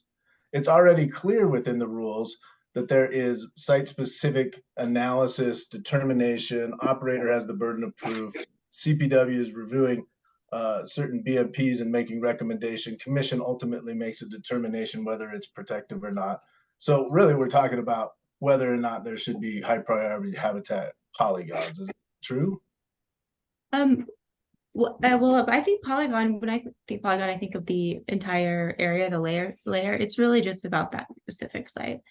It's whether the operator, and if it's whether when during this consultation process, CPW agrees or considers that this specific site might not be part of HPH because it's HPH are landscape level maps, and so as applied to the specific site, it's actually not HPH. And so that determination, whether or not it's HPH or not APH, HPH on an OGDP specific area in this particular circumstance has nothing to do with high priority habitat maps, but has everything to do with on the ground truthing and ongoing. So different rules than whether or not to adopt a high priority habitat map.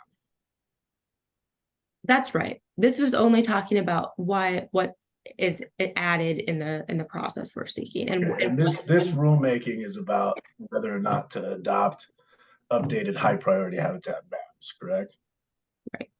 And since we're not getting the information now, we're hoping we get it at least at some point. Thank you. That's all the questions I have. Other commissioners with questions? Commissioner Ray? Thank you, Chair Robinson. Thank you all for the presentation today. There's been significant discussion about the September 29th letter from Assistant Attorney General Matter, and I'd like some clarity from you all about how you're interpreting the offers that were made from CPW in that letter. You've asked repeatedly in these presentations that your interest on behalf of operators is for clarity about when CPW will share site-specific information and how that information would be useful to operators.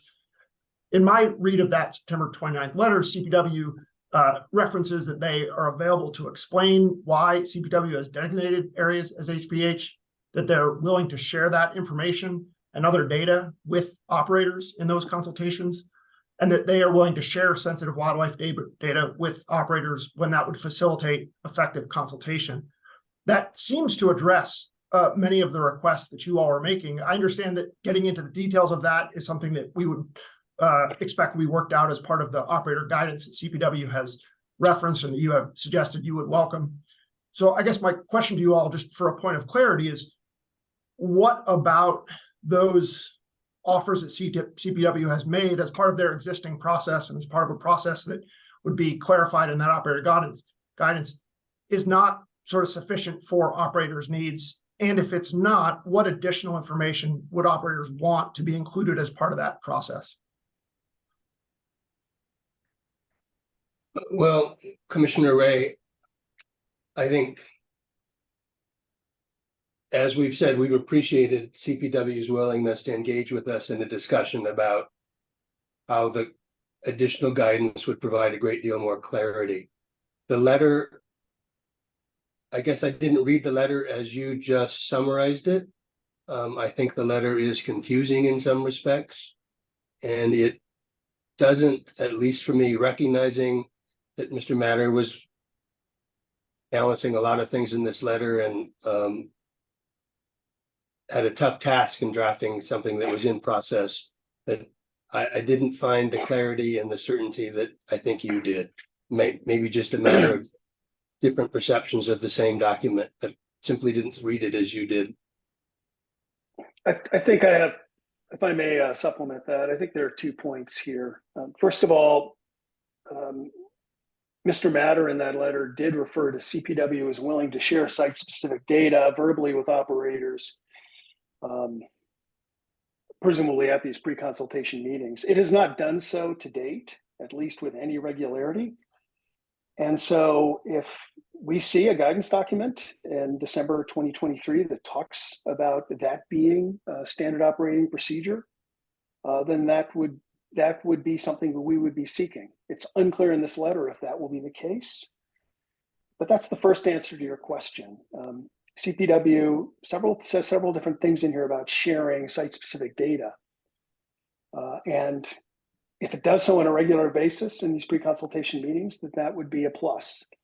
The second point obviously has to do with providing that data in writing to operators so that we can have this robust consultation process that we've been discussing. And what we object to in the letter, of course, as you've heard, is the variance, choosing to use the variance process, which is a complete ill fit for that vehicle. We think there are other areas or other ways that data can be conveyed in writing at or prior to the pre-consultation process. And so that's the other sort of disappointing factor in this letter.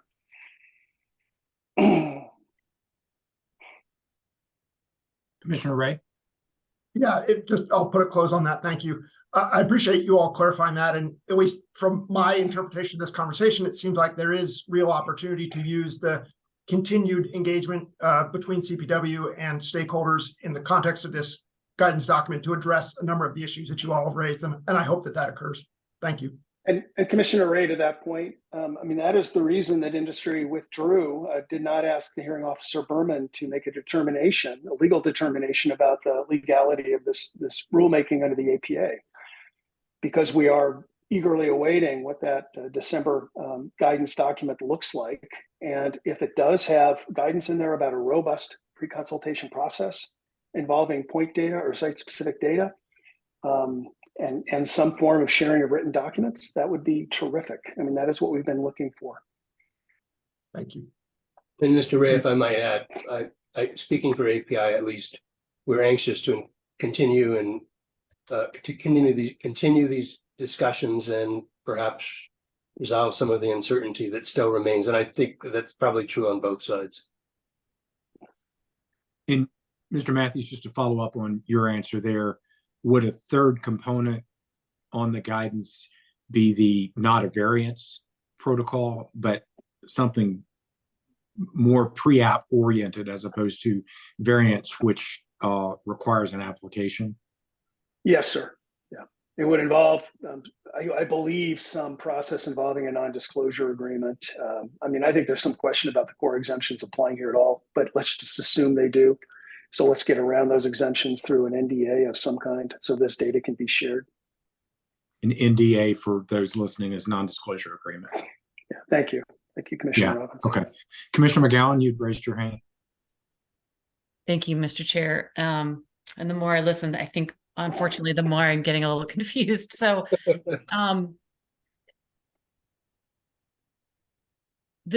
we have this process that exists already that the operators have been using. So we have adopted high priority habitat maps, and the operators have been using those. And my observation as a commissioner is that when an operator is concerned or has observed that they might be doing something in an area where they observe something different than CPW, they're taking advantage of that consultation process. And unless I'm missing something, I don't feel like I've been seeing variance requests. I feel like that is getting worked out ahead of time with CPW.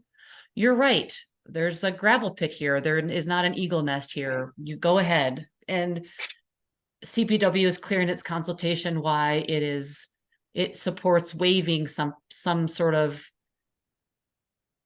different behavior on behalf of the operator because this isn't high priority habitat. Am I not understanding how the process is currently working with CPW? Commissioner McGowan, I think there is a little bit of an alternative universe point of view going on here. The waiver process, as we understand it from our operators, is working with limited success. And when requests for variances are submitted to CPW, many are indeed granted. But we understand that if CPW is intransigent on a particular in a particular pre-consultation process, a waiver request isn't even made in that circumstance. So the whole point of this discussion this morning is to give operators essentially the same evidence that CPW has so that it can A, make a more informed waiver request for which it does have the burden of proof. B, if the waiver request isn't granted, have a more intelligent discussion about mitigation techniques. Because right now it doesn't know the evidence CPW has about what collared studies show, why CPW has decided to make this polygon high priority habitat. Again, it is a black box of information. And CPW in these meetings is not often or usually revealing site-specific information. So the operators are at a complete disadvantage. So what we are hearing is the pre-consultation process would benefit from being more robust. It would benefit from being more formalized, which we hope to see in this guidance document. And it would benefit from the sharing of site-specific information at the beginning of the consultation process so the operator can be a more active participant. That's interesting. I feel like I have not heard that from the operators until this rulemaking. And so I think I'm also kind of pondering, there is this starting point of the habitat map, and I feel like CPW showed quite a bit of their process and how they come up with those data points, how the map gets created, what kind of information goes into that decision-making process. And I'm curious to know how much of the time an operator is in that high priority habitat area and it is related to a specific species protected data point versus you're in winter concentration for elk and it's a huge herd that's in the area. And that data, right, is we've seen these animals use this area in the last, I can't remember if it was 5 or 10 years. I'm trying to figure out how big of a problem this is and how much of it is actually related to a lack of information from CPW. Well, I think the way you phrased that last question is very speculative about when information can go into winter concentration area frames the problem. It is lack of information being disseminated from CPW. We're not saying CPW doesn't have the information. We don't know. We haven't seen it. We know CPW has a very sophisticated mapping process, but we don't know what goes into a specific decision about a polygon regarding site-specific data, and neither do the operators in the pre-consultation process. Why wouldn't it be better to share that data up front so that both parties can have an intelligent discussion about it? I'm trying to figure out. So in a hypothetical situation in my mind, you have a site that you're interested in locating your operations. The high priority habitat map shows that it is winter concentration for elk. I mean, it's not there. The map is specific enough to tell you what species and what the protection is. This is no surface occupancy because it's gold medal trout fishing, blah, blah, blah. This is high priority habitat because it's winter concentration for elk. So I feel like what you're saying is that maybe the operator is going to have more expertise than CPW if they had more information. No. Commissioner McGowan, just trying to think of an example because I appreciate your questions. So CPW has the data in general for a general area, but CPW said itself that this is landscape level. It's not supposed to be a fine-tuned tool. So say, for example, that a proposed location is on private lands. And so it's in the layer, but it's maybe say it's on the edge of a layer. And it turns out that CPW may not have that granularity for that specific location as it had for other locations in that area. But it's included in the map just because it's not, in CPW's own words, a fine level tool. So if it's private lands and CPW may not have as much data, or we just don't know. So we would like to know for that specific area, what data do they have? Since we never. I think an operator in your example, Commissioner, would benefit from having site-specific data because it might be able to show that this particular corner of the polygon designated as winter concentration area, in fact, is not. And here's data that we have that we're going to share with you. And we're reviewing that in conjunction with data that you have showing that it is. And so maybe this corner of a winter concentration area is in fact something that we deserve or should get a waiver for to allow development in that particular corner of the parcel. And I think given all the statements about high priority habitat maps being a starting point and requiring fine tuning, this is exactly what we're talking about, making the pre-consultation process more sophisticated so that that fine tuning can occur. Okay, thank you. Commissioner Cross. Thank you, Mr. Chair. I'm going to start off. I've gone on some of the pre-application meetings with Brendan Moret out in the Northeast and gone over some of the discussions. And while, I was not privy to any detailed information, there was some discussion with respect to where generally this is where migration issues were found. This is where they've seen the animals. Can you tell me if any of your members have elucidated any examples of where that kind of information was not provided, even if the data points were not provided? Yes, I mean, we have heard that, and this is why we welcome a guidance, Commissioner Cross. We've heard that it's quite inconsistent. Oftentimes no data is revealed. Oftentimes there's next to no conversation. In fact, it's sort of the consultant or the CPW person sort of pacing the property and making a decision with minimum conversation. Sometimes there is a sharing of site-specific information on a very sort of ad hominem basis. So it's a very inconsistent process, and I'm glad to hear your particular experience, that there was a sharing of site-specific information, but based on what we're hearing, that isn't often or even perhaps usually the case. And would having that information allow operators to select a site that would more likely avoid impacts to wildlife?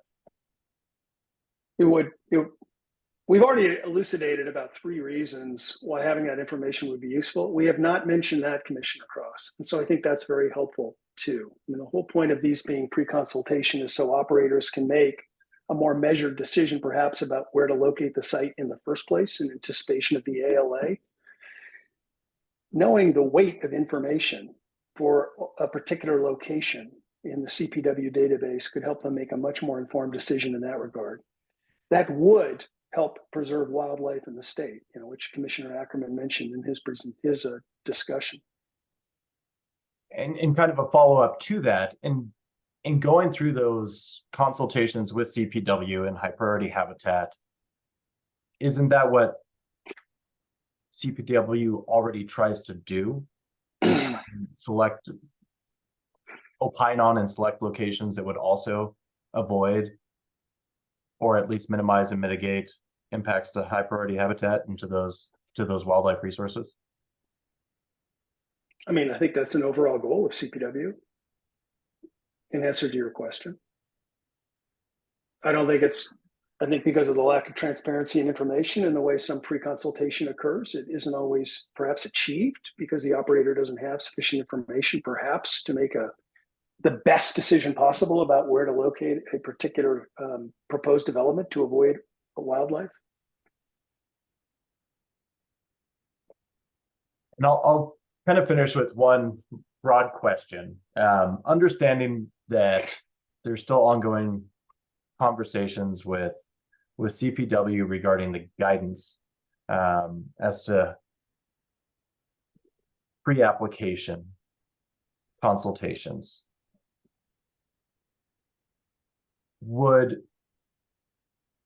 Trying to think of how to best word this. Is there any concern knowing that guidance is being discussed with the high priority habitat maps being approved today before that guidance?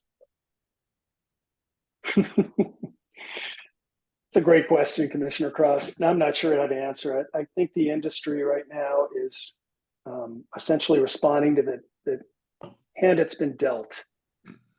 And our choices are essentially to argue that at some point in the pre-consultation process, this data will become available to operators one way or another, or to litigate right now, or do nothing. Those are our 3 choices. So yes, there perhaps is some concern that these polygons as starting points and requiring ground truthing are being passed now, and operators will then be in a position down the road to be seeking waivers and having the burden of proof in doing so. But given the 3 alternatives that industry has in its hand right now, this is the best alternative, I think. The best alternative being trying to seek the guidance? Yes. That's all the questions. Trying to ensure a more robust pre-consultation process. Okay. Thank you. Through issuance of guidance, right? Through issuance of guidance, yes, Commissioner Robin. Okay. Further questions for the panel? All right, I'm not seeing further questions. Would encourage you to stick around through the remainder of the hearing. We may have questions yet again as we listen to some other folks. Thank you for the presentations so far. Thank you. Commissioners, I think we've come upon our short lunch break. It's 12:38. Let's return at say 1:10. Gives us 32 minutes to grab a bite. Okay. All right, welcome back, folks. This is the Colorado Energy and Carbon Management Commission. We are taking, it is Thursday, October 5th. It is 1:10. We're taking up docket 2302-00062, the high priority habitat map rulemaking. I believe we now will hear from Weld County, if my agenda is accurate. Mr. Thomas, if you could elevate Weld County, that would be helpful. Good afternoon, Mr. Conroy. Good afternoon, Commissioners. I believe also Jason Maxey needs to be elevated. All right, we're getting Mr. Maxey elevated as well. Great. Thank you, Commissioners. My name is Matt Conroy, and I'm an assistant Weld County attorney. And then with me today is Jason Maxey, director of the Weld County Oil and Gas Energy Department. And so we will start things off. Actually, let me share my screen. And I will turn it over to Mr. Maxey to make some comments. Thank you very much, Matt, and thank you and good afternoon, Commissioners. I'm actually not going to go over any of the slides. That's going to be left up to Matt, but I am going to take just a few minutes just to make some brief high-level comments regarding kind of the process and in my opinion, and Weld County's involvement up to this date. And as always, both Matt and I just want to thank you for always listening to not just our comments, but to all comments during these rulemaking processes. And so again, I'll try to be brief. I just want to make some general high-level comments. Be happy after Matt's formal presentation to answer any questions you all might have.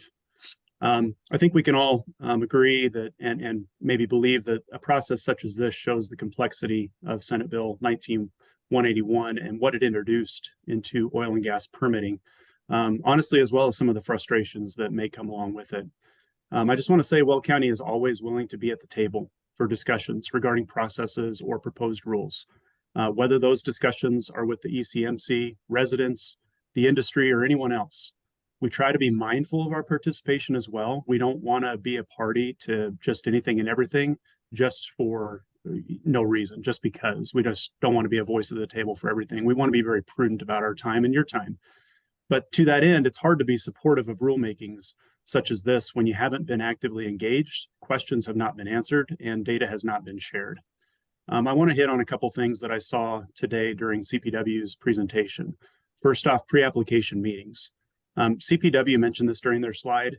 I think it's good for everyone to know that yes, the ECMC is now conducting these meetings. Weld County, however, has been having them as standard practice for all locations for a couple years now. And CPW, along with the ECMC, is always invited. In addition, ECMC will not hold a pre-application meeting for a location in unincorporated Weld County due to it being handled through our local and very robust process. CPW needs to understand this process and continue to participate in local land use meetings that Weld, or any other jurisdiction for that matter, holds in order to assist with these very important planning discussions. The pre-application meeting should come first, then the field consultation. CPW has invited Weld County to attend their field consultations, and for that, I am very thankful to be included in that part of the process as well. Second, stakeholder meetings. I'm sure hoping that we didn't miss a meeting invite, but I don't believe I ever received an invite to participate in any stakeholder meetings. If I did, then I apologize. And I do recognize there is a certain onus on everybody to watch schedules, to watch meeting agendas that might be posted online, and to participate if they choose. However, I would also think that people or organizations that submitted questions through the public comment process and that were told that there would be answers given to their questions they would be directly contacted for further discussion and would also be considered a stakeholder that should have been consulted throughout the process. The Northeast area of Colorado is very busy for oil and gas development, as you all know. Considering the overall statewide permitting activity, Weld County accounts for about 54% of the permits currently pending at the ECMC. Again, we incorporate both ECMC and CPW in our process all of the time. We acknowledge and agree that wildlife resources are a highly important factor to consider with oil and gas development, or any development for that matter. So I apologize maybe if my comments are coming off as a little bit of frustration. Again, Mr. Conroy will present a much more formal presentation about our stance, but I am left wondering, where is the partnership and where's the communication? So with that, I'll pass it on over to Matt. Thank you, Director Maxey. And so, yeah, I think, the summary of Weld County's position is that high quality and readily available data allows for a more effective planning. I mean, with Senate Bill 181, the legislature specifically said that the local governments have concurrent jurisdiction over planning surface impacts with COGCC, and which is now the ECMC. And so I think, maybe a bit of review, but just to go through it, there are two different rules of what types of different habitats. 1202.c is no surface occupancy habitats. And it is Weld County's position that this requires the highest burden of proof to establish, since this designation is the discussion. You just cannot build there. It's not a question of what are the best management practices. But then also, as has been discussed extensively over the course of the day, there are 1202D density habitats, which are things such as mule deer migration corridors, severe winter range, also pronghorn, also bighorn sheep. And really, that's just the beginning of a conversation. And so we think it is important for the commission to recognize what is sort of the end of the conversation, which legislative designation, and what's the beginning of a conversation in a pre-consultation process to actually create the best management practices necessary for a specific site. And so looking at 1202C, I think specific pieces of information that would be helpful to Weld County and to help establish and recognize and really make a decision on alternate locations and whether or not to approve a specific oil and gas project. We can look at two types of no surface occupancy habitats, bald eagles nests. The only data that I was aware of at preparing this presentation was what was included with COGA API's Exhibit 1 of what is included in the layers. And so for bald eagles nests, anything that's been noticed to be active within the last 5 years, it's actually a very important distinction of whether or not it was active 3 years ago, 4 years ago, right? Observed this year as you're planning out multiple years in advance. And again, more transparency would allow for better planning and better decision-making for both this commission and for local governments. And similarly, lek sites such as plains sharp-tailed grouse, active and inactive leks that have been observed to be used within the last 10 years or were ever observed, by my understanding, are included in the HPH layer. And so does this really deserve the designation? How do you exactly tease those sorts of things out? And none of this information was presented until this moment, and whatever happened at the presentation this morning for CPW. And then again, so for 1202D, the maps are the beginning of a conversation, but it's hard to have a productive conversation without openness and transparency. And then this commission needs to be aware of the data so they can make the most informed decision, and local governments need to be informed of the data so we can make the best decision. And then I would like to make a note that, the maps are updated on a less than annual basis, and these rulemakings occur, they might not happen where every party needs to be involved every year. And so it's important that every year the actual available information is available to new stakeholders. There was a reference this morning to what we went through last year with HPH rulemaking, and as well, if you weren't a stakeholder last year, then you had no way of really knowing what was in that administrative record versus this administrative record. And so two outstanding questions that I don't believe we have ever received answers on is, how will this update to the rules affect outstanding permits and projects that are already going through the process?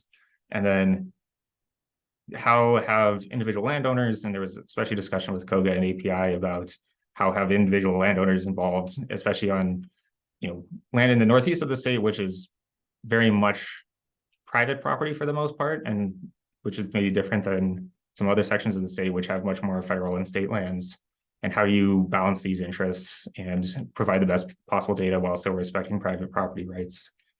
And so in conclusion, I believe our two asks of this commission are to only adopt the updated maps if sufficient evidence exists in the administrative record to support their adoption. And then also we would request that the commission update the statement of basis and purpose with its explanations and findings to be more consistent with previous statements of basis and purpose, to actually make it easier, especially at the outset of the process, to understand what's going on in reference to documents, so that you don't have to go digging through previous rulemakings to find them. And with that, we would be happy to answer any questions. Great, thank you. The commissioners, the panel is open for questions if we have any. Commissioner Messner. Thank you, Mr. Chair. Just a couple of quick questions.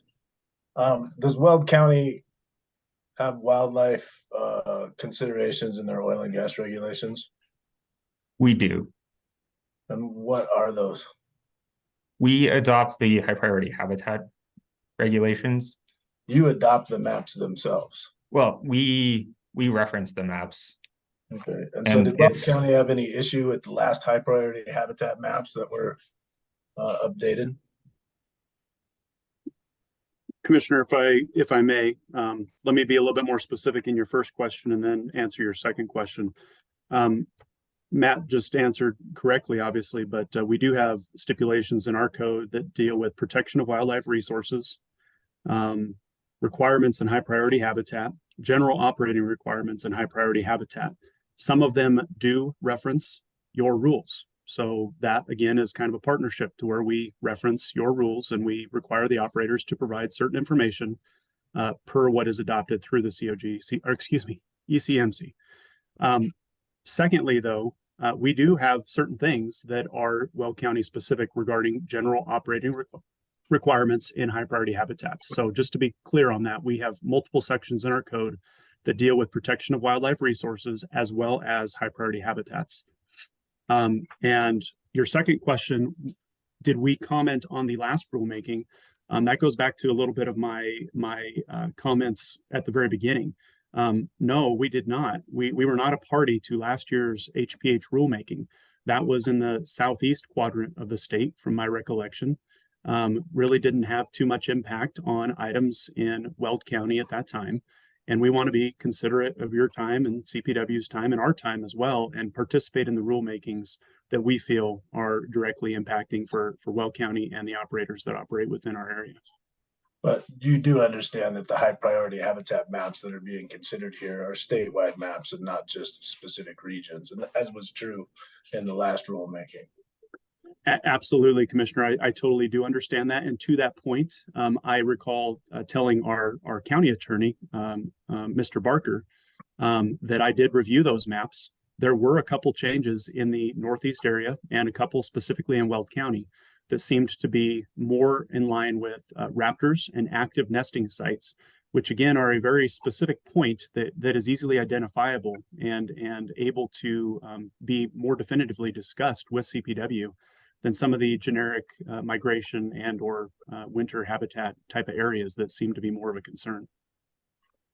And when we actually developed the rules around this and the annual updating of high priority habitat maps, I don't believe Weld County brought up any concerns with how those maps were to be developed. So if I could make a couple of comments, one would be that I don't believe that, especially the habitats that Director Maxey just referenced, in terms of winter concentration, winter range. I believe the testimony from CPW this morning was they have not been updated since 2017, which obviously predates Senate Bill 19-181. And then to the second part of your question, it's that, the rules themselves that you adopted with the mission change rulemaking say that these maps will go through additional rulemakings. And so it's not a pro forma adoption of CPW's maps. It's every single time that you update the maps, it has to go through a rulemaking process subject to the APA. Sure, but the initial rules did contemplate utilizing the maps as were contemplated at the time. Correct. And I don't recall Weld County having any concerns with that. At the time, Commissioner, no, you're right, we did not. Okay, thank you. Those are the only questions I have. Thank you.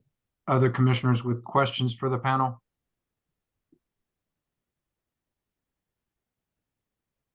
All right, thank you both. We appreciate your attendance as always. Thank you. Thank you very much. All right, we will allow those guys to move off the panel and bring in Garfield County and the Western and Rural Local Government Coalition. Probably looking to elevate Kirby Wen. Good afternoon, commissioners. Hello, Mr. Wen. Happy to be here and appreciate y'all's time and attention to this. I'll keep it pretty brief today. The WRLG Coalition represents 15 counties, as you can see on the map behind me there, in Northwest Colorado, and also one in Southwest Colorado, and then the Northeast Colorado counties, not including Weld County. We do support the adoption of the maps as proposed. At the same time, we really do wholeheartedly agree with the positions, the concerns that have been expressed by the industry group in Weld County regarding transparency of process and engagement. We also don't recall having any invitation to engage on the mapping. While we do represent Northeast Colorado counties and Northwest, I was able to spend the most time looking at the issues for the Northwest part of the state. And of course, really it's just the sage grouse mapping and the raptor mapping. We didn't have any issues with that. We understand those data well. We engage with the state, especially on grouse, regularly and in federal processes with the grouse. So we're glad to see those maps proposed match exactly what's being used in the federal processes. We, in particular, I mean, from our view and listening to the discussion today, it was just kind of dumbfounding to hear some of the back and forth. I mean, our view is, of course, the parties, which would be like industry and CPW, that are negotiating needed mitigation. They must have a commonly available set of information in order to have a robust two-way conversation and discussion and come up with the best appropriate reasonable mitigations. To do otherwise and to hold data back during that discussion process makes it a one-way discussion. It's just a matter of CPW dictating some things, but not actually having a discussion. I don't think that's the intent of the rules or the process. Back when we were going through the 181 rulemaking and you all went through these 1200 series rules, CPW, it seemed like it was the legislature that brought them to the fore, and they've always had a consultation process with the industry, but it was the legislature that shoved CPW to the front of the line, working with you very much more closely and more officially and firmly in the permitting process. It wasn't CPW's idea or design. So in our view, the sort of things that are being brought up today are extremely important, and they're just a natural outgrowth of what should be an adaptive management of your process and your rulemaking process. Probably your statement of basis and purpose does need adjustment to account for your requirement of CPW to work with operators in certain ways, because you are the entity that is going to determine if a given plan of action for development is protective of wildlife or not. Therefore, it is on you to ensure that your partner, CPW, is working as robustly and fully and as possible with the operators, so that when you see a recommendation come down and you see the operators offer mitigations, you have confidence that a very full conversation and discussion of the best mitigations are what occurred and were being presented to you, rather than something where there's sort of a black box approach where people are uninformed on what they're actually proposing to presumably mitigate wildlife impacts. So that's our view. Next year, the robust mapping updates will be in Northwest Colorado. So that's the Garfield County area and some of the areas that I certainly look at most closely for our county. So we're going to be very interested in a more robust engagement process on the proposed maps well before the rulemaking hearing. For the last two high priority habitat mapping updates, Northwest Colorado was not really updated except for raptors and greater sage grouse. So it might have been a minor exception to that, but I don't recall that there was anything but raptors and grouse. So next year, we'll be the ones in the breach asking for and trying to make sure that we have as robust of information in front of us about why the polygons are changing and that sort of thing. So again, in summary, we think that adaptive management of the overall process that you use to protect wildlife, including how you engage with CPW and how CPW engages with local governments who are the local land use change authority and the operators, it just makes sense for you to have a really open mind, I think, to adapt your processes and work with CPW to adapt theirs as well, so we have the strongest, most effective regulations. And that's really all I have up for y'all. Appreciate your time and your listening to what we have to say. Thank you very much, Mr. Nguyen. Always appreciate hearing from you and your collective counties that you represent. Are there questions for Mr. Nguyen? Commissioner Ackerman? Thank you, and thank you for being here, Mr. Nguyen. Appreciate your insight, and you have significant experience for many years, as does Garfield County and the Western counties, with interacting with wildlife and their habitats in the exploration and development of oil and gas.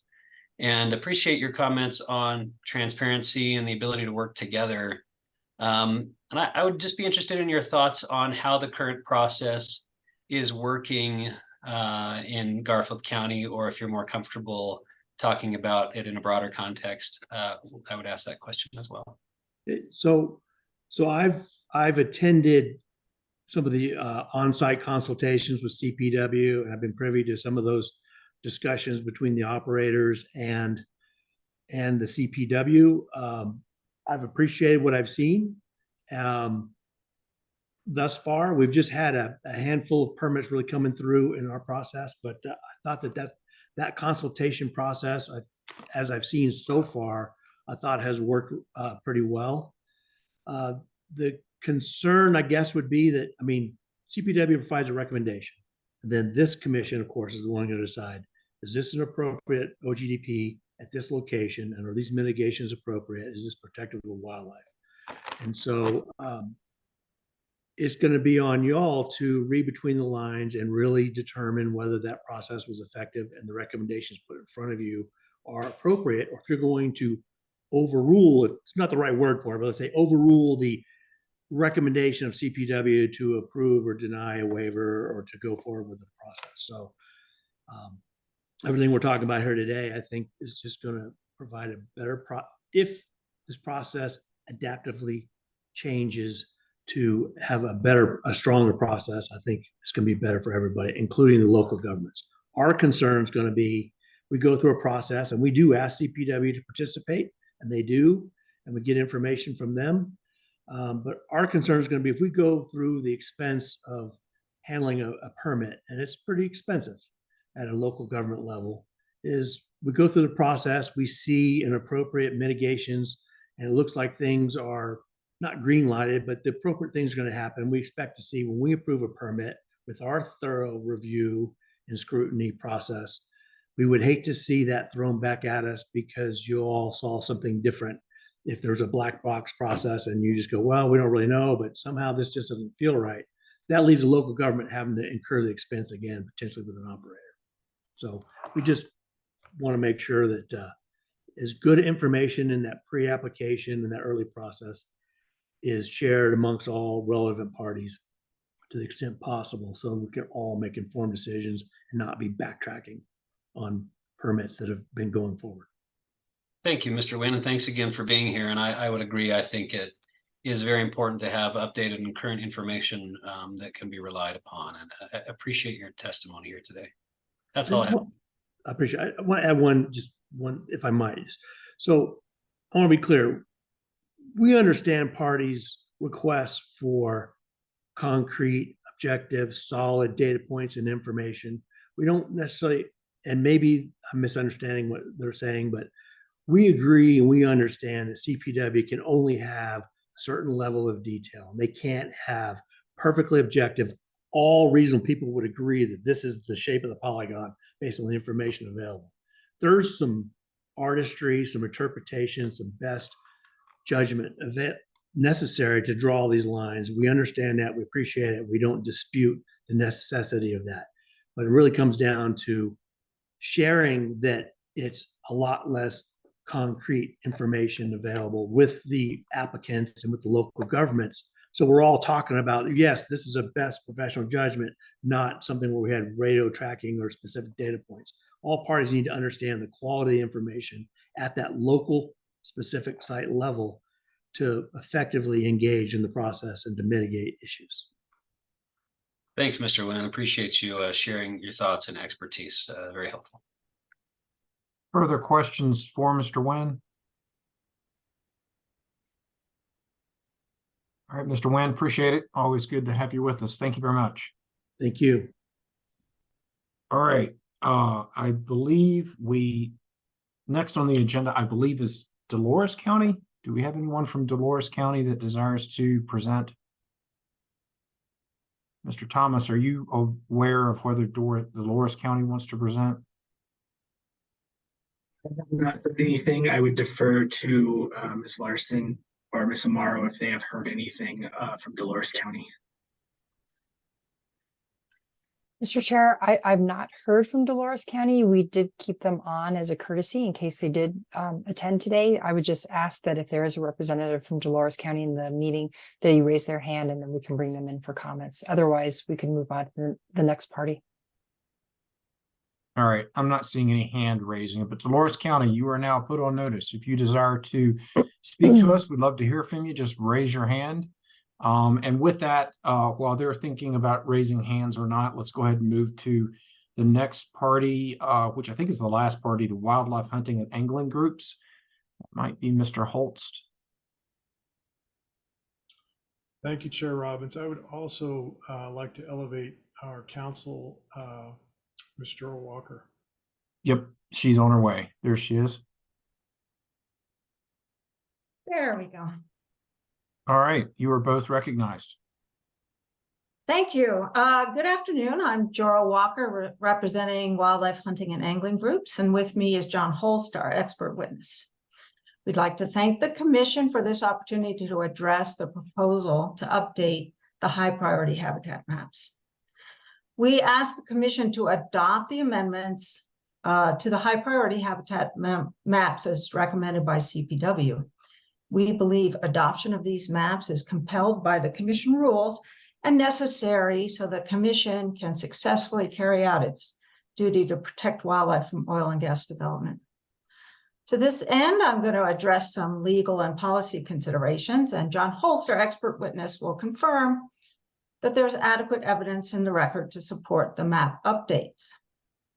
There are three main reasons that support adoption of the map amendments. But before getting to those points, we want to stress that the question operators raise is whether the record before the Commission is adequate to support a decision by the Commission to adopt the updated maps. That record is being created by this hearing proceeding, including today. For example, all the testimony and maps and slides presented previously and today by CPW are now in the record, and that includes generalized location data. Therefore, there are plenty of documents and data in the record to support the map amendments. And further, rulemaking is the exact opportunity for all parties, including operators, to submit data for inclusion in the record. This opportunity is a key aspect of this hearing. Also, pursuant to SB 181 and good governance, Commission decisions and protection of wildlife must be public, so that there is public involvement and government accountability. We want to preserve our ability to be involved in decision-making that impacts wildlife. So on to our 3 points. First, CPW has shown, and the record confirms, that the map amendments meet the definition of high priority habitat. Just as the definition provides, the maps reflect species and habitat identified by CPW for protection based on the agency's expertise and professional judgment. Second, as CPW has shown, and the record confirms, the map amendments reflect best available science. The amendments are based on long-standing and proven processes that involve multiple agency staff with a variety of expertise and are based on professional judgment. Moreover, the map amendments are the only science out there. There is nothing in the record to dispute them, and there's no evidence in the record that a different process would lead to better results. Third, the map amendments further the Commission's mission to protect wildlife. Designating and safeguarding high priority habitat is key to carrying out the Commission's mission to protect wildlife. Without sufficiently expansive high priority habitat, the Commission's rules will not work. They won't function to carry out this mission. CPW, the expert here, has also determined that withholding exact location data is necessary to protect wildlife. Therefore, if the Commission were to make map amendments contingent on the release of sensitive data, that would be contrary to the mission of protecting wildlife. So now, turning to the issues raised by operators. Operators claim that the record doesn't support CPW's proposed amendments. According to the operators, CPW withheld information, and this is a quote from the pre-hearing statement, demonstrating whether a particular species actually breeds, nests, forages, migrates, or otherwise uses areas designated in the draft maps as high priority habitat. Operators then argue because this exact location information is not in the record cannot support the map amendments. There are three reasons why this argument has no traction. First, assessing whether the record supports the map amendments is more nuanced than operators suggest. High priority habitat maps are not driven only by exact location data. This is because embedded in the definition of high priority habitat are policy considerations. Exactly how will the Commission carry out its obligation to protect wildlife? That's a policy consideration. Embedded in the definition is also deference to CPW. The definition specifically relies on CPW's data collection, analysis, expertise, and judgment. Operators claim along this score that we cite no case law to support our position that the standard of review is nuanced, and this is not true. First, in Eagle Peak Farm, I don't know if you want to do case law here, but they brought it up. The Colorado Supreme Court confirmed that rules adopted by an agency are presumed to be valid and will be upheld if they are reasonable. The court also held that review of a rule will lie along a spectrum based on the degree to which the rule reflects policy or is based solely on facts. Updating high priority habitat maps is not only a factual exercise. It involves policy, deference to CPW, and professional judgment. And second, the case relied on by Koga, New York Times versus FCC, confirms that interest in withholding sensitive documents can override interest in disclosure in the context of rulemaking. Therefore, determining if the record supports map amendments requires evaluation not just of exact data points, but also the agency's expertise, judgment, and policy considerations. Second, there's a policy already in place, the 309E3C off-ramp, that allows operators to show, excuse me, on a site-specific level, that what is designated as high priority habitat should no longer be considered high priority habitat and should not trigger consultation. Therefore, there is a process to adjust high priority habitat based on site-specific data or new data. Third, there's ample data in the record to support the map amendments. CPW has demonstrated this, and our expert will address it further. But looked at another way, having exact location data in the record is not necessary to support the map amendments.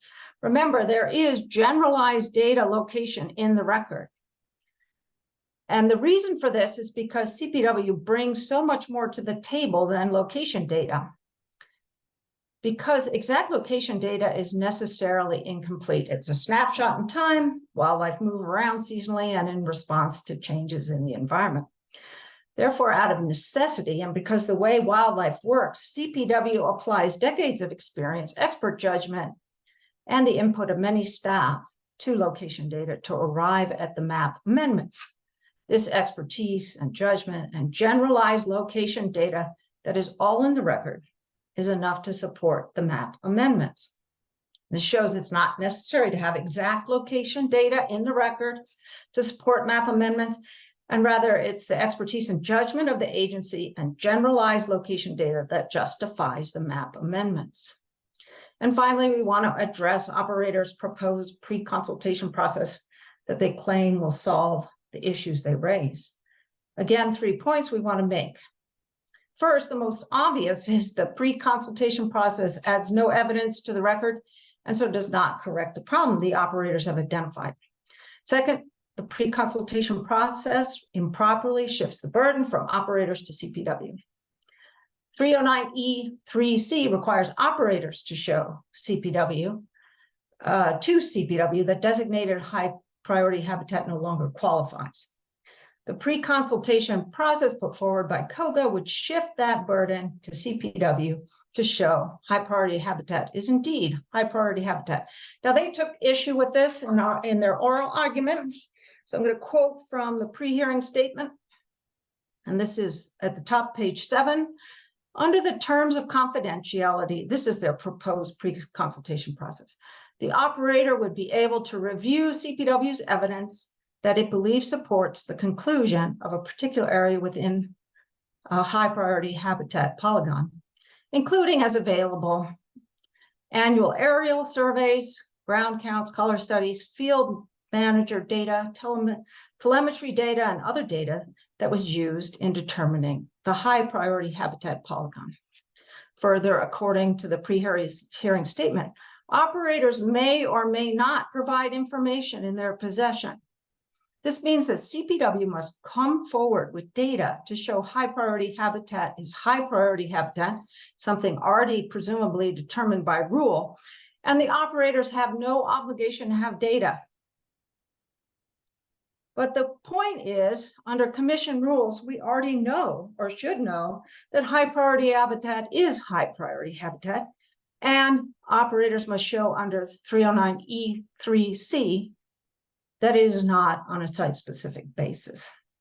Also, operators talk about fine-tuning. They say high priority habitat must be fine-tuned, but there's already a process in place for fine-tuning. According to the statement of basis, that is 309E3C. It's already in place.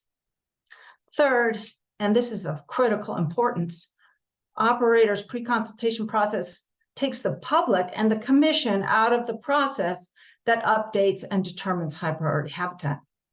Rather than taking place in rulemaking, a determination of high priority habitat would be determined in a process to which public has no access and where the commission would not be the decision maker.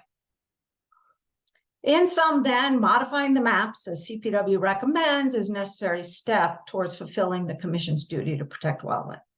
Conversely, a failure to amend the maps as CPW proposes would be contrary to the best available science, conflict with CPW's expertise and professional judgment, and would undermine the commission's mission to protect wildlife. Therefore, we ask the commission to adopt the proposed map amendments. Now, I'd like to turn our presentation to John Holst. He is here to confirm that the record properly supports CPW's proposed map amendments. Thank you, Council. Good afternoon, Chair Robbins, Commissioners, Director Murphy, and Ms. Larson, if you're out there somewhere. It's good to be here. My name is John Holst. I am the Wildlife and Energy Senior Advisor for the Theodore Roosevelt Conservation Partnership. As most of you are aware, prior to coming to work for TRCP in 2021, I was one of the original energy staff hired by the Division of Wildlife, now CPW, back in 2007. And as such, I am very familiar with the HBH map layers and how they are created and used by CPW and other agencies. Thank you for the opportunity to provide testimony today. It's a pleasure to be back in front of this commission. I'd like to use my time to provide a couple of highlights from my written testimony, which will reinforce many of the points made today in CPW's presentation. Then I'd be happy to answer any questions. I'll focus my comments on, first, the definition of high priority habitat and how incorporation of that definition, a CPW defined term, into the rules demonstrates at least some level of deference by the Commission to CPW's expert judgment and policy on how to avoid, minimize, and mitigate impacts to wildlife resources. Second, I'll provide some additional context on how CPW uses its HBH list and associated recommendations beyond the scope of this commission and its oil and gas rules to avoid, minimize, and mitigate impacts from other types of development across Colorado. And third, I'll briefly address why CPW's HBH maps and its recommendations for conserving those habitats constitutes the best available science. And then lastly, because it was a subject of a lot of discussion today, I know CPW and council already mentioned this, but I'd like to talk briefly about the pre-consultation process as it exists and opportunities for operators to provide input into the HBH maps. With respect to the definition of high priority habitat, by incorporating that term into the 100 series rules and incorporating a regulatory scheme in the 300 and 1200 series based on that definition, the commission gave deference to CPW's expertise, analysis, and professional judgment regarding which species and their supporting habitat areas need protection from oil and gas operations. That deference is demonstrated by the fact that HBH applies to only a small subset of species and habitats encompassed by the much more comprehensive definition of wildlife resources provided in both the Oil and Gas Act and the 100 Series rules. Although both the Act and the 100 Series definitions themselves charge the Commission with regulating development in a reasonable manner to protect the entirety of wildlife resources, the Commission has determined that it can meet its obligation by focusing primarily on the HBH areas defined and identified by CPW. Next, I'll provide a little context on how CPW uses its HBH lists and associated recommendations beyond the jurisdiction of this commission. Beyond the commission rules, as mentioned previously, CPW maintains on its webpage a list of identified HBHs. On its webpage, CPW also provides links to the HBH map layers and species-specific recommendations for how to avoid, minimize, and mitigate impacts from all types of development, not just oil and gas. CPW staff use this same list of HBHs, the same map layers identifying these habitats, and the same recommendations for how to avoid, minimize, and mitigate impacts when asked to consult and provide input on a wide range of local, county, state, and federal land use development proposals statewide. For your reference, in my written testimony, I provided copies of transmittal letters that CPW sent to the Forest Service and the BLM, notifying them of updates to its most recent HBH maps and recommendations, and letting the Forest Service and BLM know that CPW would be using these same maps and recommendations for all Forest Service and BLM planning efforts moving forward. CPW staff also regularly refer to the same list of HBHs and recommendations when getting requests from counties to comment on local development projects. So as you can see, the term HBH and the map layers it represents are used and widely accepted across Colorado. Regarding why CPW's HBH maps and its recommendations for conserving those habitats constitute the best available science and are adequate for this rulemaking, CPW has repeatedly summarized for the record why it chose the species and habitats for the HBH list and how it updates and maintains the HBH maps. The 2020, 2022, and 2023 statements of basis and purpose summarize the peer-reviewed academic research documenting how oil and gas operations impact each of the HBHs and why the agency recommends that these impacts be avoided, minimized, and mitigated. In addition, in the 2023 HBH rulemaking FAQ, and again in their presentation today, CPW outlined how it identifies and maps HBHs, describes how HBHs are similar to or different from other types of habitats that CPW maps, and explains in detail how the various map layers are updated. In the FAQ, CPW also provides a description of all the sources of data and analysis that may be incorporated into HBH layers, and specifically notes that both technologically acquired and observational data are combined by staff to create the polygons that represent the HBH map layers. It's an understatement to say that CPW's process for mapping the HBH layers is the most robust effort available to map and update the distribution of wildlife populations and the extent of these habitats statewide. There is simply no one else expending this level of effort to gather this information. As outlined in CPW's presentation today, the formal map update sessions that CPW conducts for each region and area include both CPW professional biologists and the district wildlife managers who deliberate and use their combined expertise and experience to ultimately agree upon habitat polygon boundaries. CPW does not rely on technology alone to create the HBH map polygons. The agency relies on the deliberations and collaboration of its experts who draw on their decades of experience in the field. These experts are professional biologists and wildlife managers who, for a single mapping session, typically have hundreds of years of combined experience observing and mapping wildlife distributions and habitats. The resulting HBH map polygons and protective measures recommended by CPW are clearly the best available science that the Commission can use to protect wildlife resources in Colorado. Habitat use by individual animals and wildlife populations change over time due to both natural changes in habitat conditions and development pressure. That's why CPW systematically updates its map layers over time based on the combined experience and expertise of its managers and biologists to provide a complete picture of how habitat boundaries change.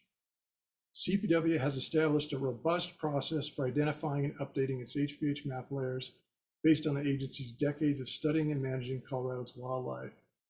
The way CPW maps HBH constitutes a proven and effective approach that results in the best available science on wildlife distribution and habitats across the state. That's why so many other local, state, and federal agencies rely on CPW's maps. Lastly, with respect to the pre-consultation process, as highlighted in CPW's presentation, operators already have the opportunity to engage in pre-consultation with CPW prior to submitting a permit application, and most take advantage of that opportunity. It's important to note that, and our council did this, that no binding decision-making occurs during the pre-consultation process. That's because the rules, again, as mentioned earlier, specifically Rule 309E3C, gives operators a specific off-ramp from consultation if site-specific conditions warrant it. As described by CPW, Rule 309E3C allows an operator to demonstrate that CPW that the identified HBH or wildlife species triggering the consultation is no longer present or likely to return to the area. If CPW agrees, they need to document that in writing, as mentioned by council, so that their decision is subject to public scrutiny. Finally, I'll just mention that operators also have an opportunity to provide additional information on HBH map layers during the Commission's annual map update rulemaking. As mentioned previously, last winter, the Commission provided a Google form specifically for that purpose. And beyond the annual map update rulemaking, operators can share data on HBH layers with local CPW staff at any time so that they can pull it into this rulemaking or they can incorporate it into their regular regional and area map update sessions. And I'll leave it with that for now, and I'm happy to answer any questions. Great. Thank you both for the presentation. We appreciate you being with us and providing that comment. We also have read your filed written statement, Mr. Holtz. Appreciate that, as well as the hearing statements. The panel is open for questions. Commissioner Cross. Thank you, Mr. Chair, and thank you for your presentation. I wanted to ask a quick question of Ms. Walker. One of the things that you stated during your presentation was no information has been provided by industry groups to dispute the determination of high priority habitat. What kind of information would you foresee an industry group or one of the counties that has provided testimony providing to challenge a high priority habitat determination? Well, I'm not sure that I'm in the best position to answer that, but I would assume that if the operators had information, which they seem, it seems like John wants to answer that question. But anyway, the idea is that for some reason that those polygons were too inclusive and included wildlife habitat that actually didn't constitute wildlife habitat, but I'll let John answer the question. Sure, and appreciate the question, Commissioner Cross. You know, a lot of operators engage their own consultants, their biological consultants, and some even have biologists on staff. And those folks typically will work closely with CPW on surveys if they decide to do their own surveys. And so, you know, to demonstrate that a species or habitat's not there, I mean, in the, you know, and the easy example is like an eagle nest. If that nest is going to be deemed to be inactive, an operator could monitor that nest for a period of years. And after a period of years, under CPW's definition, that nest would go inactive, and the operator could document that and provide it to CPW and say, look, this nest hasn't been used for 20 years. It needs to be taken off the map. Okay, thank you. That was the only question I had. Commissioner Ackerman? Thank you, Mr. Chair. I appreciate that. Thank you, Mr. Holst and Ms. Walker, for being here today and for your testimony and your expertise in wildlife, and particularly in the impacts of development, particularly oil and gas development on wildlife. Same question I've been asking to most of the parties. In your opinion, as you've been intimately familiar with our rules as well as the implementation on the ground, do you believe the rules associated with HPH and mitigation are working? And or in your opinion, have they impeded development? Thank you, Commissioner Ackerman. Happy to answer that question. So I would say, well, a couple things. I mean, you know, one of the reasons I guess I mentioned the, you know, sort of the definition and reliance on HPH in the commission rules is when we worked with, you know, ECMC staff to develop those rules based on HPH, really. The idea was honestly to provide some certainty to operators and really, you know, at the time, I think we thought we were coming up with an approach that would really streamline permitting and save resources for both operators and the agencies by focusing on the areas where really CPW had real knowledge about where species distributions were, and more importantly, I think, where oil and gas operations were likely to impact species. And so rather than looking at that broad list of wildlife resources as defined by the Act and the rules, focusing on HPH for the consultations and sort of the more definitive look at whether mitigation was necessary was thought to really be a way to you know, streamline things for all the parties involved. Having said that, you know, I don't know that we've seen, and I guess, you know, in addition to that, the rules, as you know, rely heavily on mitigation, right, for HPH habitats being impacted.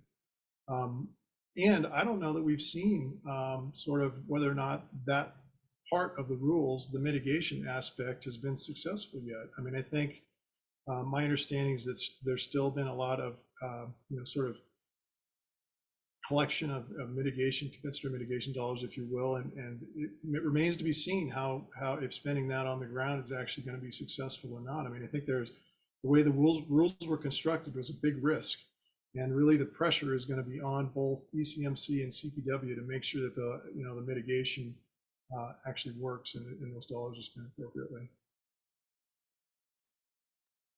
Thank you. I appreciate your testimony. To both of you, nothing further, Mr. Chair. Very good. Other questions, Commissioner Messner? Thank you, Mr. Chair. Thank you both for being here and presenting. I think that you shared a lot of good information. I did just have a couple of questions. I mean, I'm going to ask some questions that I think probably are outside the scope of this rulemaking, although these are conversations that have already occurred during the scope of this rulemaking. And so I'm just going to follow up on a couple of questions, because I do agree, you know, I think as you've indicated, as well as Weld County just indicated, that this rulemaking is really about whether or not there's sufficient evidence in the record to support the adoption of the high priority habitat maps, and that's it. But there was some consideration or some conversation that was happening around a guidance document that was that could be developed by CPW that also I don't think is in the purview of ECMC, but that operators would get some private opportunity to be able to review documents that would create more specificity on some of the information that may be utilized to make some decisions. In your opinion, Mr. Holst, and as well as your opinion, Ms. Walker, if operators were given this private viewing opportunity outside of the public view, would other groups also like to have that private viewing opportunity? And if so, like, what would that impact be to both Colorado Parks and Wildlife and to any other things that you can think of that may impact? Thank you for the question, Commissioner Messner. That is a real fascinating question. I hadn't really contemplated sort of the ramifications of that, but I could definitely see a potential for, again, as Ms. Schaller mentioned earlier today, there's really CPW strives to keep the maps apolitical. I mean, that is, part and parcel to, I think, their mission, to protect wildlife across Colorado. And so I could definitely see if, we go down this road of, more in-depth look or more public vetting, I guess, of the data that goes into the maps, of that being used by different stakeholders for different purposes, and the end result being that the maps don't necessarily represent the most objective look at wildlife distributions and habitats across the state, which would be very unfortunate.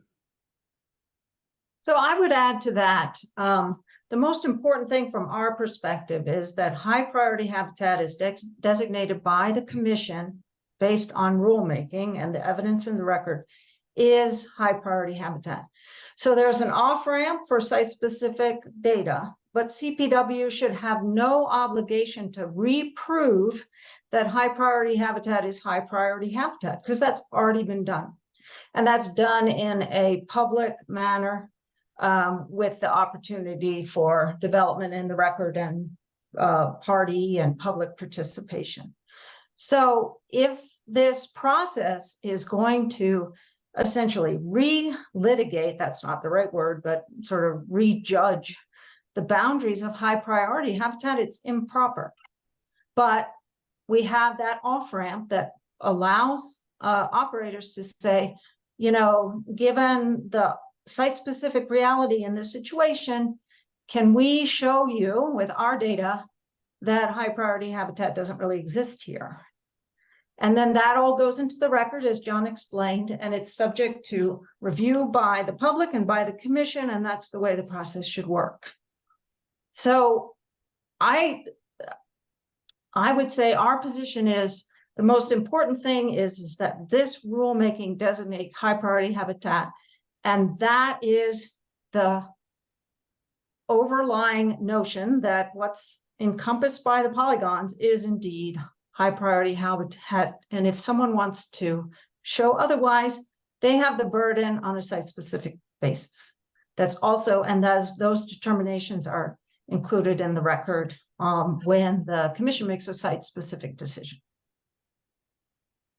Thank you for those answers. A couple other questions. One,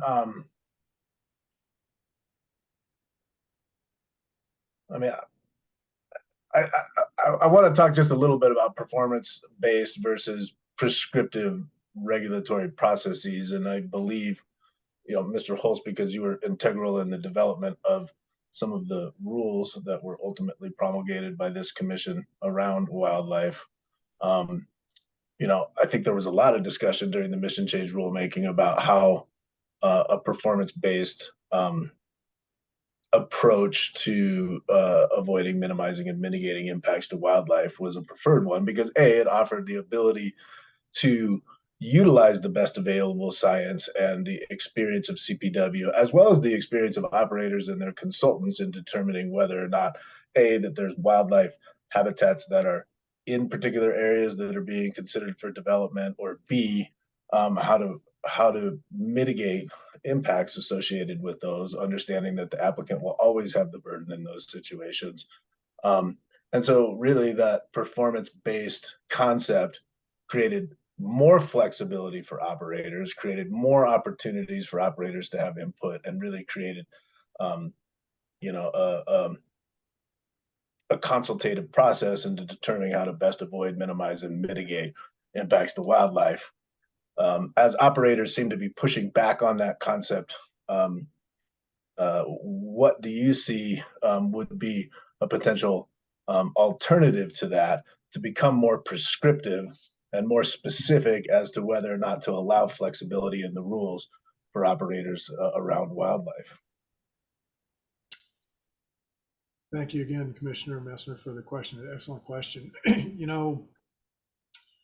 I mean, the Oil and Gas Conservation Act creates a really high bar in terms of avoiding adverse impact and defining what that means in terms of avoid, minimize, and mitigate.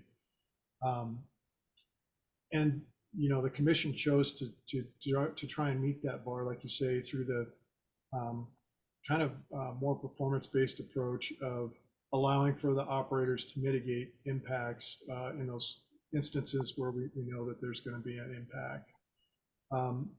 And that is a huge risk. And I mean, the commission didn't have to adopt that approach. I think we deliberated long and hard about using that approach with staff at that time. The alternative, I mean, a lot of, and this is in my written testimony, I mean, a lot of counties and other state agencies actually they don't adopt CPW's maps by rule. They basically just do, more or less a referral, as I think Dr. Voltaire mentioned, a referral to CPW to provide recommendations on a particular development proposal. And then CPW, behind the scenes, they use the exact same set of maps. They do their own analysis behind the scenes, and then they come up with a recommendation on how to avoid, minimize, and mitigate.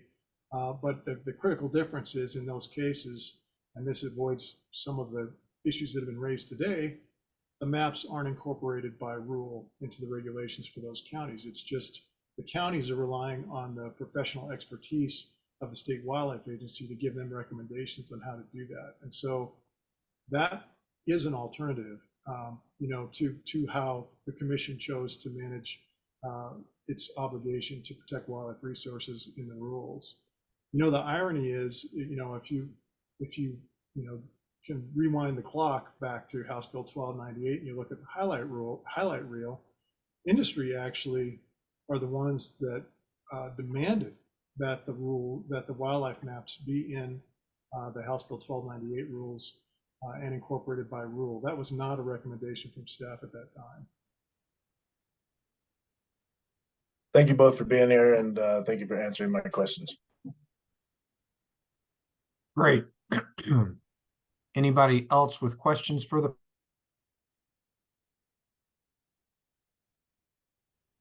Commissioner Cross?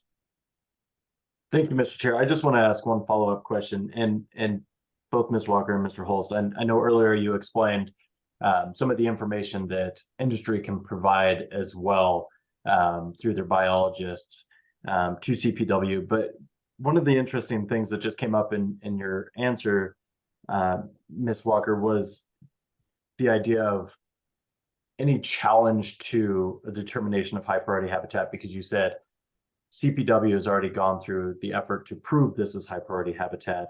So any challenge would be the burden of the petitioner to try and say this is not high priority habitat, and they'd have to rely on their own information. What would you, if that information from CPW is not shared and both sets of information are not looked at, how would you propose any kind of dispute would arise if the biologist from an industry member, for example, said, we did not see any any nests here for the last 5 years, and therefore we don't believe it's high priority habitat. But on the flip side, CPW still said, but we still do believe it is high priority habitat. How would you envision something like that being resolved if there is a disagreement with conclusions, but they're both kind of looking at two different sets of information? So first of all, I want to be clear that it's the commission that undergoes rulemaking and designates high priority habitat. So it's not CPW that has to prove things. It's the commission that has to decide on the basis of the record whether or not, in this case, to adopt CPW's recommendations. So secondly, I mean, the whole point of the permitting process that the commission designed is that if there really is a dispute about nests, say, that then the commission ultimately would make a determination whether the nest was there or not. Now, if there was some sort of lingering dispute as to whether the nest was actually there or not, then the commission could look at the data in camera, for example, to decide whether it was there or not. Or CPW in that instance could decide whether it wanted to discuss, which it seems to be sometimes willing to do. We didn't get the last letter, so I'm a little unclear exactly what CPW's position is, but they could, discuss orally where that nest was. There's nothing to prevent CPW in its own judgment discussing exact location data where it thought that data wouldn't compromise the wildlife at issue, right? That's the whole point. CPW decides whether or not release or disclosure of the data would compromise wildlife. That's what the legislature directed it to do. So in that instance, perhaps CPW would share that information or share it on a more generalized enough level so that the operator could respond to it in a meaningful way. And I guess to follow up on this, and perhaps Mr. Holst, this is better geared towards you. Would you, and obviously not being part of the discussion of the guidance document that's been brought up today during this hearing, do you foresee it being beneficial for CPW to share information on a limited basis? And exactly what Ms. Walker was discussing there is saying, here's some of the information that we have, and this is why we want you to stay away from an area on that consultation process in order to protect the wildlife moving forward. Thanks for that question, Commissioner Cross. I actually think that happens now. I mean, in my experience, when I was in that role for CPW, that in fact happened quite frequently, where we would be visiting a location where there was some uncertainty from the operator's part because they didn't know why a particular area was important to CPW, and we would disclose that information. And so I think that happens, when needed. I think it happens now. I mean, I'm hopeful that staff are sort of continuing, those sort of pre-consult discussions like that where they need to. I mean, I was a little discouraged by some of the testimony I heard today. I don't know what's happening on the ground today, but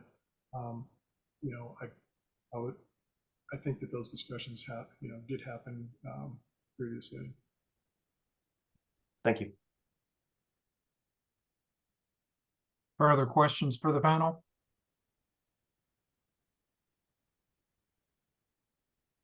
Okay, I'm seeing no further questions. Thank you both for the presentation and being here with us. Thank you. I believe that brings us to the conclusion of the folks that were desiring to present oral evidence today. Mr. Thomas, am I accurate in that regard?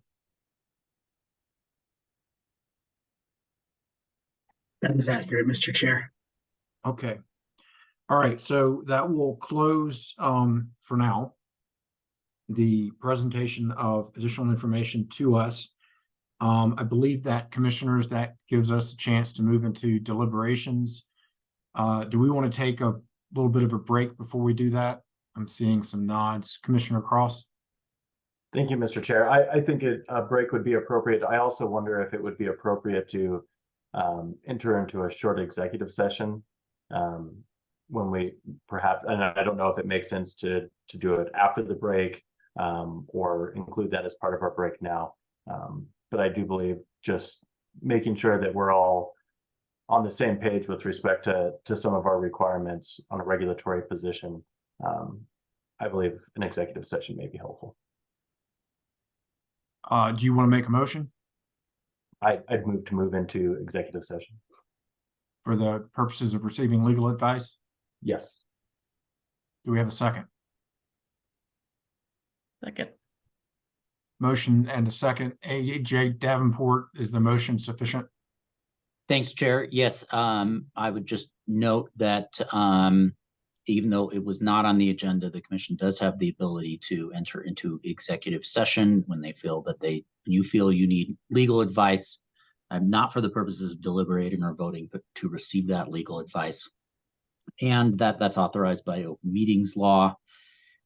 Finally, I think the subject is to receive legal advice and analysis regarding the issues raised in the rulemaking hearing today. Commissioner Cross, are you cool with that friendly amendment to your motion? I am. Commissioner McGowan, good with the second still? Seeing a nodding of the head in the up and down affirmative fashion. All those in favor of entering into executive session signify by saying aye. Aye. Aye. Any opposed?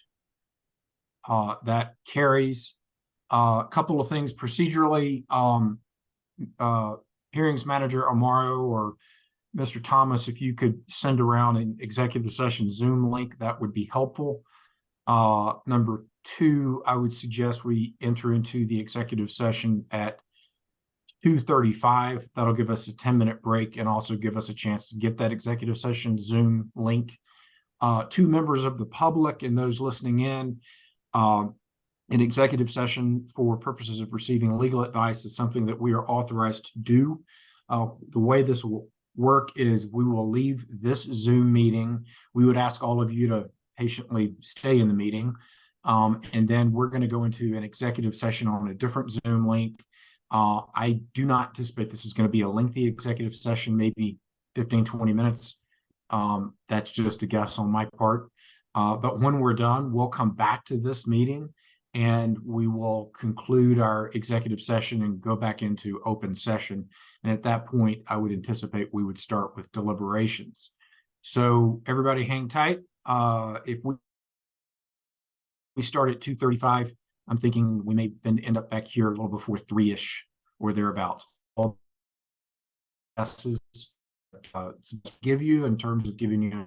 With that, Commissioner, see you at 2:30.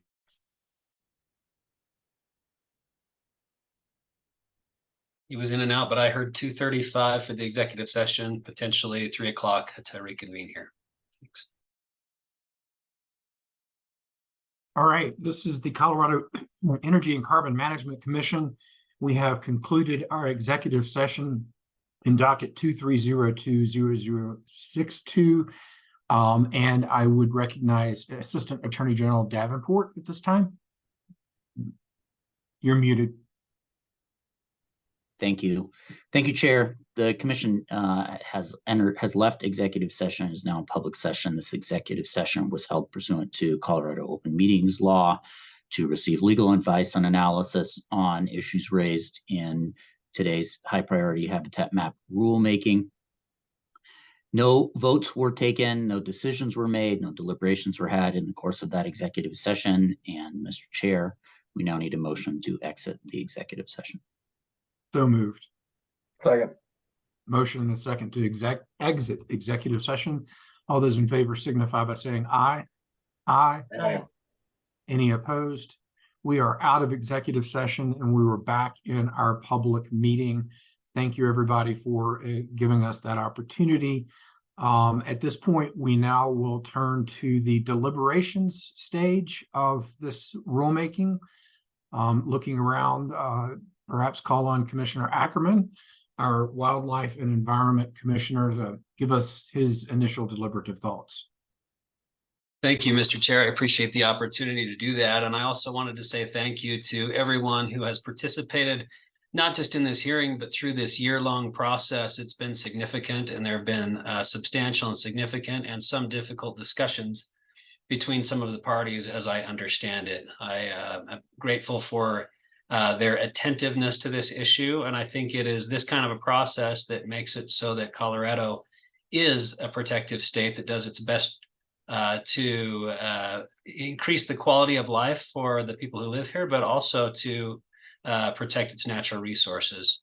My comments are probably going to be a bit lengthy, so I apologize in advance, but I did want to start out by saying that, as has been pointed out today, comprehensive wildlife protection in this state is really much larger than HPH or than the incorporation of HPH layers into our regulations. Looking back on the process, after many avenues that were considered during the Senate Bill 19-181 rulemaking, consultation with CPW, industry, environmental groups, and many others was conducted in a heavily scrutinized rulemaking. And that extensive process resulted in us addressing the wildlife protection aspect of our mission by focusing largely on HPH. And admittedly, an approach that at face value does not endeavor to protect all wildlife, all individual animals at all times, in all places, and in all cases, but rather it specifically takes into account what species are known to be in areas of development that are impacted, what those impacts of development are and are properly understood to be, and in areas where there is consensus on how to avoid, minimize, or mitigate those impacts. So that resulted in the Commission regulations focusing on HPH and mitigation as the primary wildlife protection tools.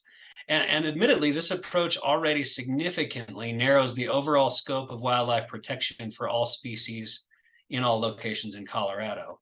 It is a careful but significant reduction intended to protect the most vulnerable wildlife in their most vulnerable habitats, and in some instances during their most vulnerable life cycle periods, which the Commission found appropriate in pointedly executing the wildlife protection part of its mission associated with Senate Bill 19-181. As has been pointed out today, HPH mapping and its impacts are used much more broadly than in our regulations. Federal processes, county process, general land use. I think deviating from our currently already carefully curated standard by not using the most updated information, in my opinion, as a professional wildlife biologist and longtime policymaker and implementer, is just not a good practice for the state of Colorado. I wanted to point out that the state does have a long history, 125 years of recognizing CPW as the state authority on the management of wildlife. The process for maintaining HPH maps includes empirical data, collars, airplanes, ground count surveys, other methods that we heard about today, as well as observational data as described by CPW. And you heard the expertise of Dr. Voltura and Ms. Schaller. And as they were testifying, I was remembering my time working with them. And I kept thinking about how clear it is to me that the expertise in that agency is deep and robust. And I would just ask you to consider a room full of Dr. Volturas and Shannon Schallers discussing wildlife on a species by species basis, location by location, guided by empirical data, habitat maps, possessing hundreds of collective years of professional wildlife management experience, using practices that have been standardized and refined over decades by those who are most knowledgeable about the subject matter at hand, both within our state and through the literature. And it's a pretty formidable process. Add to that the empirical and observational data from outside agency biologists, landowners, and other entities, followed by verification by CPW, and an open door 365-day policy of data and observational information acceptance by CPW to help inform their decisions. It really makes this process significantly open to any member of the public who may have information to add to that process. In most cases, these maps simply begin a consultative process. I don't think we can overstate that, about the best site-specific methods to protect the sensitive wildlife in question, rather than acting, in most cases, as a final hard line for what can and cannot be done within the boundaries of the identified polygons. I will certainly readily admit that this is not a perfect process, and we're not talking about perfect polygons, but it's hard to argue that the current process of mapping sensitive habitats, then providing for subsequent analysis that's site-specific, consultation, planning, waivers, exceptions, off-ramps, and on-ramps is not the best approach. That's exactly what was adopted by the commission, and we have found it to be workable. I would also argue that an agency using its expertise to narrow and provide an amalgamation and presentation of data using methods duly documented and cited in the Senate Bill 181 rulemaking basis and purpose is not the same thing as the absence or black box of data. In the end, I think we've set forth a reasonable process. The maps and polygons are pre-understood and easy to find and easy to see. The large polygons generally persist for at least 4 years without changes. Methods to assess and address site-specific conditions have been incorporated into our rules and have been put into practice and have, in my estimation, been largely successful. Those include pre-consultation, waiver processes, on-ramps and off-ramps, and other things that we've talked about today.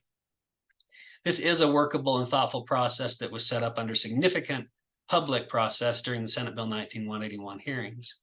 It improves wildlife protection over the previous process and does not significantly impede energy development in the state, but rather it does exactly what it was intended to do.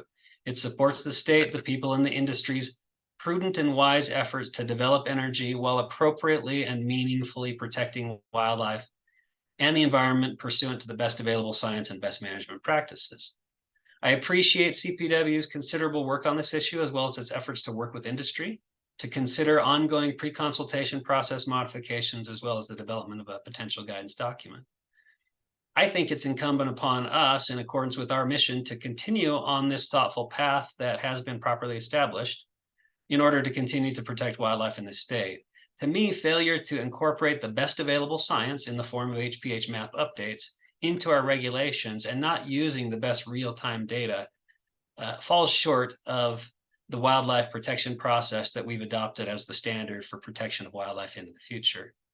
I do believe there's sufficient information in this rulemaking in conjunction with the extensive Senate Bill 181 rulemaking hearing and other rulemaking hearings to update the HPH maps for the purpose of a baseline for discussion associated with protection of wildlife to accomplish the wildlife protection portion of our mission. I do believe the current process is working. I've heard that the stated intent of acquisition of data is to dispute CPW's drawing of HPH boundaries, and I don't support that approach. My experience and discussions with CPW and operators have led me to believe that site-specific consultations have been reasonable and effective in constructing mitigative techniques, creating and implementing wildlife plans, and generating variances and exceptions where appropriate. The narrowed Senate Bill 181 rules, as well as the history of these consultations, have clearly demonstrated a pragmatic, non-heavy-handed approach to protection of wildlife by ECMC and CPW in conjunction with oil and gas development. As described here today, these maps are not arbitrary, but are a compilation of the best available science. They are robust. They act as a starting point. While public and impacted entity input has been and will continue to be important, absent new or additive empirical data that pass scientific muster, any efforts to otherwise control and or influence HPH maps in order to maximize development and minimize consideration of wildlife in that development is not in accordance with our mission. This is a very fair approach that, in my opinion, is the best process to balance the protection of wildlife with the continued exploration and development of oil and gas in the most effective manner possible. And as we saw in some of the pre-hearing documents, I've pondered and thought about other reasonable alternatives, as I fully recognize this is not a perfect process. And to me, the only other reasonable alternative is one that came up today and was denounced, and it was considered during the Senate Bill 181 process, but dismissed due to its potential onerous execution by all sides. And that would be a site-by-site wildlife consultation and sign-off by CPW on every OGDP and every project that's proposed, and how that impacts and protects all wildlife species. In evaluating this issue, I asked myself some questions that have led to me supporting updating the maps for the following reasons. And that first question is, does the record support updating the maps? In the Senate Bill 181 process, the procedure was identified and set up specifically to ensure the HPH maps represented the most up-to-date, best available science and information informing wildlife protection associated with oil and gas exploration and development. A significant process has taken place by and through the state's expert agency.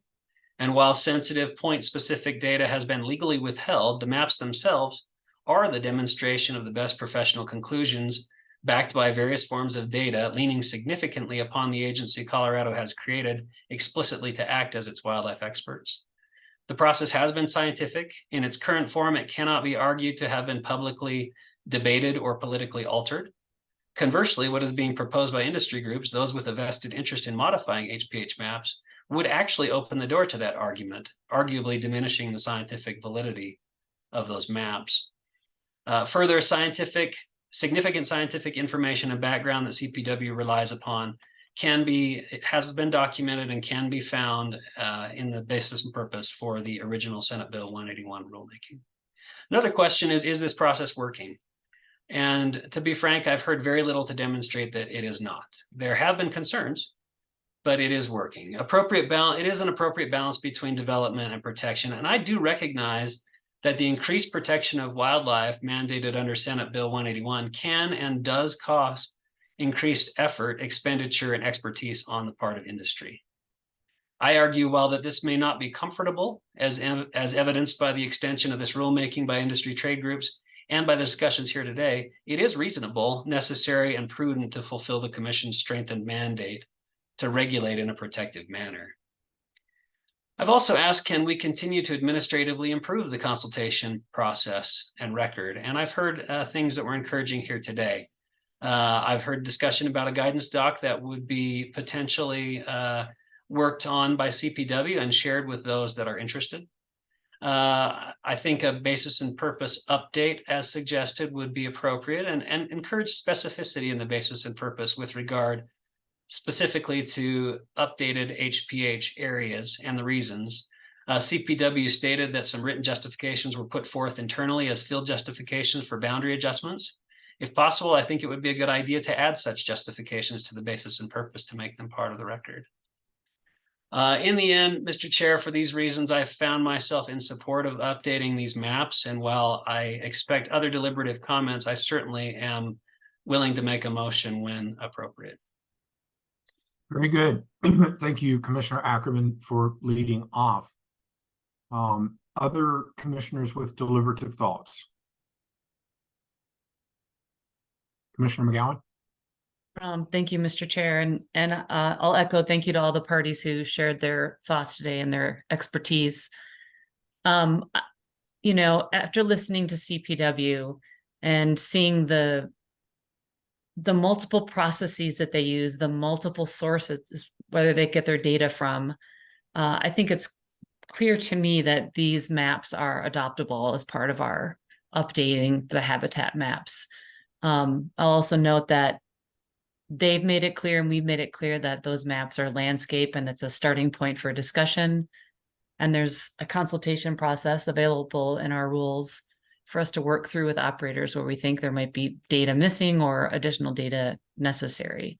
So I am also very appreciative of Commissioner Ackerman and his thoughtful layout of all of the issues and agree with his assessment. Thank you, Commissioner McGowan. Commissioner Messner. Thank you, Mr. Chair. Yeah, pretty hard to share anything better than what Commissioner Ackerman did and Commissioner McGowan. I mean, that was a very thorough analysis, and I didn't find anything in your comments, Commissioner Ackerman, that would be different than my opinion on this particular matter. But to get my thoughts on the record, and I'm going to be a little all over the place because I just have bullet points. As I indicated before, I mean, from at least from my perspective, we're making a determination here whether to adopt high priority habitat maps as we have, previously, without an all-day rulemaking associated with it. And to determine whether sufficient evidence exists in the administrative record to do that. And the as the root of my comments is that I do believe that there's significant evidence in the administrative record to support the adoption of these high priority habitat maps as we have in the past. I think to reiterate my comments from earlier, I think CPW is doing an exceptional job in the work that they're doing, both in partnership with us as well as in partnership with operators across the state. I think that the transparency and the dedication and willingness to really review applications earnestly and diligently is to be commended.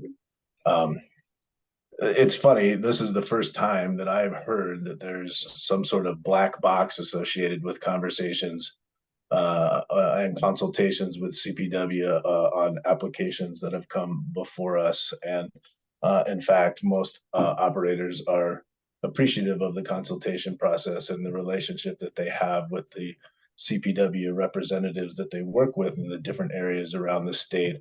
And so I guess I find it interesting that this black box concept or some sort of issue associated with a consultation process that appears to have worked very well is just coming up in this rulemaking. I do again acknowledge that this commission is ultimately the decision maker on almost every scenario involving an OGDP or a comprehensive area plan or a variance. Associated with those things, there are some limited examples where CPW may be the final decision maker, but ultimately it's still this commission that makes determinations on that. And the applicant, the operator, has the burden of proof to ensure that there is protection of wildlife and the environment in almost every instance that I can think of. And so any conceptualization of shifting that burden from the operator to CPW is inappropriate in this commissioner's opinion. As I had indicated before, I think the development of a performance-based standard associated with wildlife protection was a novel and unique approach that was taken by ECMC in the mission change rulemaking. I think it was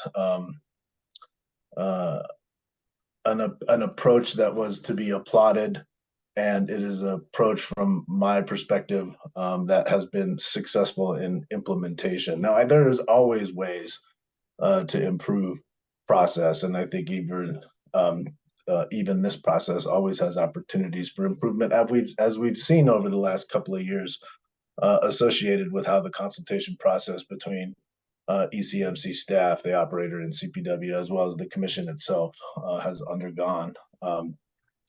But ultimately, that performance-based process was there to create flexibility for operators to be able to provide data and input and to bear the burden of proof associated with ensuring that wildlife is protected in OGDP applications or comprehensive area plans.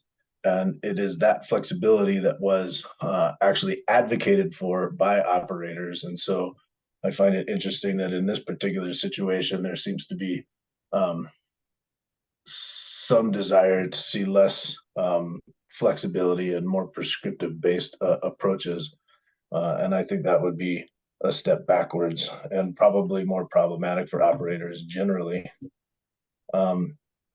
As Commissioner Ackerman indicated, it does appear to me that the arguments from a number of stakeholders seem to be designed to minimize the high priority habitat polygons and minimize any regulatory responsibility to operators to protect wildlife in certain areas, which is disappointing to me. I think that none of these arguments were brought up in the mission change nor previous high priority habitat rulemakings. And so I'm curious as to why they're coming up in this particular situation. But ultimately, I think the determination of whether or not there's sufficient evidence that exists in the record to adopt these maps is there. And so I am in support of that. And I also think that any consideration of guidance between CPW and operators in my opinion, is not the purview of this commission, nor does this commission have any authority to direct Colorado Parks and Wildlife to include any particular things associated with that guidance. But having said that, I do think that continued conversations on how to best facilitate that conversation between CPW, ECMC, and applicants in the different processes that this entity undertakes is always helpful, and I think we can always continue to improve processes, and certainly expect that to happen. So I think that is all the comments I have at this point. Commissioner Ray, Commissioner Cross, any comments? Commissioner Cross? Thank you, Mr. Chair. I'll start off saying, as Commissioner McGowan noted, I think that the presentation today from CPW was very helpful. I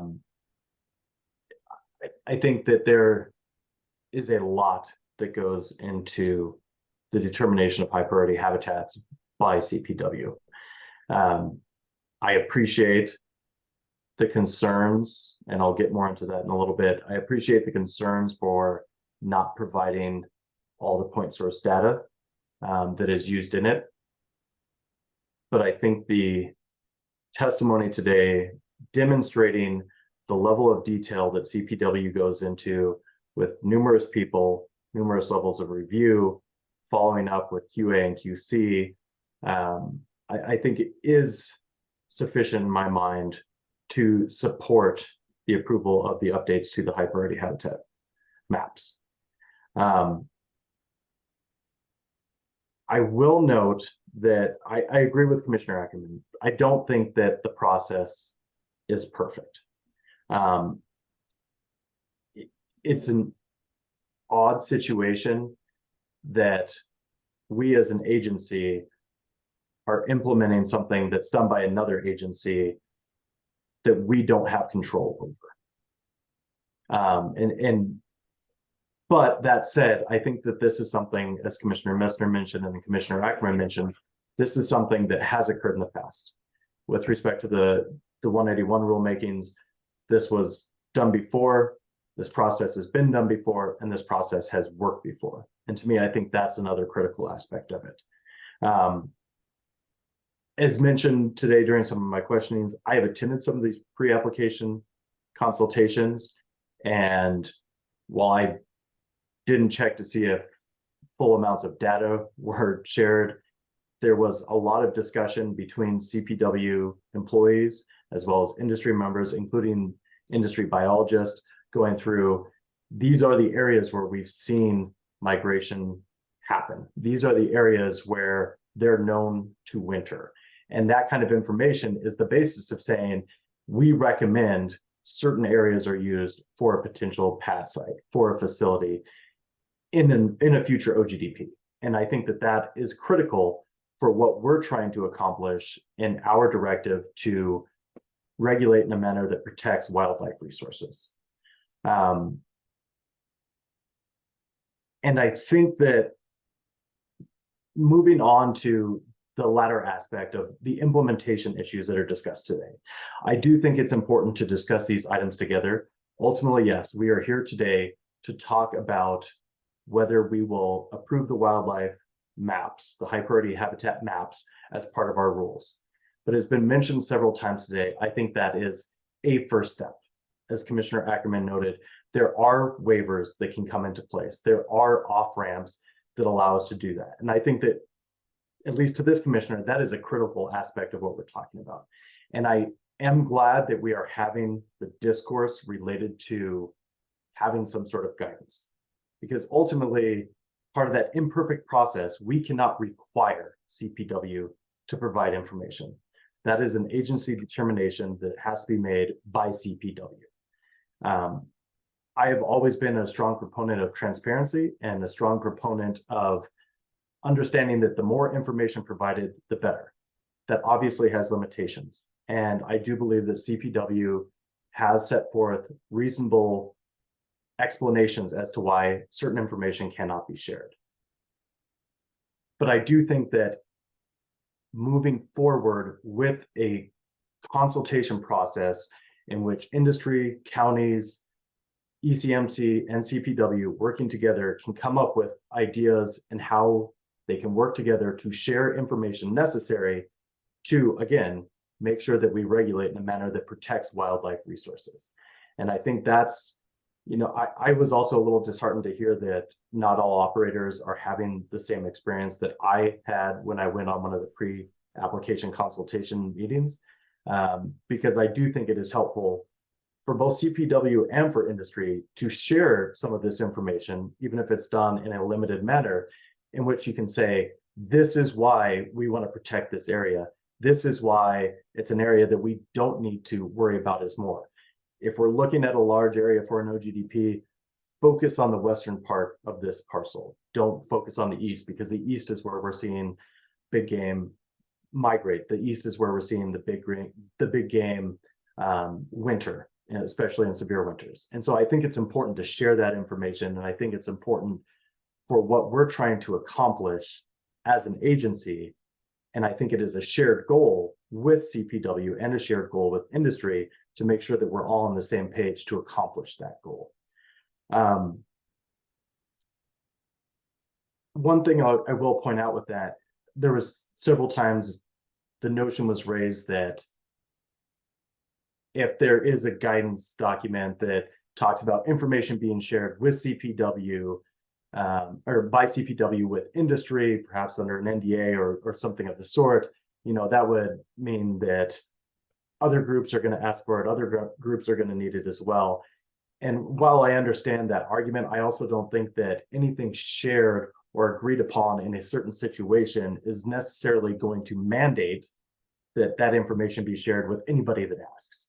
And again, I think this is why it's important that as industry is working together with CPW and working with ECMC to make sure that necessary information is being shared such that the important habitat that is present in OGDPA applications is protected, will move forward.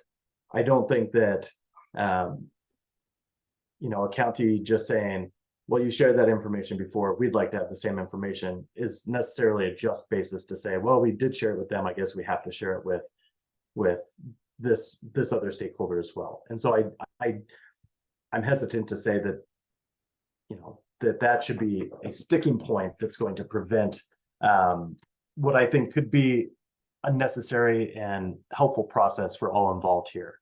But getting back to what we're really at here today, I do think that, especially after seeing what CPW, the processes that they go through to update their maps, I do think that there is sufficient information to justify the approval of a high priority habitat maps.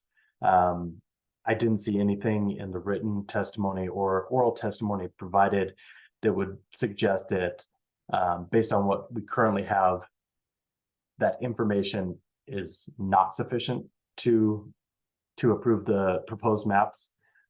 So I will also be in favor of approving the maps, which again, I note is just the starting point.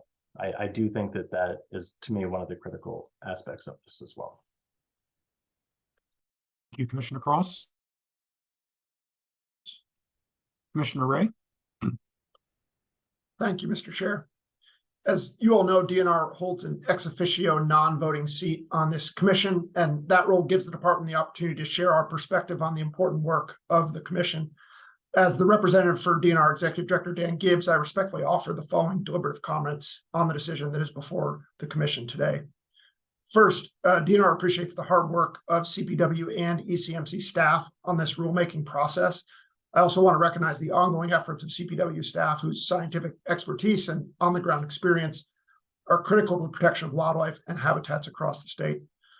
Second, I want to thank all of the parties and other stakeholders and members of the public who participated in the process, provided their comments and testimony. That participation in the ECMC rulemaking process is essential.